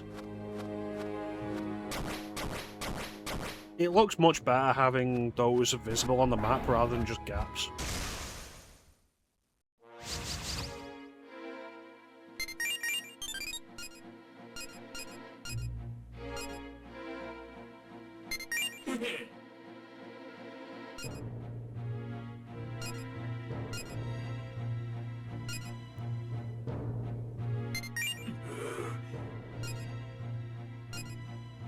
Alright.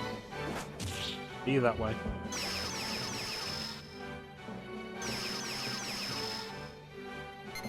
What about you?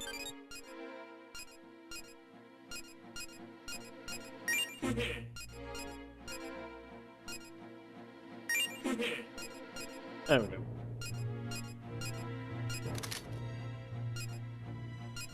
God damn it.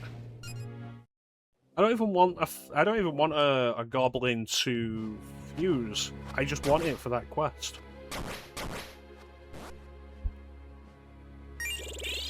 Give it to the high pixie.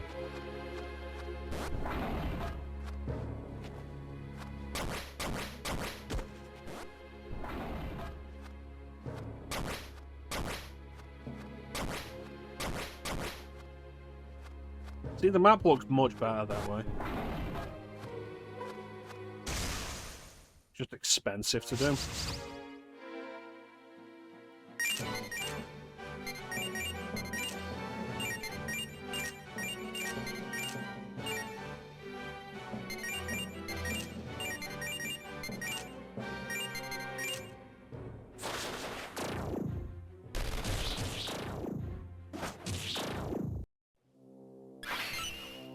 There we go, there's the level for that. So now we'll get Samlin.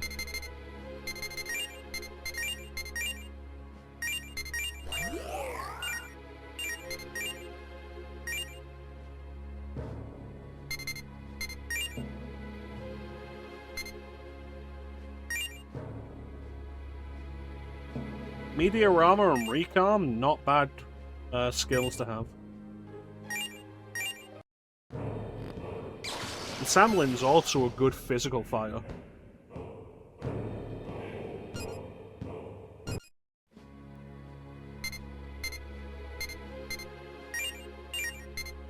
Oh, I can make Ghoul.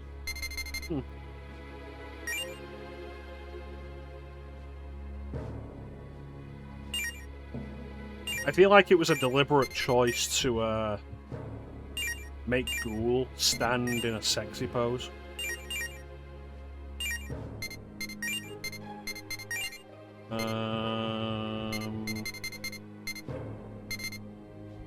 Launcher.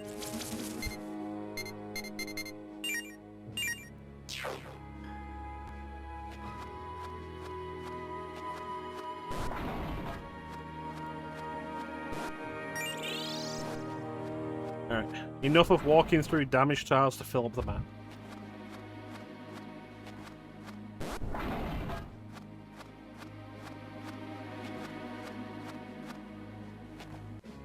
Alright, we're going to the 7th floor.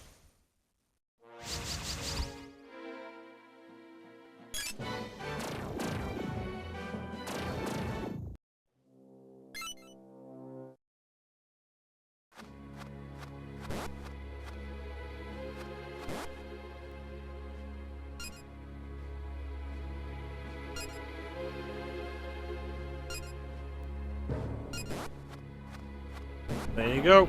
Should be on the 8th floor then.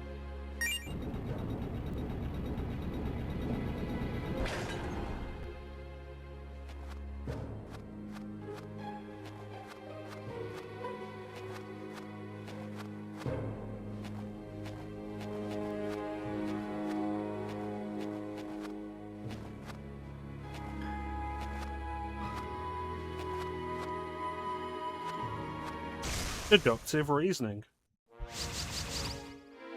Hello?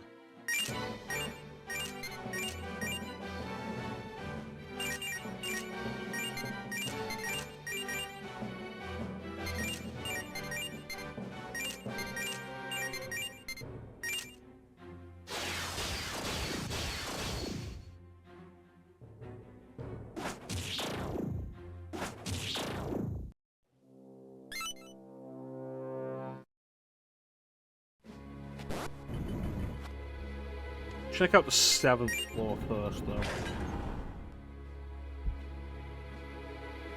Can I get there from here? No.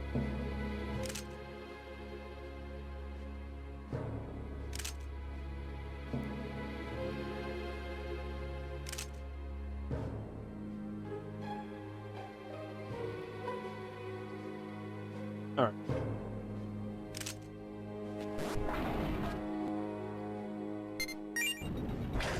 To the 6th. Door we can't open. We did get unlocked Type B, but I have been here since I got there.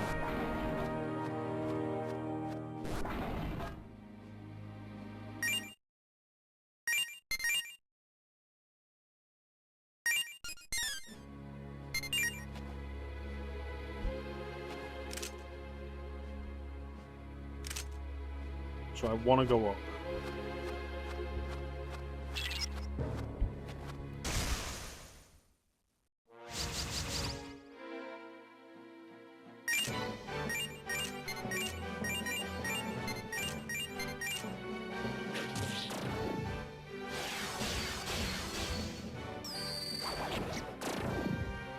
Very good.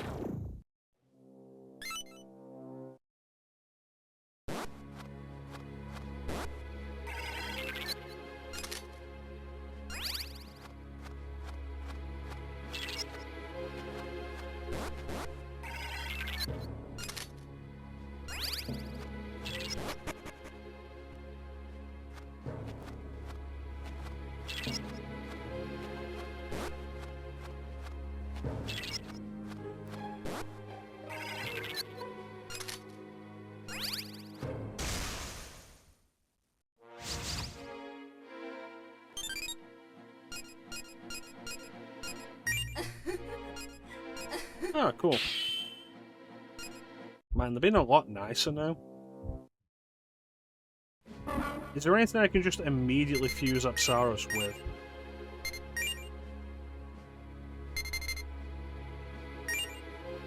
Don't know what that is. Inferno, though, like, I'm not gonna get anything else out of this. Yeah, why not?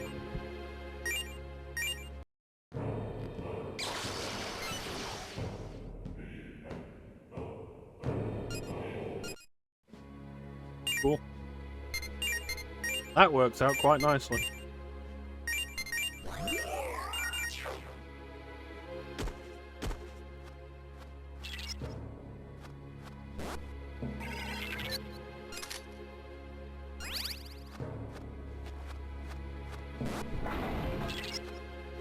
Visit the heal spot and then we'll head for that hidden door.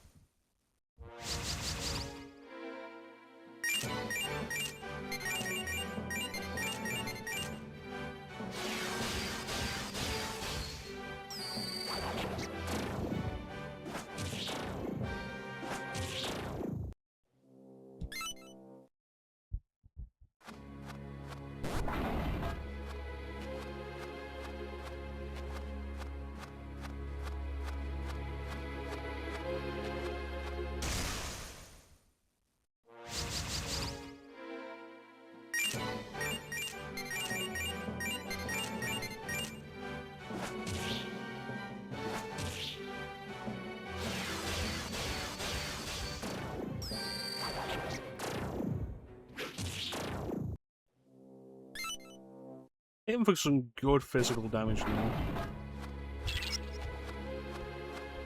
Quite happy with it.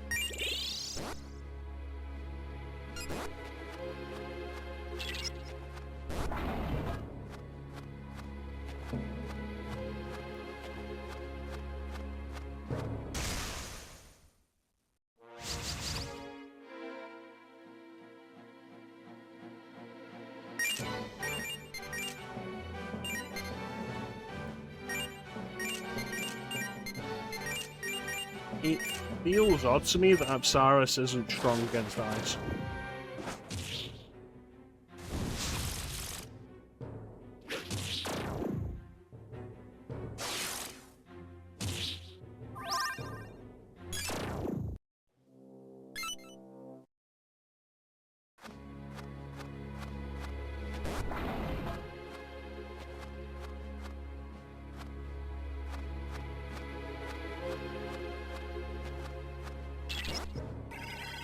Hidden door.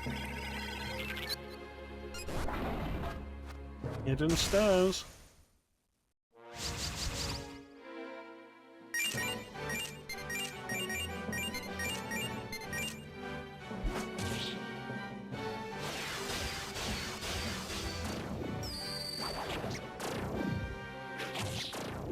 Nice.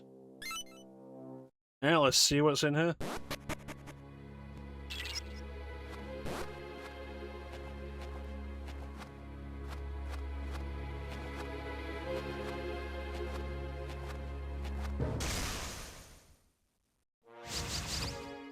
All the same demons.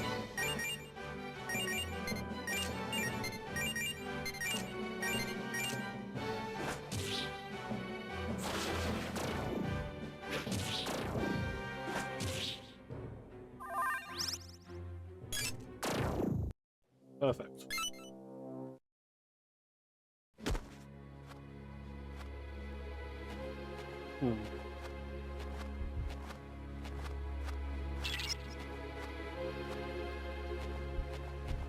Really? Complete dead end?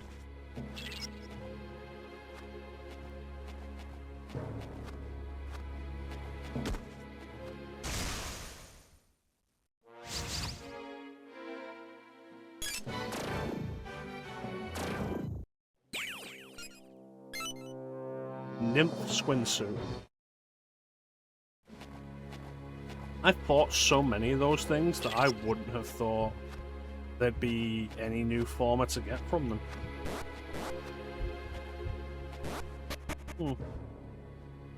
Odd that that was almost entirely a waste of time.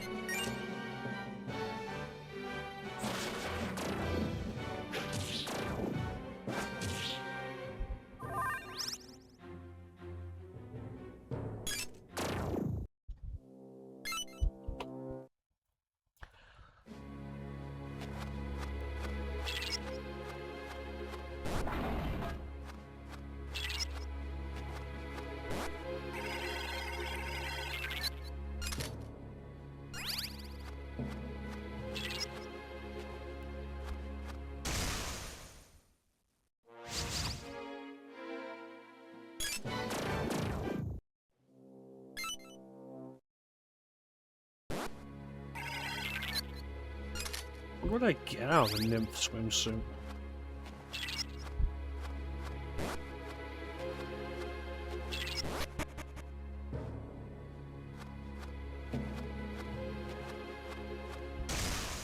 We'll find out.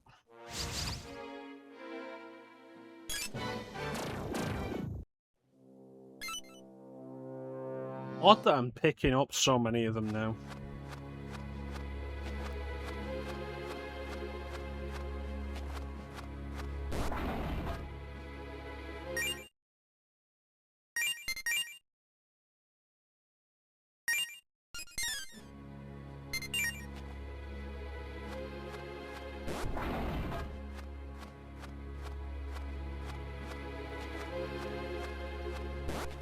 Alright, back up to floor 7.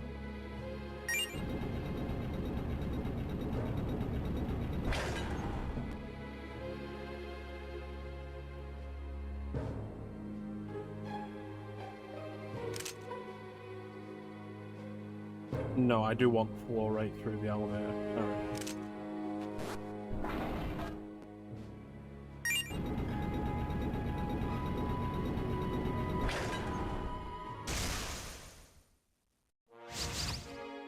Jack Frost.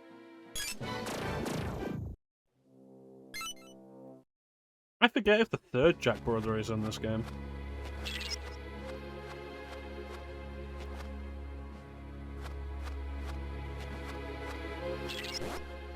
There it is.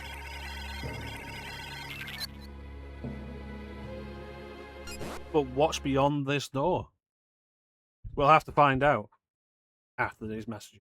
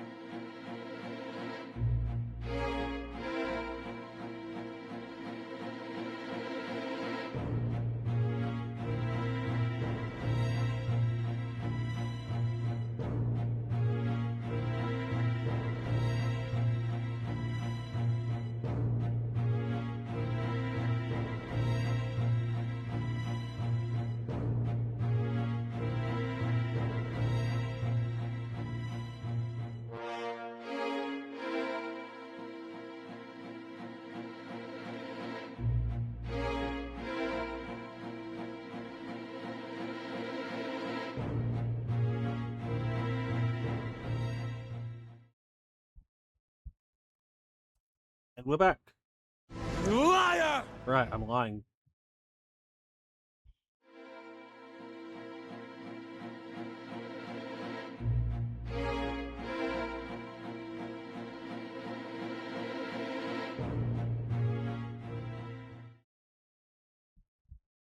And we're back. We need rest. The spirit is willing, but the flesh is spongy and bruised. No rest for the wicked.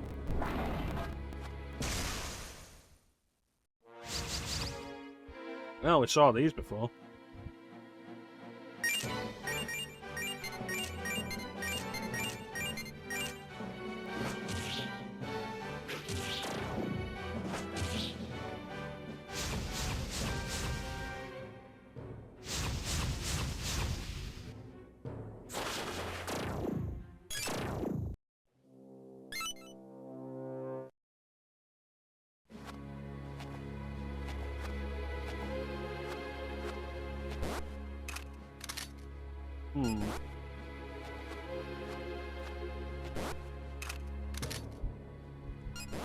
Soma drop's good. I say that like a bead chain is unremarkable.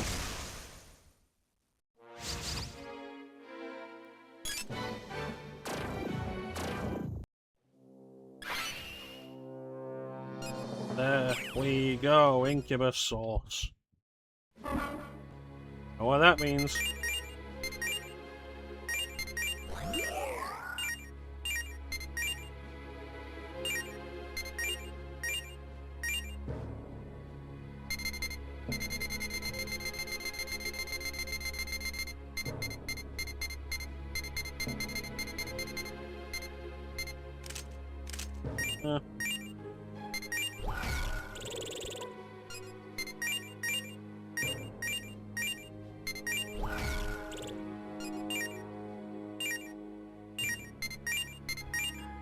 Black Frost.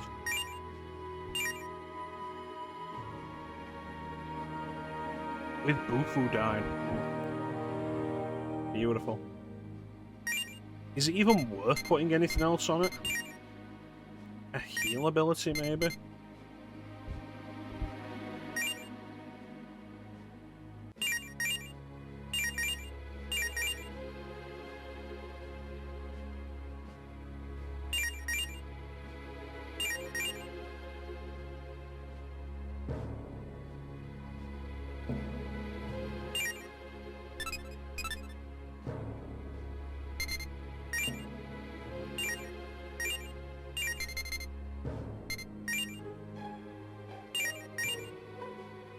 I feel like the only thing I want to lose here is Mamadou.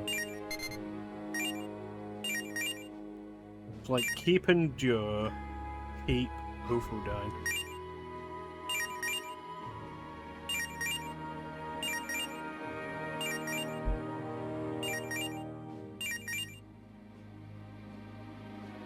You can get Agidine out of this though as well.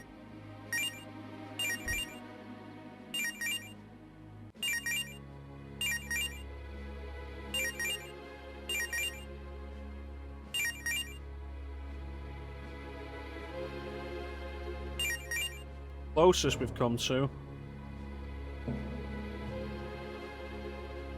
Yeah, that'll do.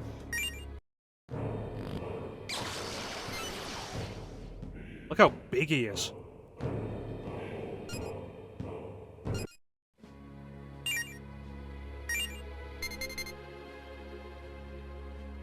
A level 18 spirit. Have I seen anything like that?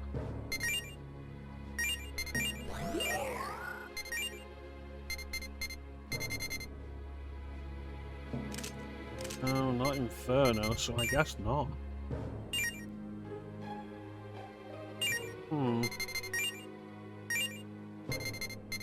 What else do we got? Churl. We'll get Churl in the party right now. Because compared to the others, less useful.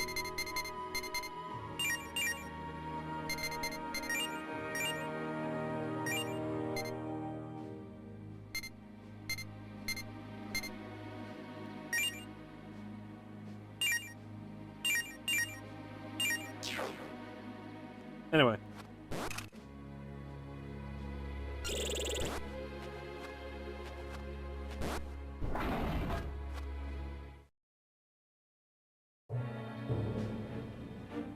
Is it?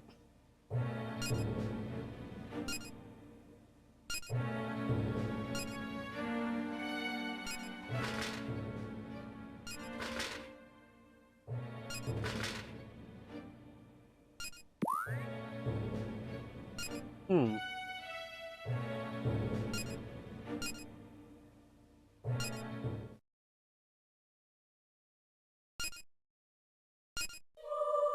I see you show up again.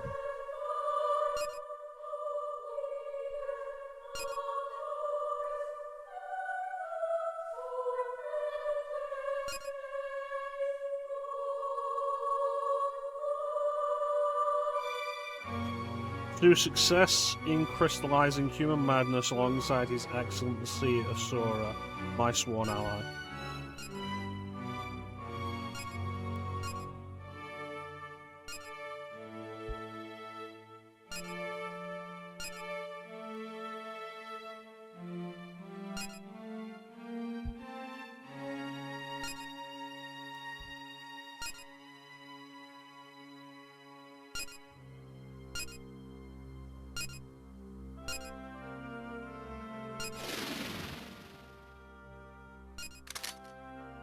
Madman's Stone.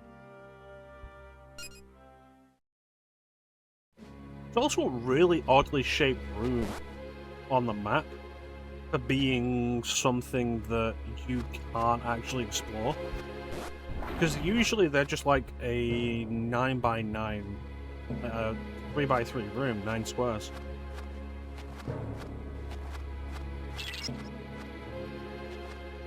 Because, like, what does it matter? They're not explorable.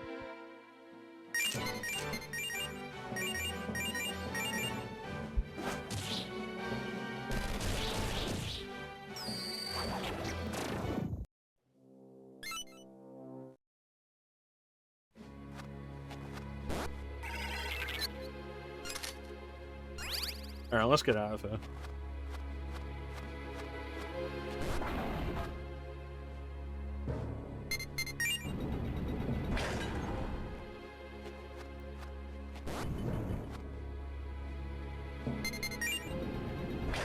Tired of this fake opulence.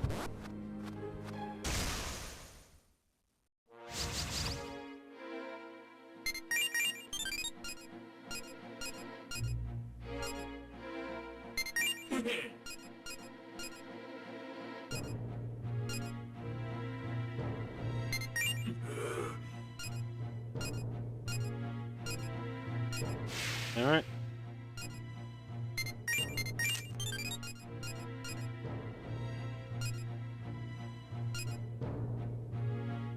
You go home. Alright.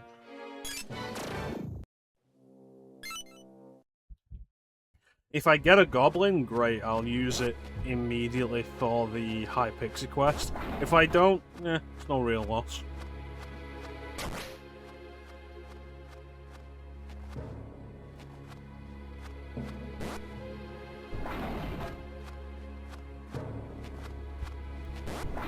And save now that we've accomplished that.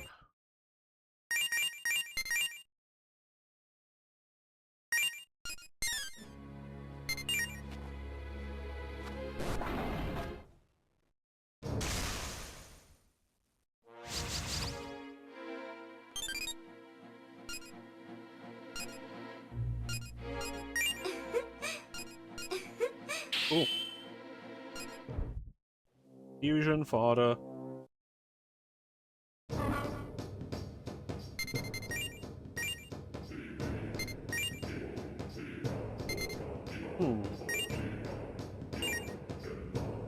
Aquans. Oh, I already had an Aquans. Alright.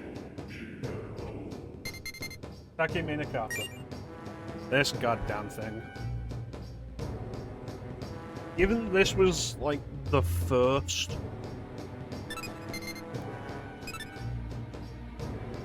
demon that I ran into with the enemy search feature and then continued to run into when I was at like level 12 maybe. And it's like, oh, strong against physical, strong against ice, wind, expel, and darkness, curse, whatever they call it.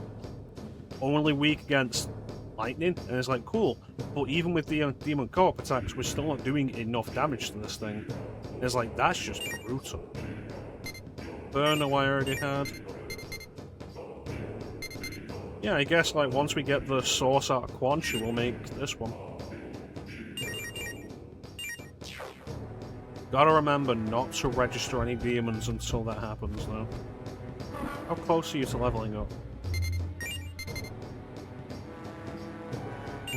Still quite a bit.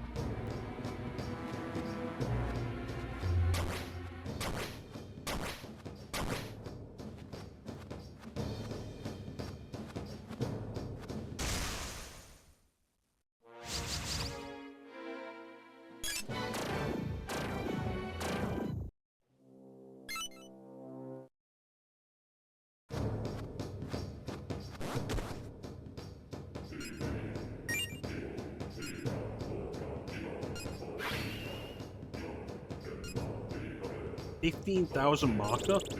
You know what? That is actually kind of worth it.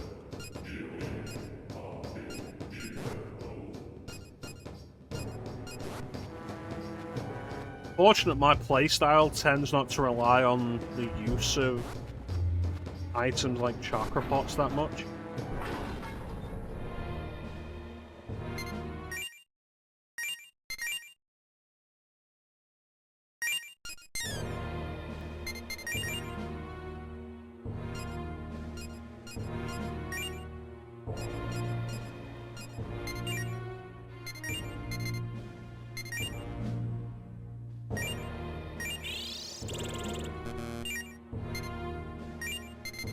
Here we go.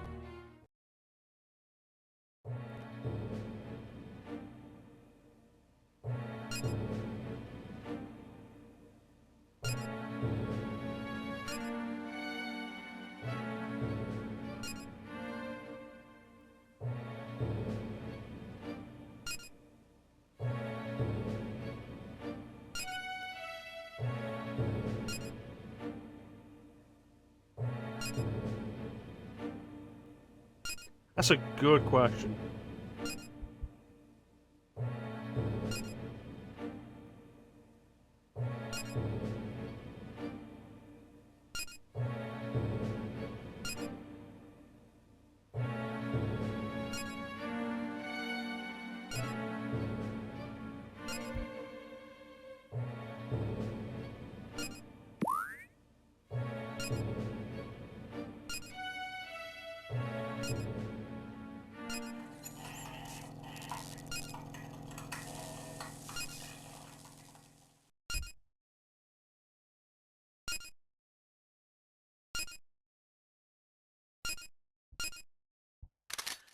Alright, the MK gun.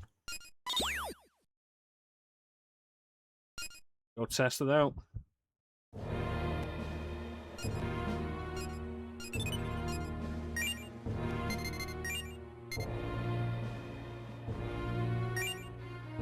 Oh, that's what I needed the swimsuit for.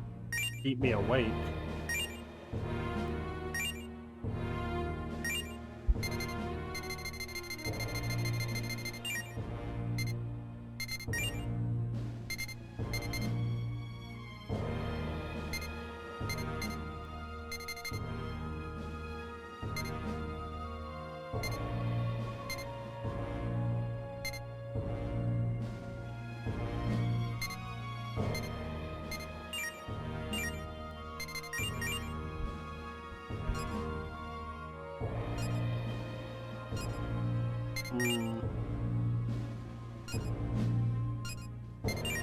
Alright. Here goes nothing.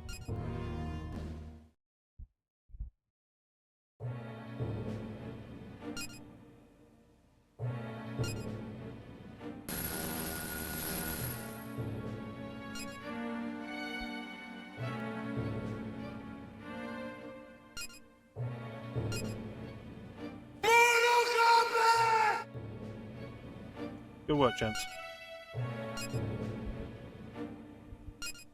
Cool, but then what was that floating ball?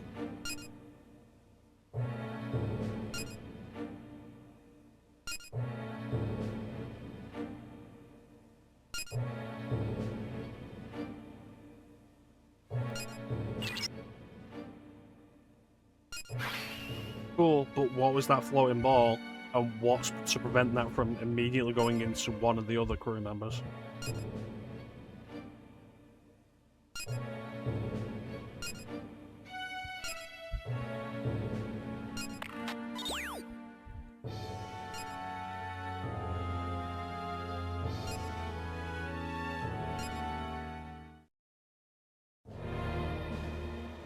Well, it worked.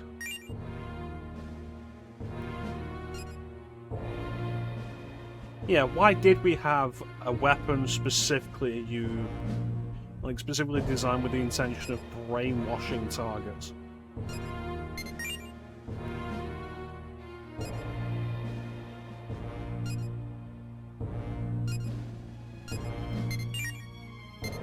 Seems kind of suspect.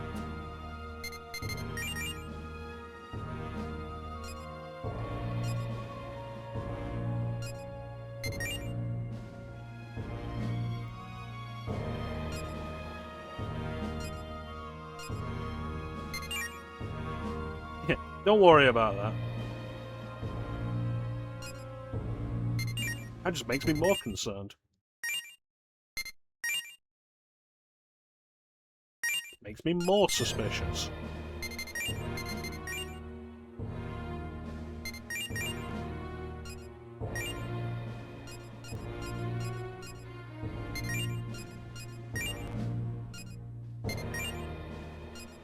Nothing going on?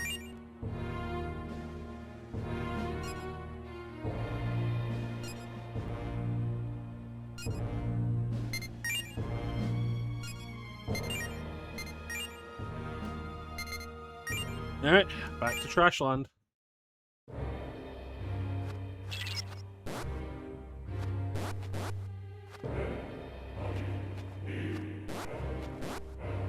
The body of a dead crewman. Seems the infected crewmen turned on each other.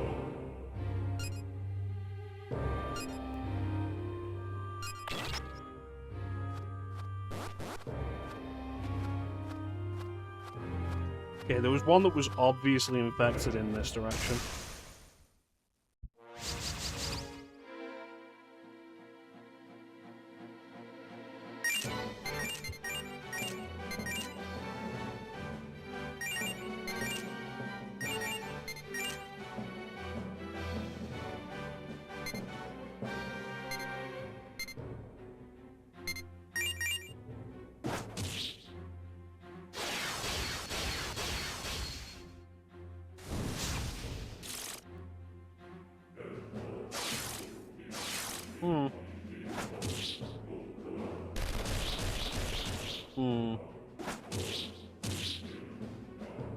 I'll shoot them all again.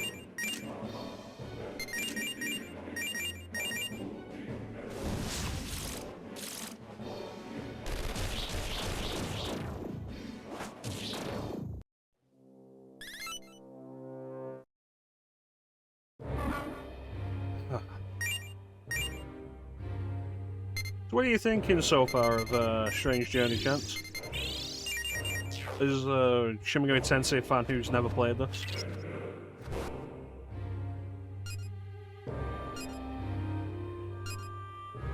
Just the MK gun.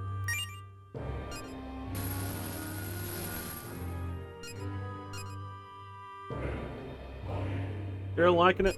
Excellent.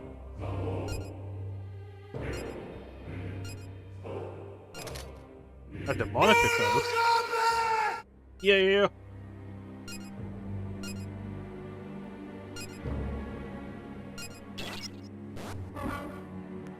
What is the demonica code?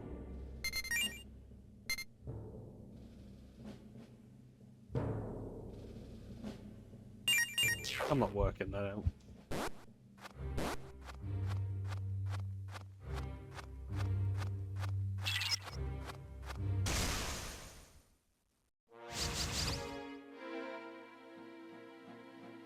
Venus monsters.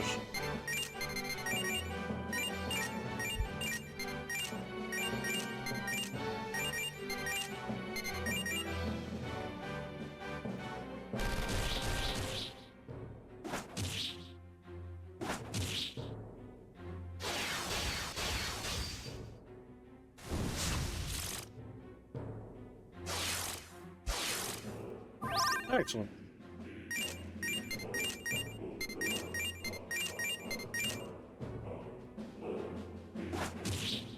It's Deckman with his pointy deck.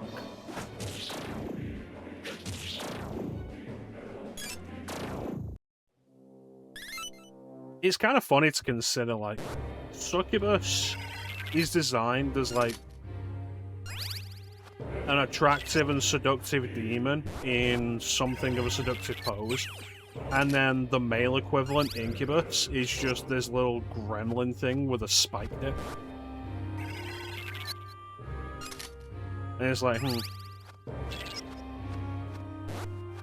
like women get the short end of the stick there.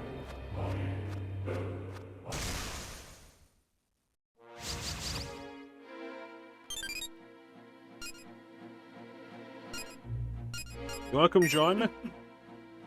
Ah, well.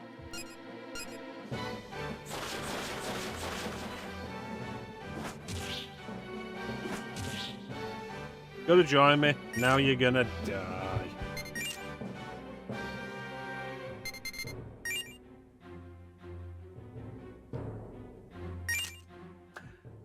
Well, you could impale yourself on it, but I feel like you wouldn't enjoy it.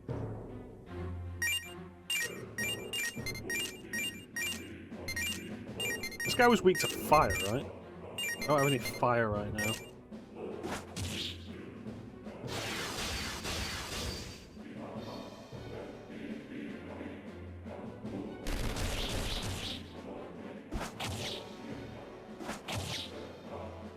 Really does look like a knockoff Mother Harlot.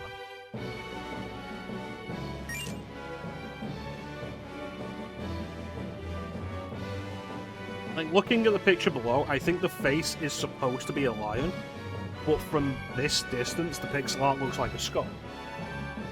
So it makes me think, like, it's a knockoff Mother Harlot.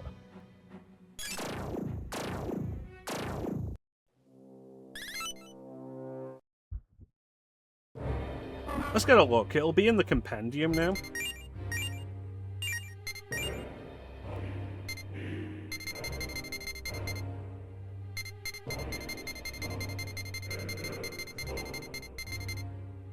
Yeah, so it's a lion face.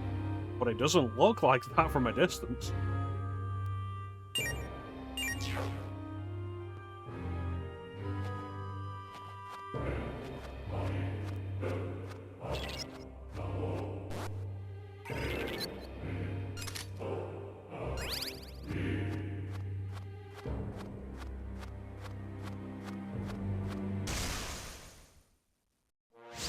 How's your fever doing, Chance?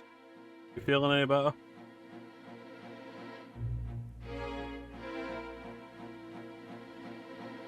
Yeah, like, the bottom screen you can see it fallen Aureus, and it looks like a lion there. But even knowing that, looking at that pixel art, it really doesn't.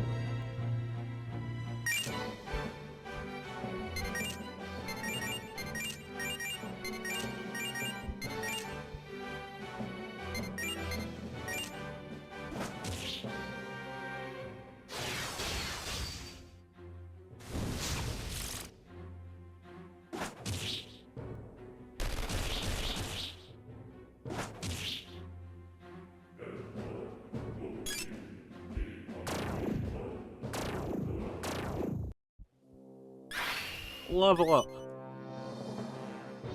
Haven't checked your temp, you did pass out a little bit, you woke up in time for Mortal Kombat. The Mortal Kombat gun.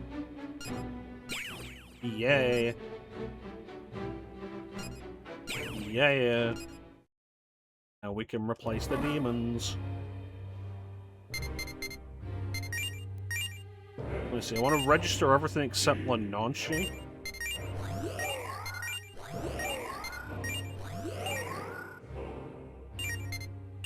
And I should be able to use Lenonshi for whatever I was fusing now. Yes.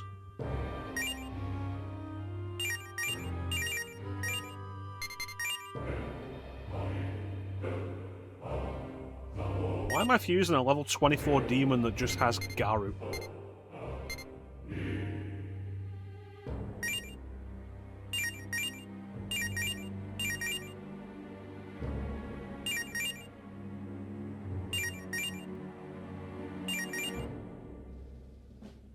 Yeah, that works.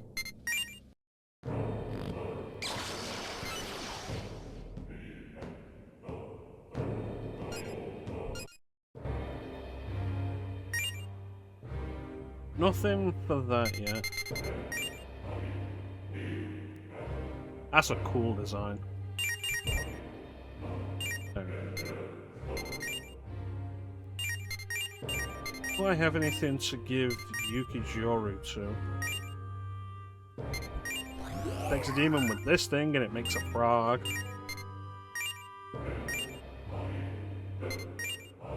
And just Zen. Casa Ghoul is a downgrade from Black Frost. Alright. Doppelganger. And... oh yeah, you weren't here, Chance, but we got Mothman. Guess that. Oh, I lost Garu for the sake of Bobasma? Ugh. Mothman.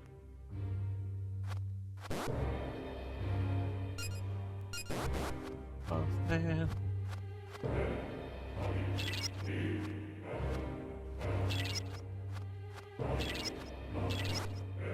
I can scan these gates now. Excellent. More to explore.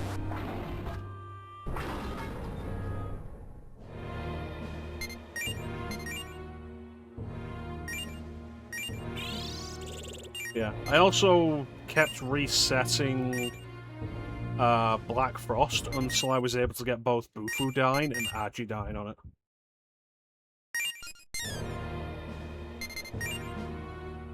Which is probably overkill.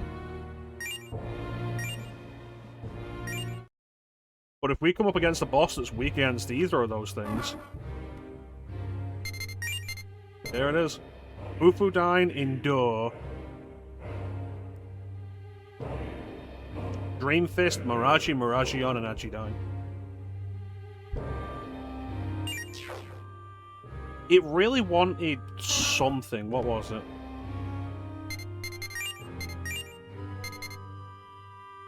Yeah, it really wanted Mamudoon. And it's like, you know what? No, we're going to keep cycling this until it doesn't have that. But it does have Bufudine.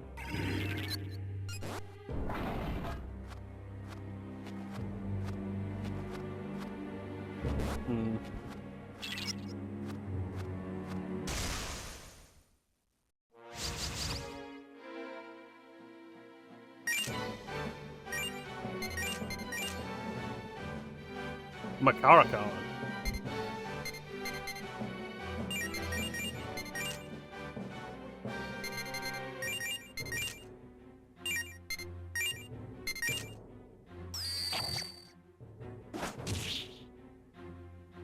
Fucking idiot did a physical attack against Doppelganger. Like, take a look at, where is it? There you go. Doppelganger's stats there. Doppelganger's attributes. Reflects physical and ranged. And he's only weak to Expel and Curse. And it's like, being weak to Expel and Curse means nothing anyway, as far as I'm concerned.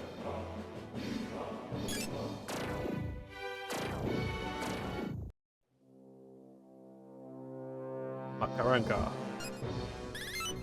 I can speak to your Mara and Makaran edge.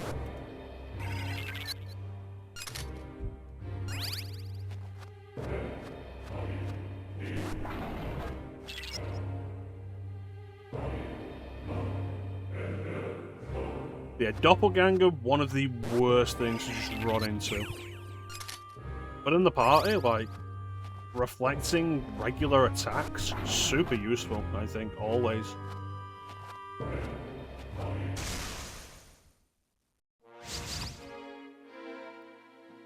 Would you join? Yeah, I can recruit you, can't I? I just have to win the negotiation.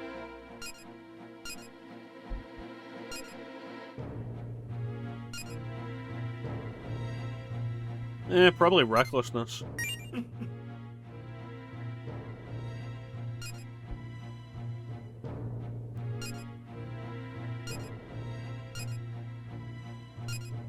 Yeah, let's go for it.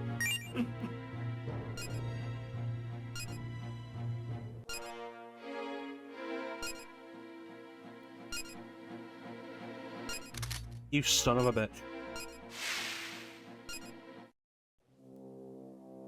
Don't do these negotiations for paltry items. Hello?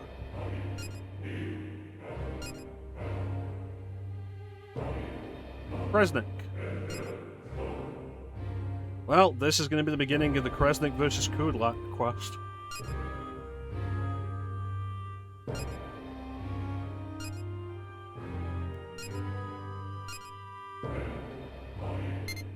I'm trying to restore peace.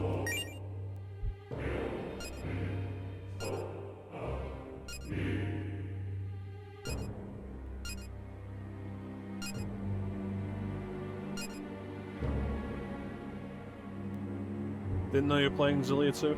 Kresnik, I believe Kresnik and Kudlak both first appeared in Devil Survivor, but I might be wrong about that. They were certainly important. Like, the most important they've ever been in Devil Survivor. Where there's a whole quest line around dealing with them, and if you fuck it up, you lose one of the potential party members. And it's really easy to fuck it up.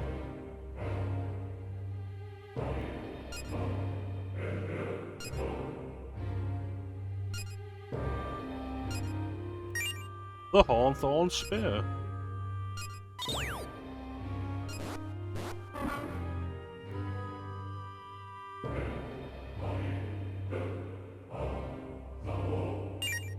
Alright, well, we'll see if we ever find it. Can't you say this as though I haven't spoken at length about my experience of playing Xillia 2? Yeah, it's Luger Kresnik. I know who it is.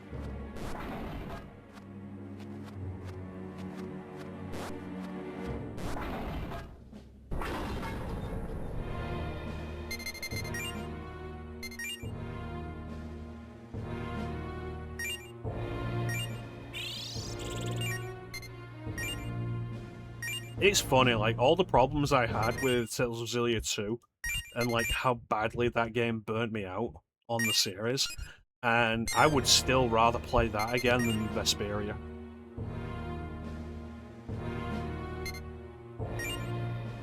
Oh no, see, that's the thing, the solution to doing the Kresnik Kudlak quest in Devil Survivor is pretty apparent.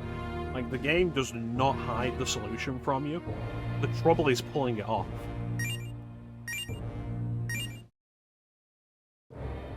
Not an easy thing to actually accomplish.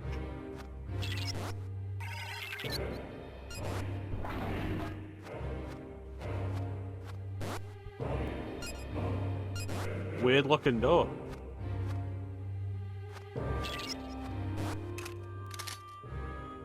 How many revival beads do I have? 49.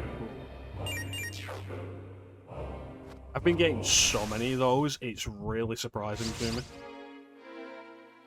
Right, look, are you gonna join me or what?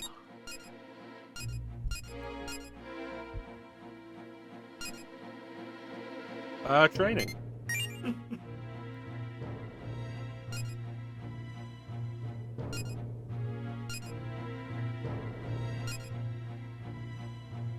It is what it is.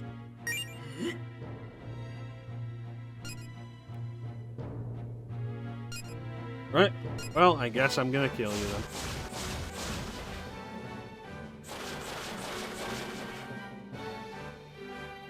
Yeah. Were you here when I finished Vesperia, Chance? I remember you were here for some of Vesperia. Like, by the end of it, I was ready for it to be done. Like, I was ready for it to be done way before the end of it. I was like, oh, is this the final dungeon? It feels like this is probably the final dungeon.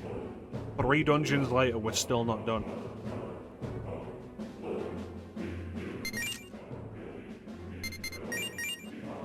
Personally offended by that.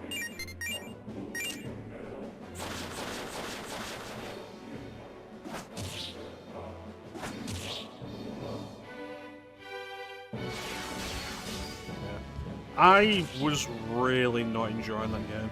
The characters also really irked me, and I feel like a big part of that was... It felt like, for the most part, there was one joke in the party, and that's that Raven's old.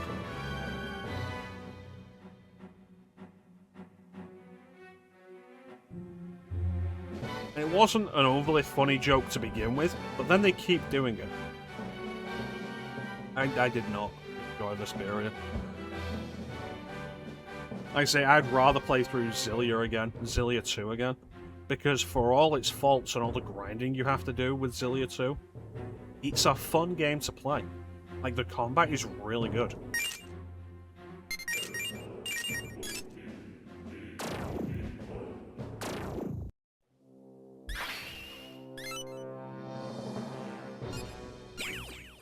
There we go. Level that up.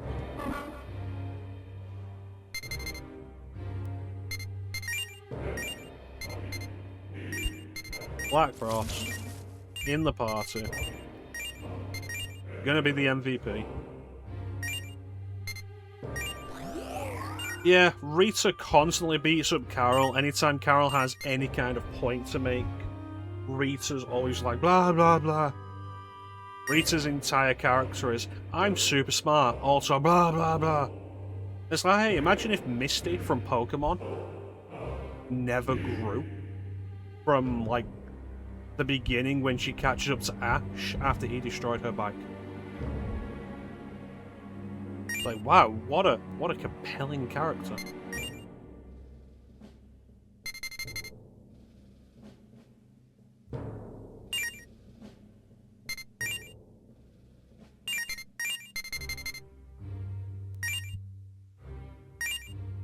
I think as far as, like, the party in Xillia 2 goes, the biggest problem I had with it was that it feels kind of like a self-insert fanfiction, in that essentially anybody who was a party member in Xillia 1, plus, like, major villains of Xillia 1, end up becoming party members with the main character who they all just really like. I was like, this feels a little silly.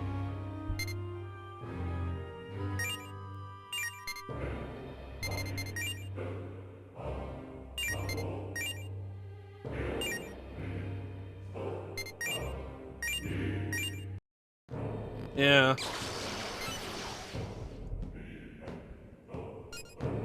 Like, I like the concept with the alternate Mila. But then it feels like they throw her away. And nobody really cares, because, hey, we've got regular Mila back. It's like, but alternate Mila was a character.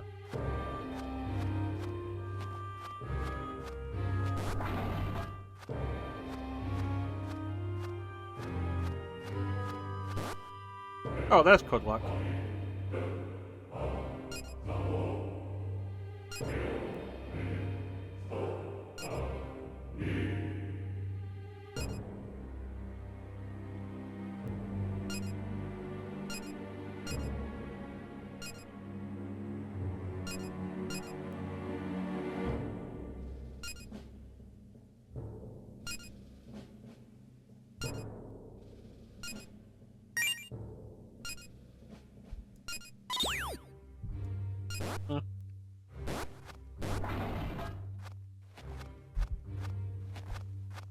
Yeah, alternate Mila was an interesting character, and the fact that she remains outside of her world was an interesting thing. And then she sacrificed herself to bring back regular Mila, and it feels like nobody cares. And it's kind of a tragic moment. Pretty much. But they do something with alternate Mila as a result of that, because she comes into the Prime universe. Or the Prime timeline. But then she's thrown away and none of the characters seem to care.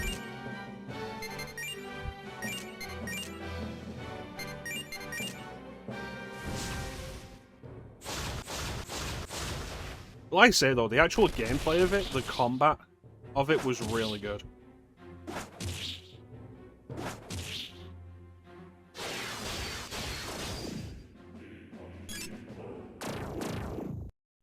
A lot of fun to play through. And I think, like, whatever problems it has, actually playing the game wasn't one of them.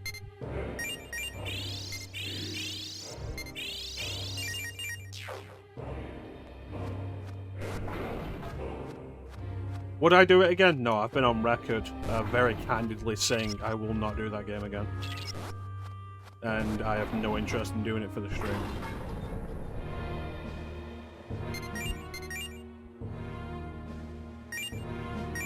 Like, I'm talking about it positively, but, like, you've got to remember that that game burnt me out to the series for, like, well over 7 years.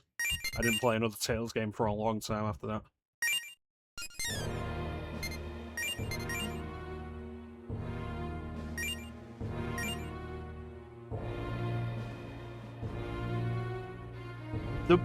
The worst thing about the you need to pay your debt bit is you're given the option to pay your debt off manually. And if you ever do that, it's a waste of money. Because when you get to, like, the end of chapters, there are specific chapters where, like, okay, the end of chapters, you need to pay off the next tier of your debt. And I had that happen at one point, almost immediately after I paid off a tier of my debt. And I was like, you need to pay off a tier of your debt. I just did. No, you can't progress the game until you've paid off the next tier.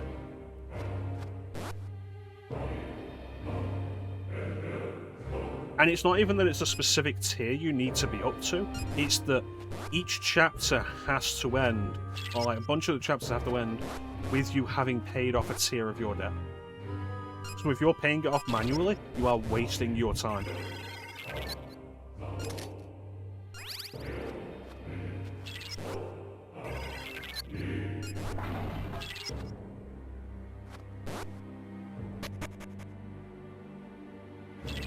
Right, here we go. Go and find Clemenas. I don't want to deal with any of you.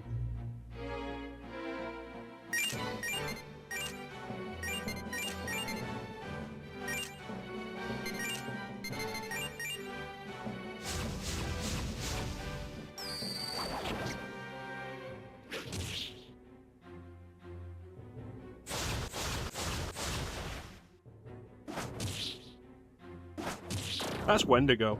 Wendigo is most notable to me for being the first boss of Devil Survivor. And it's not an easy fight.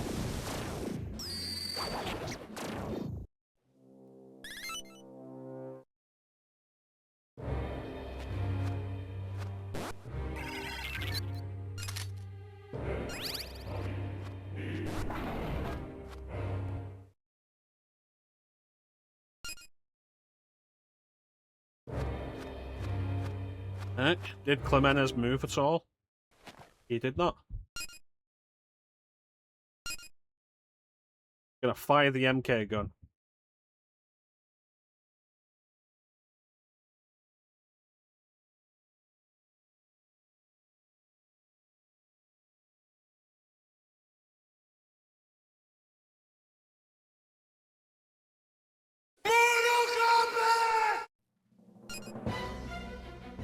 Bugaboo, move. You little shit.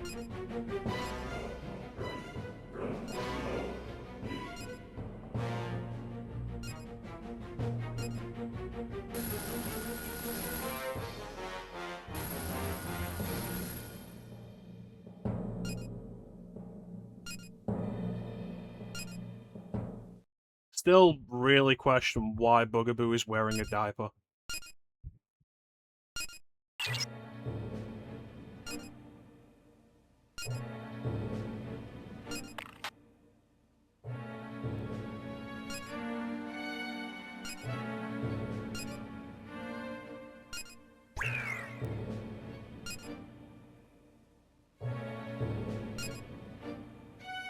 Isn't potty training. Cool. I don't think that should matter. He shouldn't be outside of the Demonica at any point where he could cause a mess.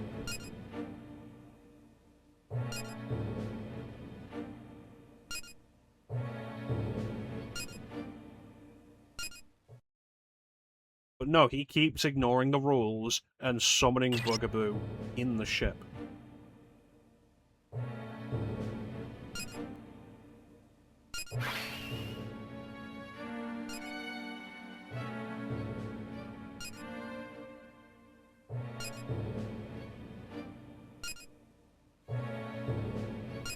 What's to stop this from happening again, though? Like, yeah, we've got a cure, but this could immediately happen again, and absolutely at the worst times.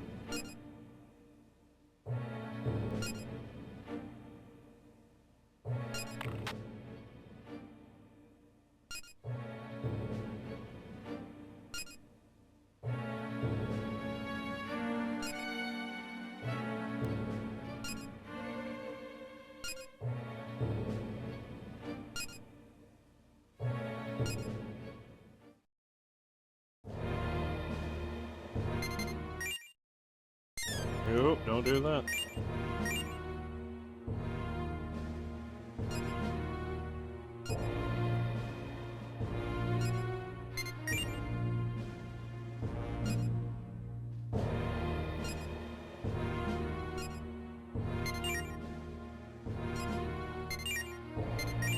Reports of sightings of Commander Gore among the crew. A little concerning.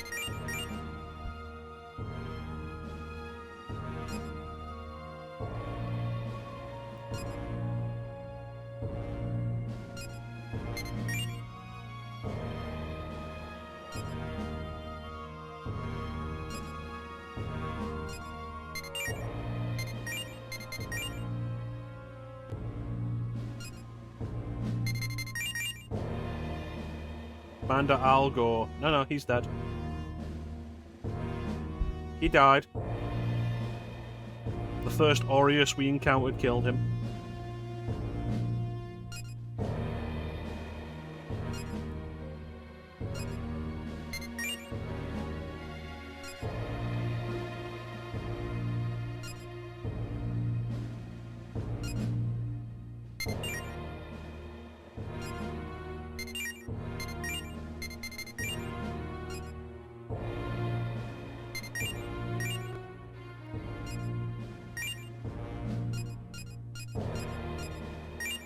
No, I didn't want to do it. Alright.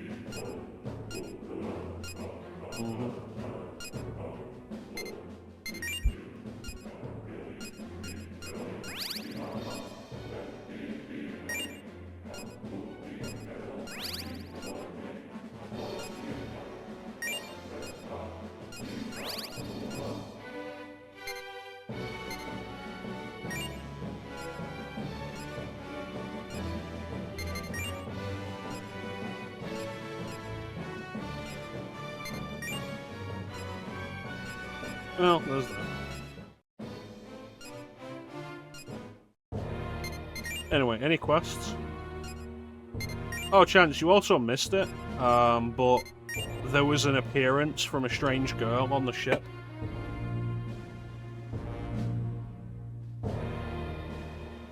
She appeared as if from nowhere. She had a light blue dress. She was barefoot. She had blonde hair. We don't know who she is. She introduced herself as Louisa Fair.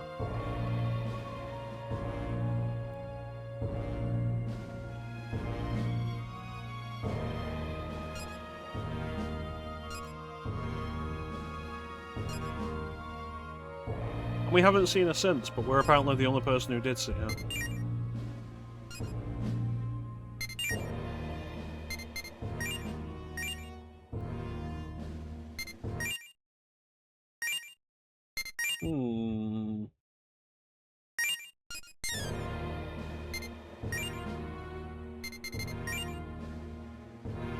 What's our current goal then?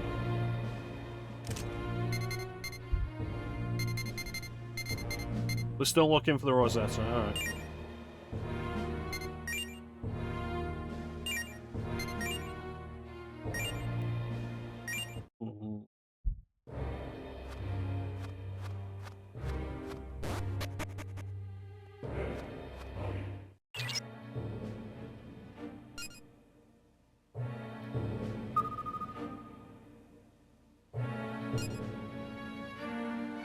Second and third floors?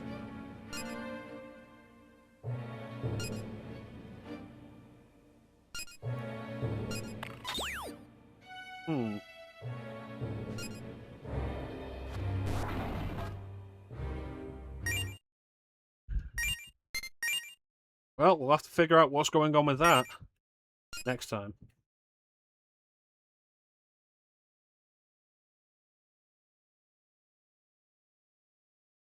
Because that is it for today. Good progress. Good progress. We've done a good amount of Sector Delphinus. Feels obvious who that girl might be. Of course it's obvious. Like, the name's the giveaway if you have any SMT history.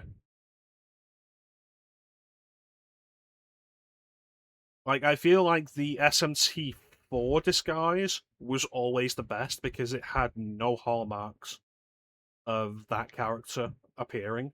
And, like, unless you do the Chaos route, I don't think it's ever confirmed that's who it is.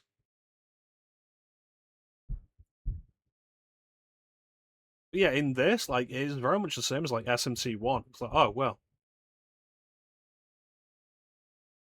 I wonder what that could be. But if this is your first SMT game, which was mine, like,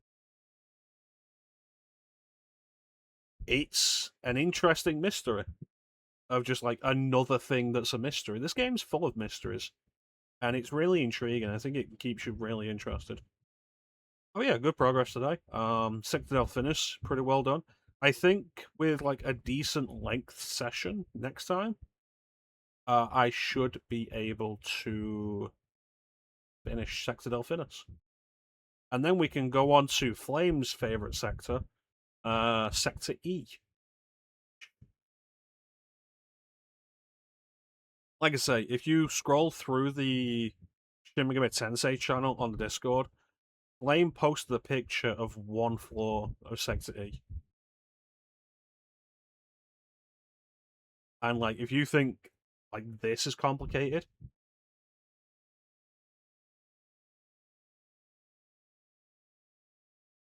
worse. And it adds teleporters.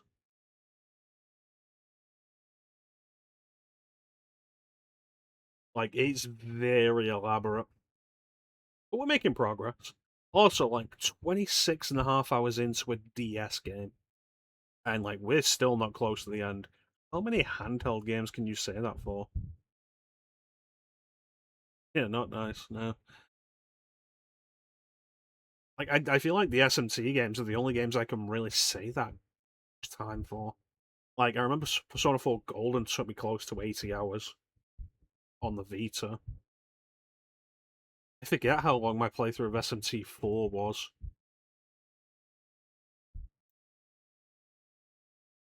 Devil Survivor I did multiple times.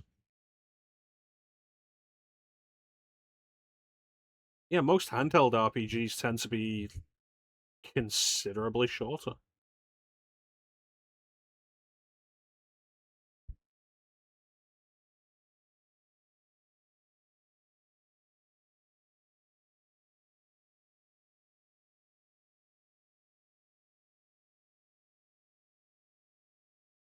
So, like, think about playing this on actual hardware back in the day. That's a time sink. Yeah, it's a port of a PS2 game. Yeah, and like the actual handheld developed Tales games. I know Tales of the Tempest is supposed to be like 10 hours long. I don't know what the length of Innocence is supposed to be. Hearts. I don't think Hearts was really any longer than like 25 hours when I played through Hearts R.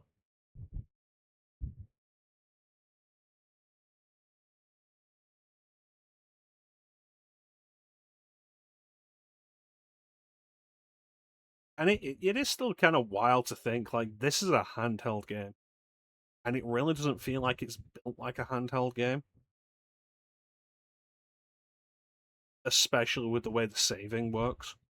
Like no quick saves, no suspense, no suspend feature.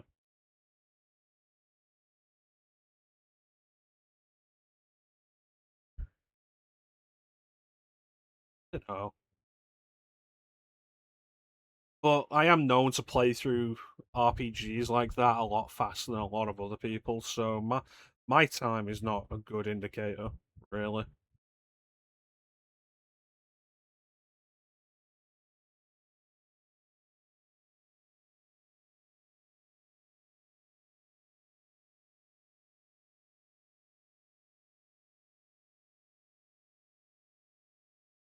Mm,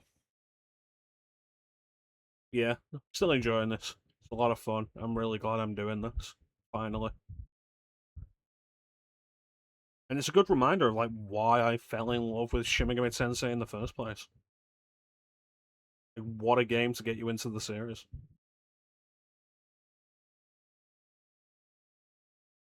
But yeah, that's going to do it for us today. I want to thank everybody for joining the stream. I always really appreciate the support. Big special thank you to everyone in the chat. Chat is always the best part of the stream. Clem, Teak, Bane, Chance, Hill, Andy, Panda.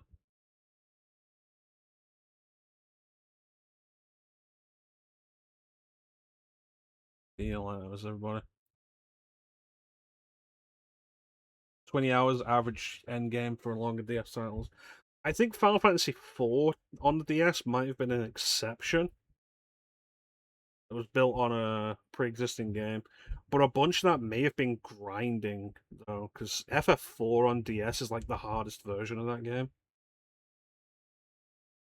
I feel like FF4 on DS doesn't get the appreciation it deserves as being kind of like a Resident Evil style, a Resident Evil remake style remake of FF4, in that it's going to take what you know about OG FF4 and it's going to flip a load of it on its head to give you a new experience in playing it. And like, if I enjoyed FF4, I would probably really appreciate FF4 on DS. But I don't like FF4, so. But I respect what it does. What do we got? We're currently playing through the Minish Cap for the Legend of Sundays. So that will continue. More Strange Journeys to come. I'm not entirely decided what will come after this. I'm kind of debating Pandora's Tower on the Wii, which I believe would be the third Wii game I've streamed. That'll be fun. I've always been really interested in Pandora's Tower. It was the game of the Operation Rainfall trilogy. It was the one that interested me the most, and I feel like the one that got the least attention. Because Xenoblade Chronicles was the big one, and Last Story had Sakaguchi behind it. Yeah, I've never finished Minish Cap before, and I've been quite enjoying it. Yeah, I was talking about it. I was like, will I do when I finish Majora's Mask? I was like, I'll do either Four Swords Adventures or Hyrule Warriors next. And then I was thinking about it, and I was like, but Four Swords Adventures follows from the Minish Cap. Like, Minish Cap very specifically goes into Four Sword Adventures, particularly with Vati being the main villain of both. Four Sword Minish Cap being the introduction of the Four Sword. And Hyrule Warriors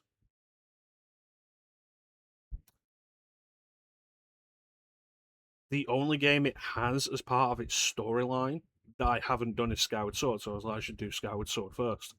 So I very nearly almost did Skyward Sword, but I decided to do Minish Cap. And I've been quite enjoying Minish Cap. Like I say, I've never finished it. My handheld Zelda experience is very lacking. The only handheld Zelda games I've finished before are Phantom Hourglass and A Link Between Worlds. So playing some of the others has been really, really interesting. I look forward to doing the Oracle games at some point and spending several sessions on a single boss. Be fun. But yeah, Minish Cap continues. Banjo-Kazooie will continue whenever I feel like streaming, when I'm available during the day, and then when that's done, I think we will go back and try and finish Vice City. And then after that, I don't know. I feel like I want to step away from daytime streams from a bit. Yeah, Minish Cap into Four Swords into Four Sword Adventures. But Four Swords doesn't matter, I think. Recognize that dig? Good.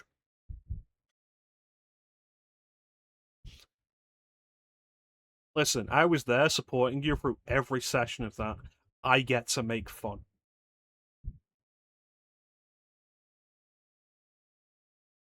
Yeah, Four Swords doesn't really matter. Like, what's the story plot? Like, what's the story value of Four Swords? I said, like, what's the story value of Four Swords Adventures, really?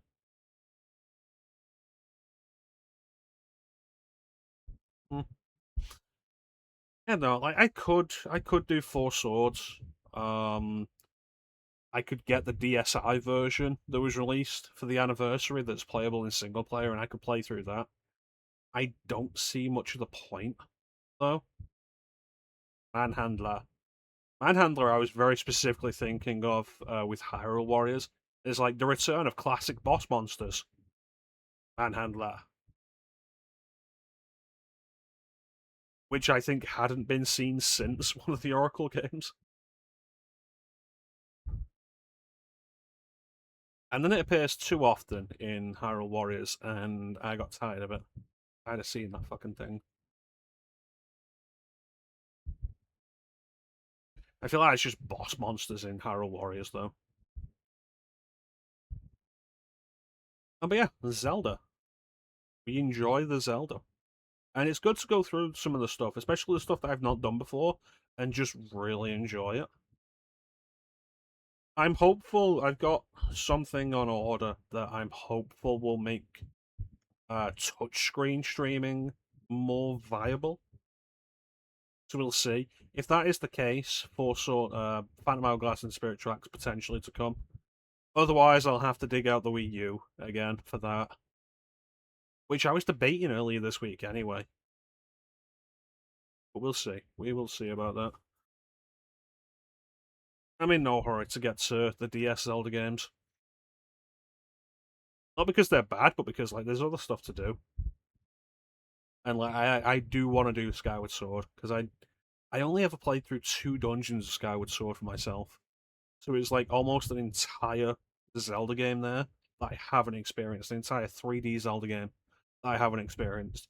And given my burnout of Breath of the Wild and my complete disinterest in Tears of the Kingdom, going back to an older style Zelda game that I haven't experienced, really interesting. Really exciting for me. Very excited about it. I look forward to that. But yeah, that is pretty much it. Let's have one more sound alert. Success! It was a success.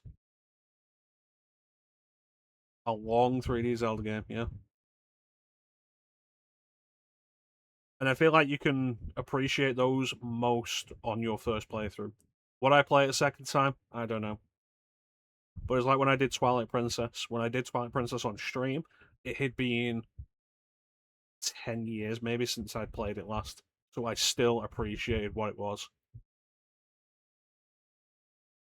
Anyway, there's not really anything else to say now, except thank you all for watching. Have yourselves a fantastic time of day, and take care. We'll catch you next time, guys.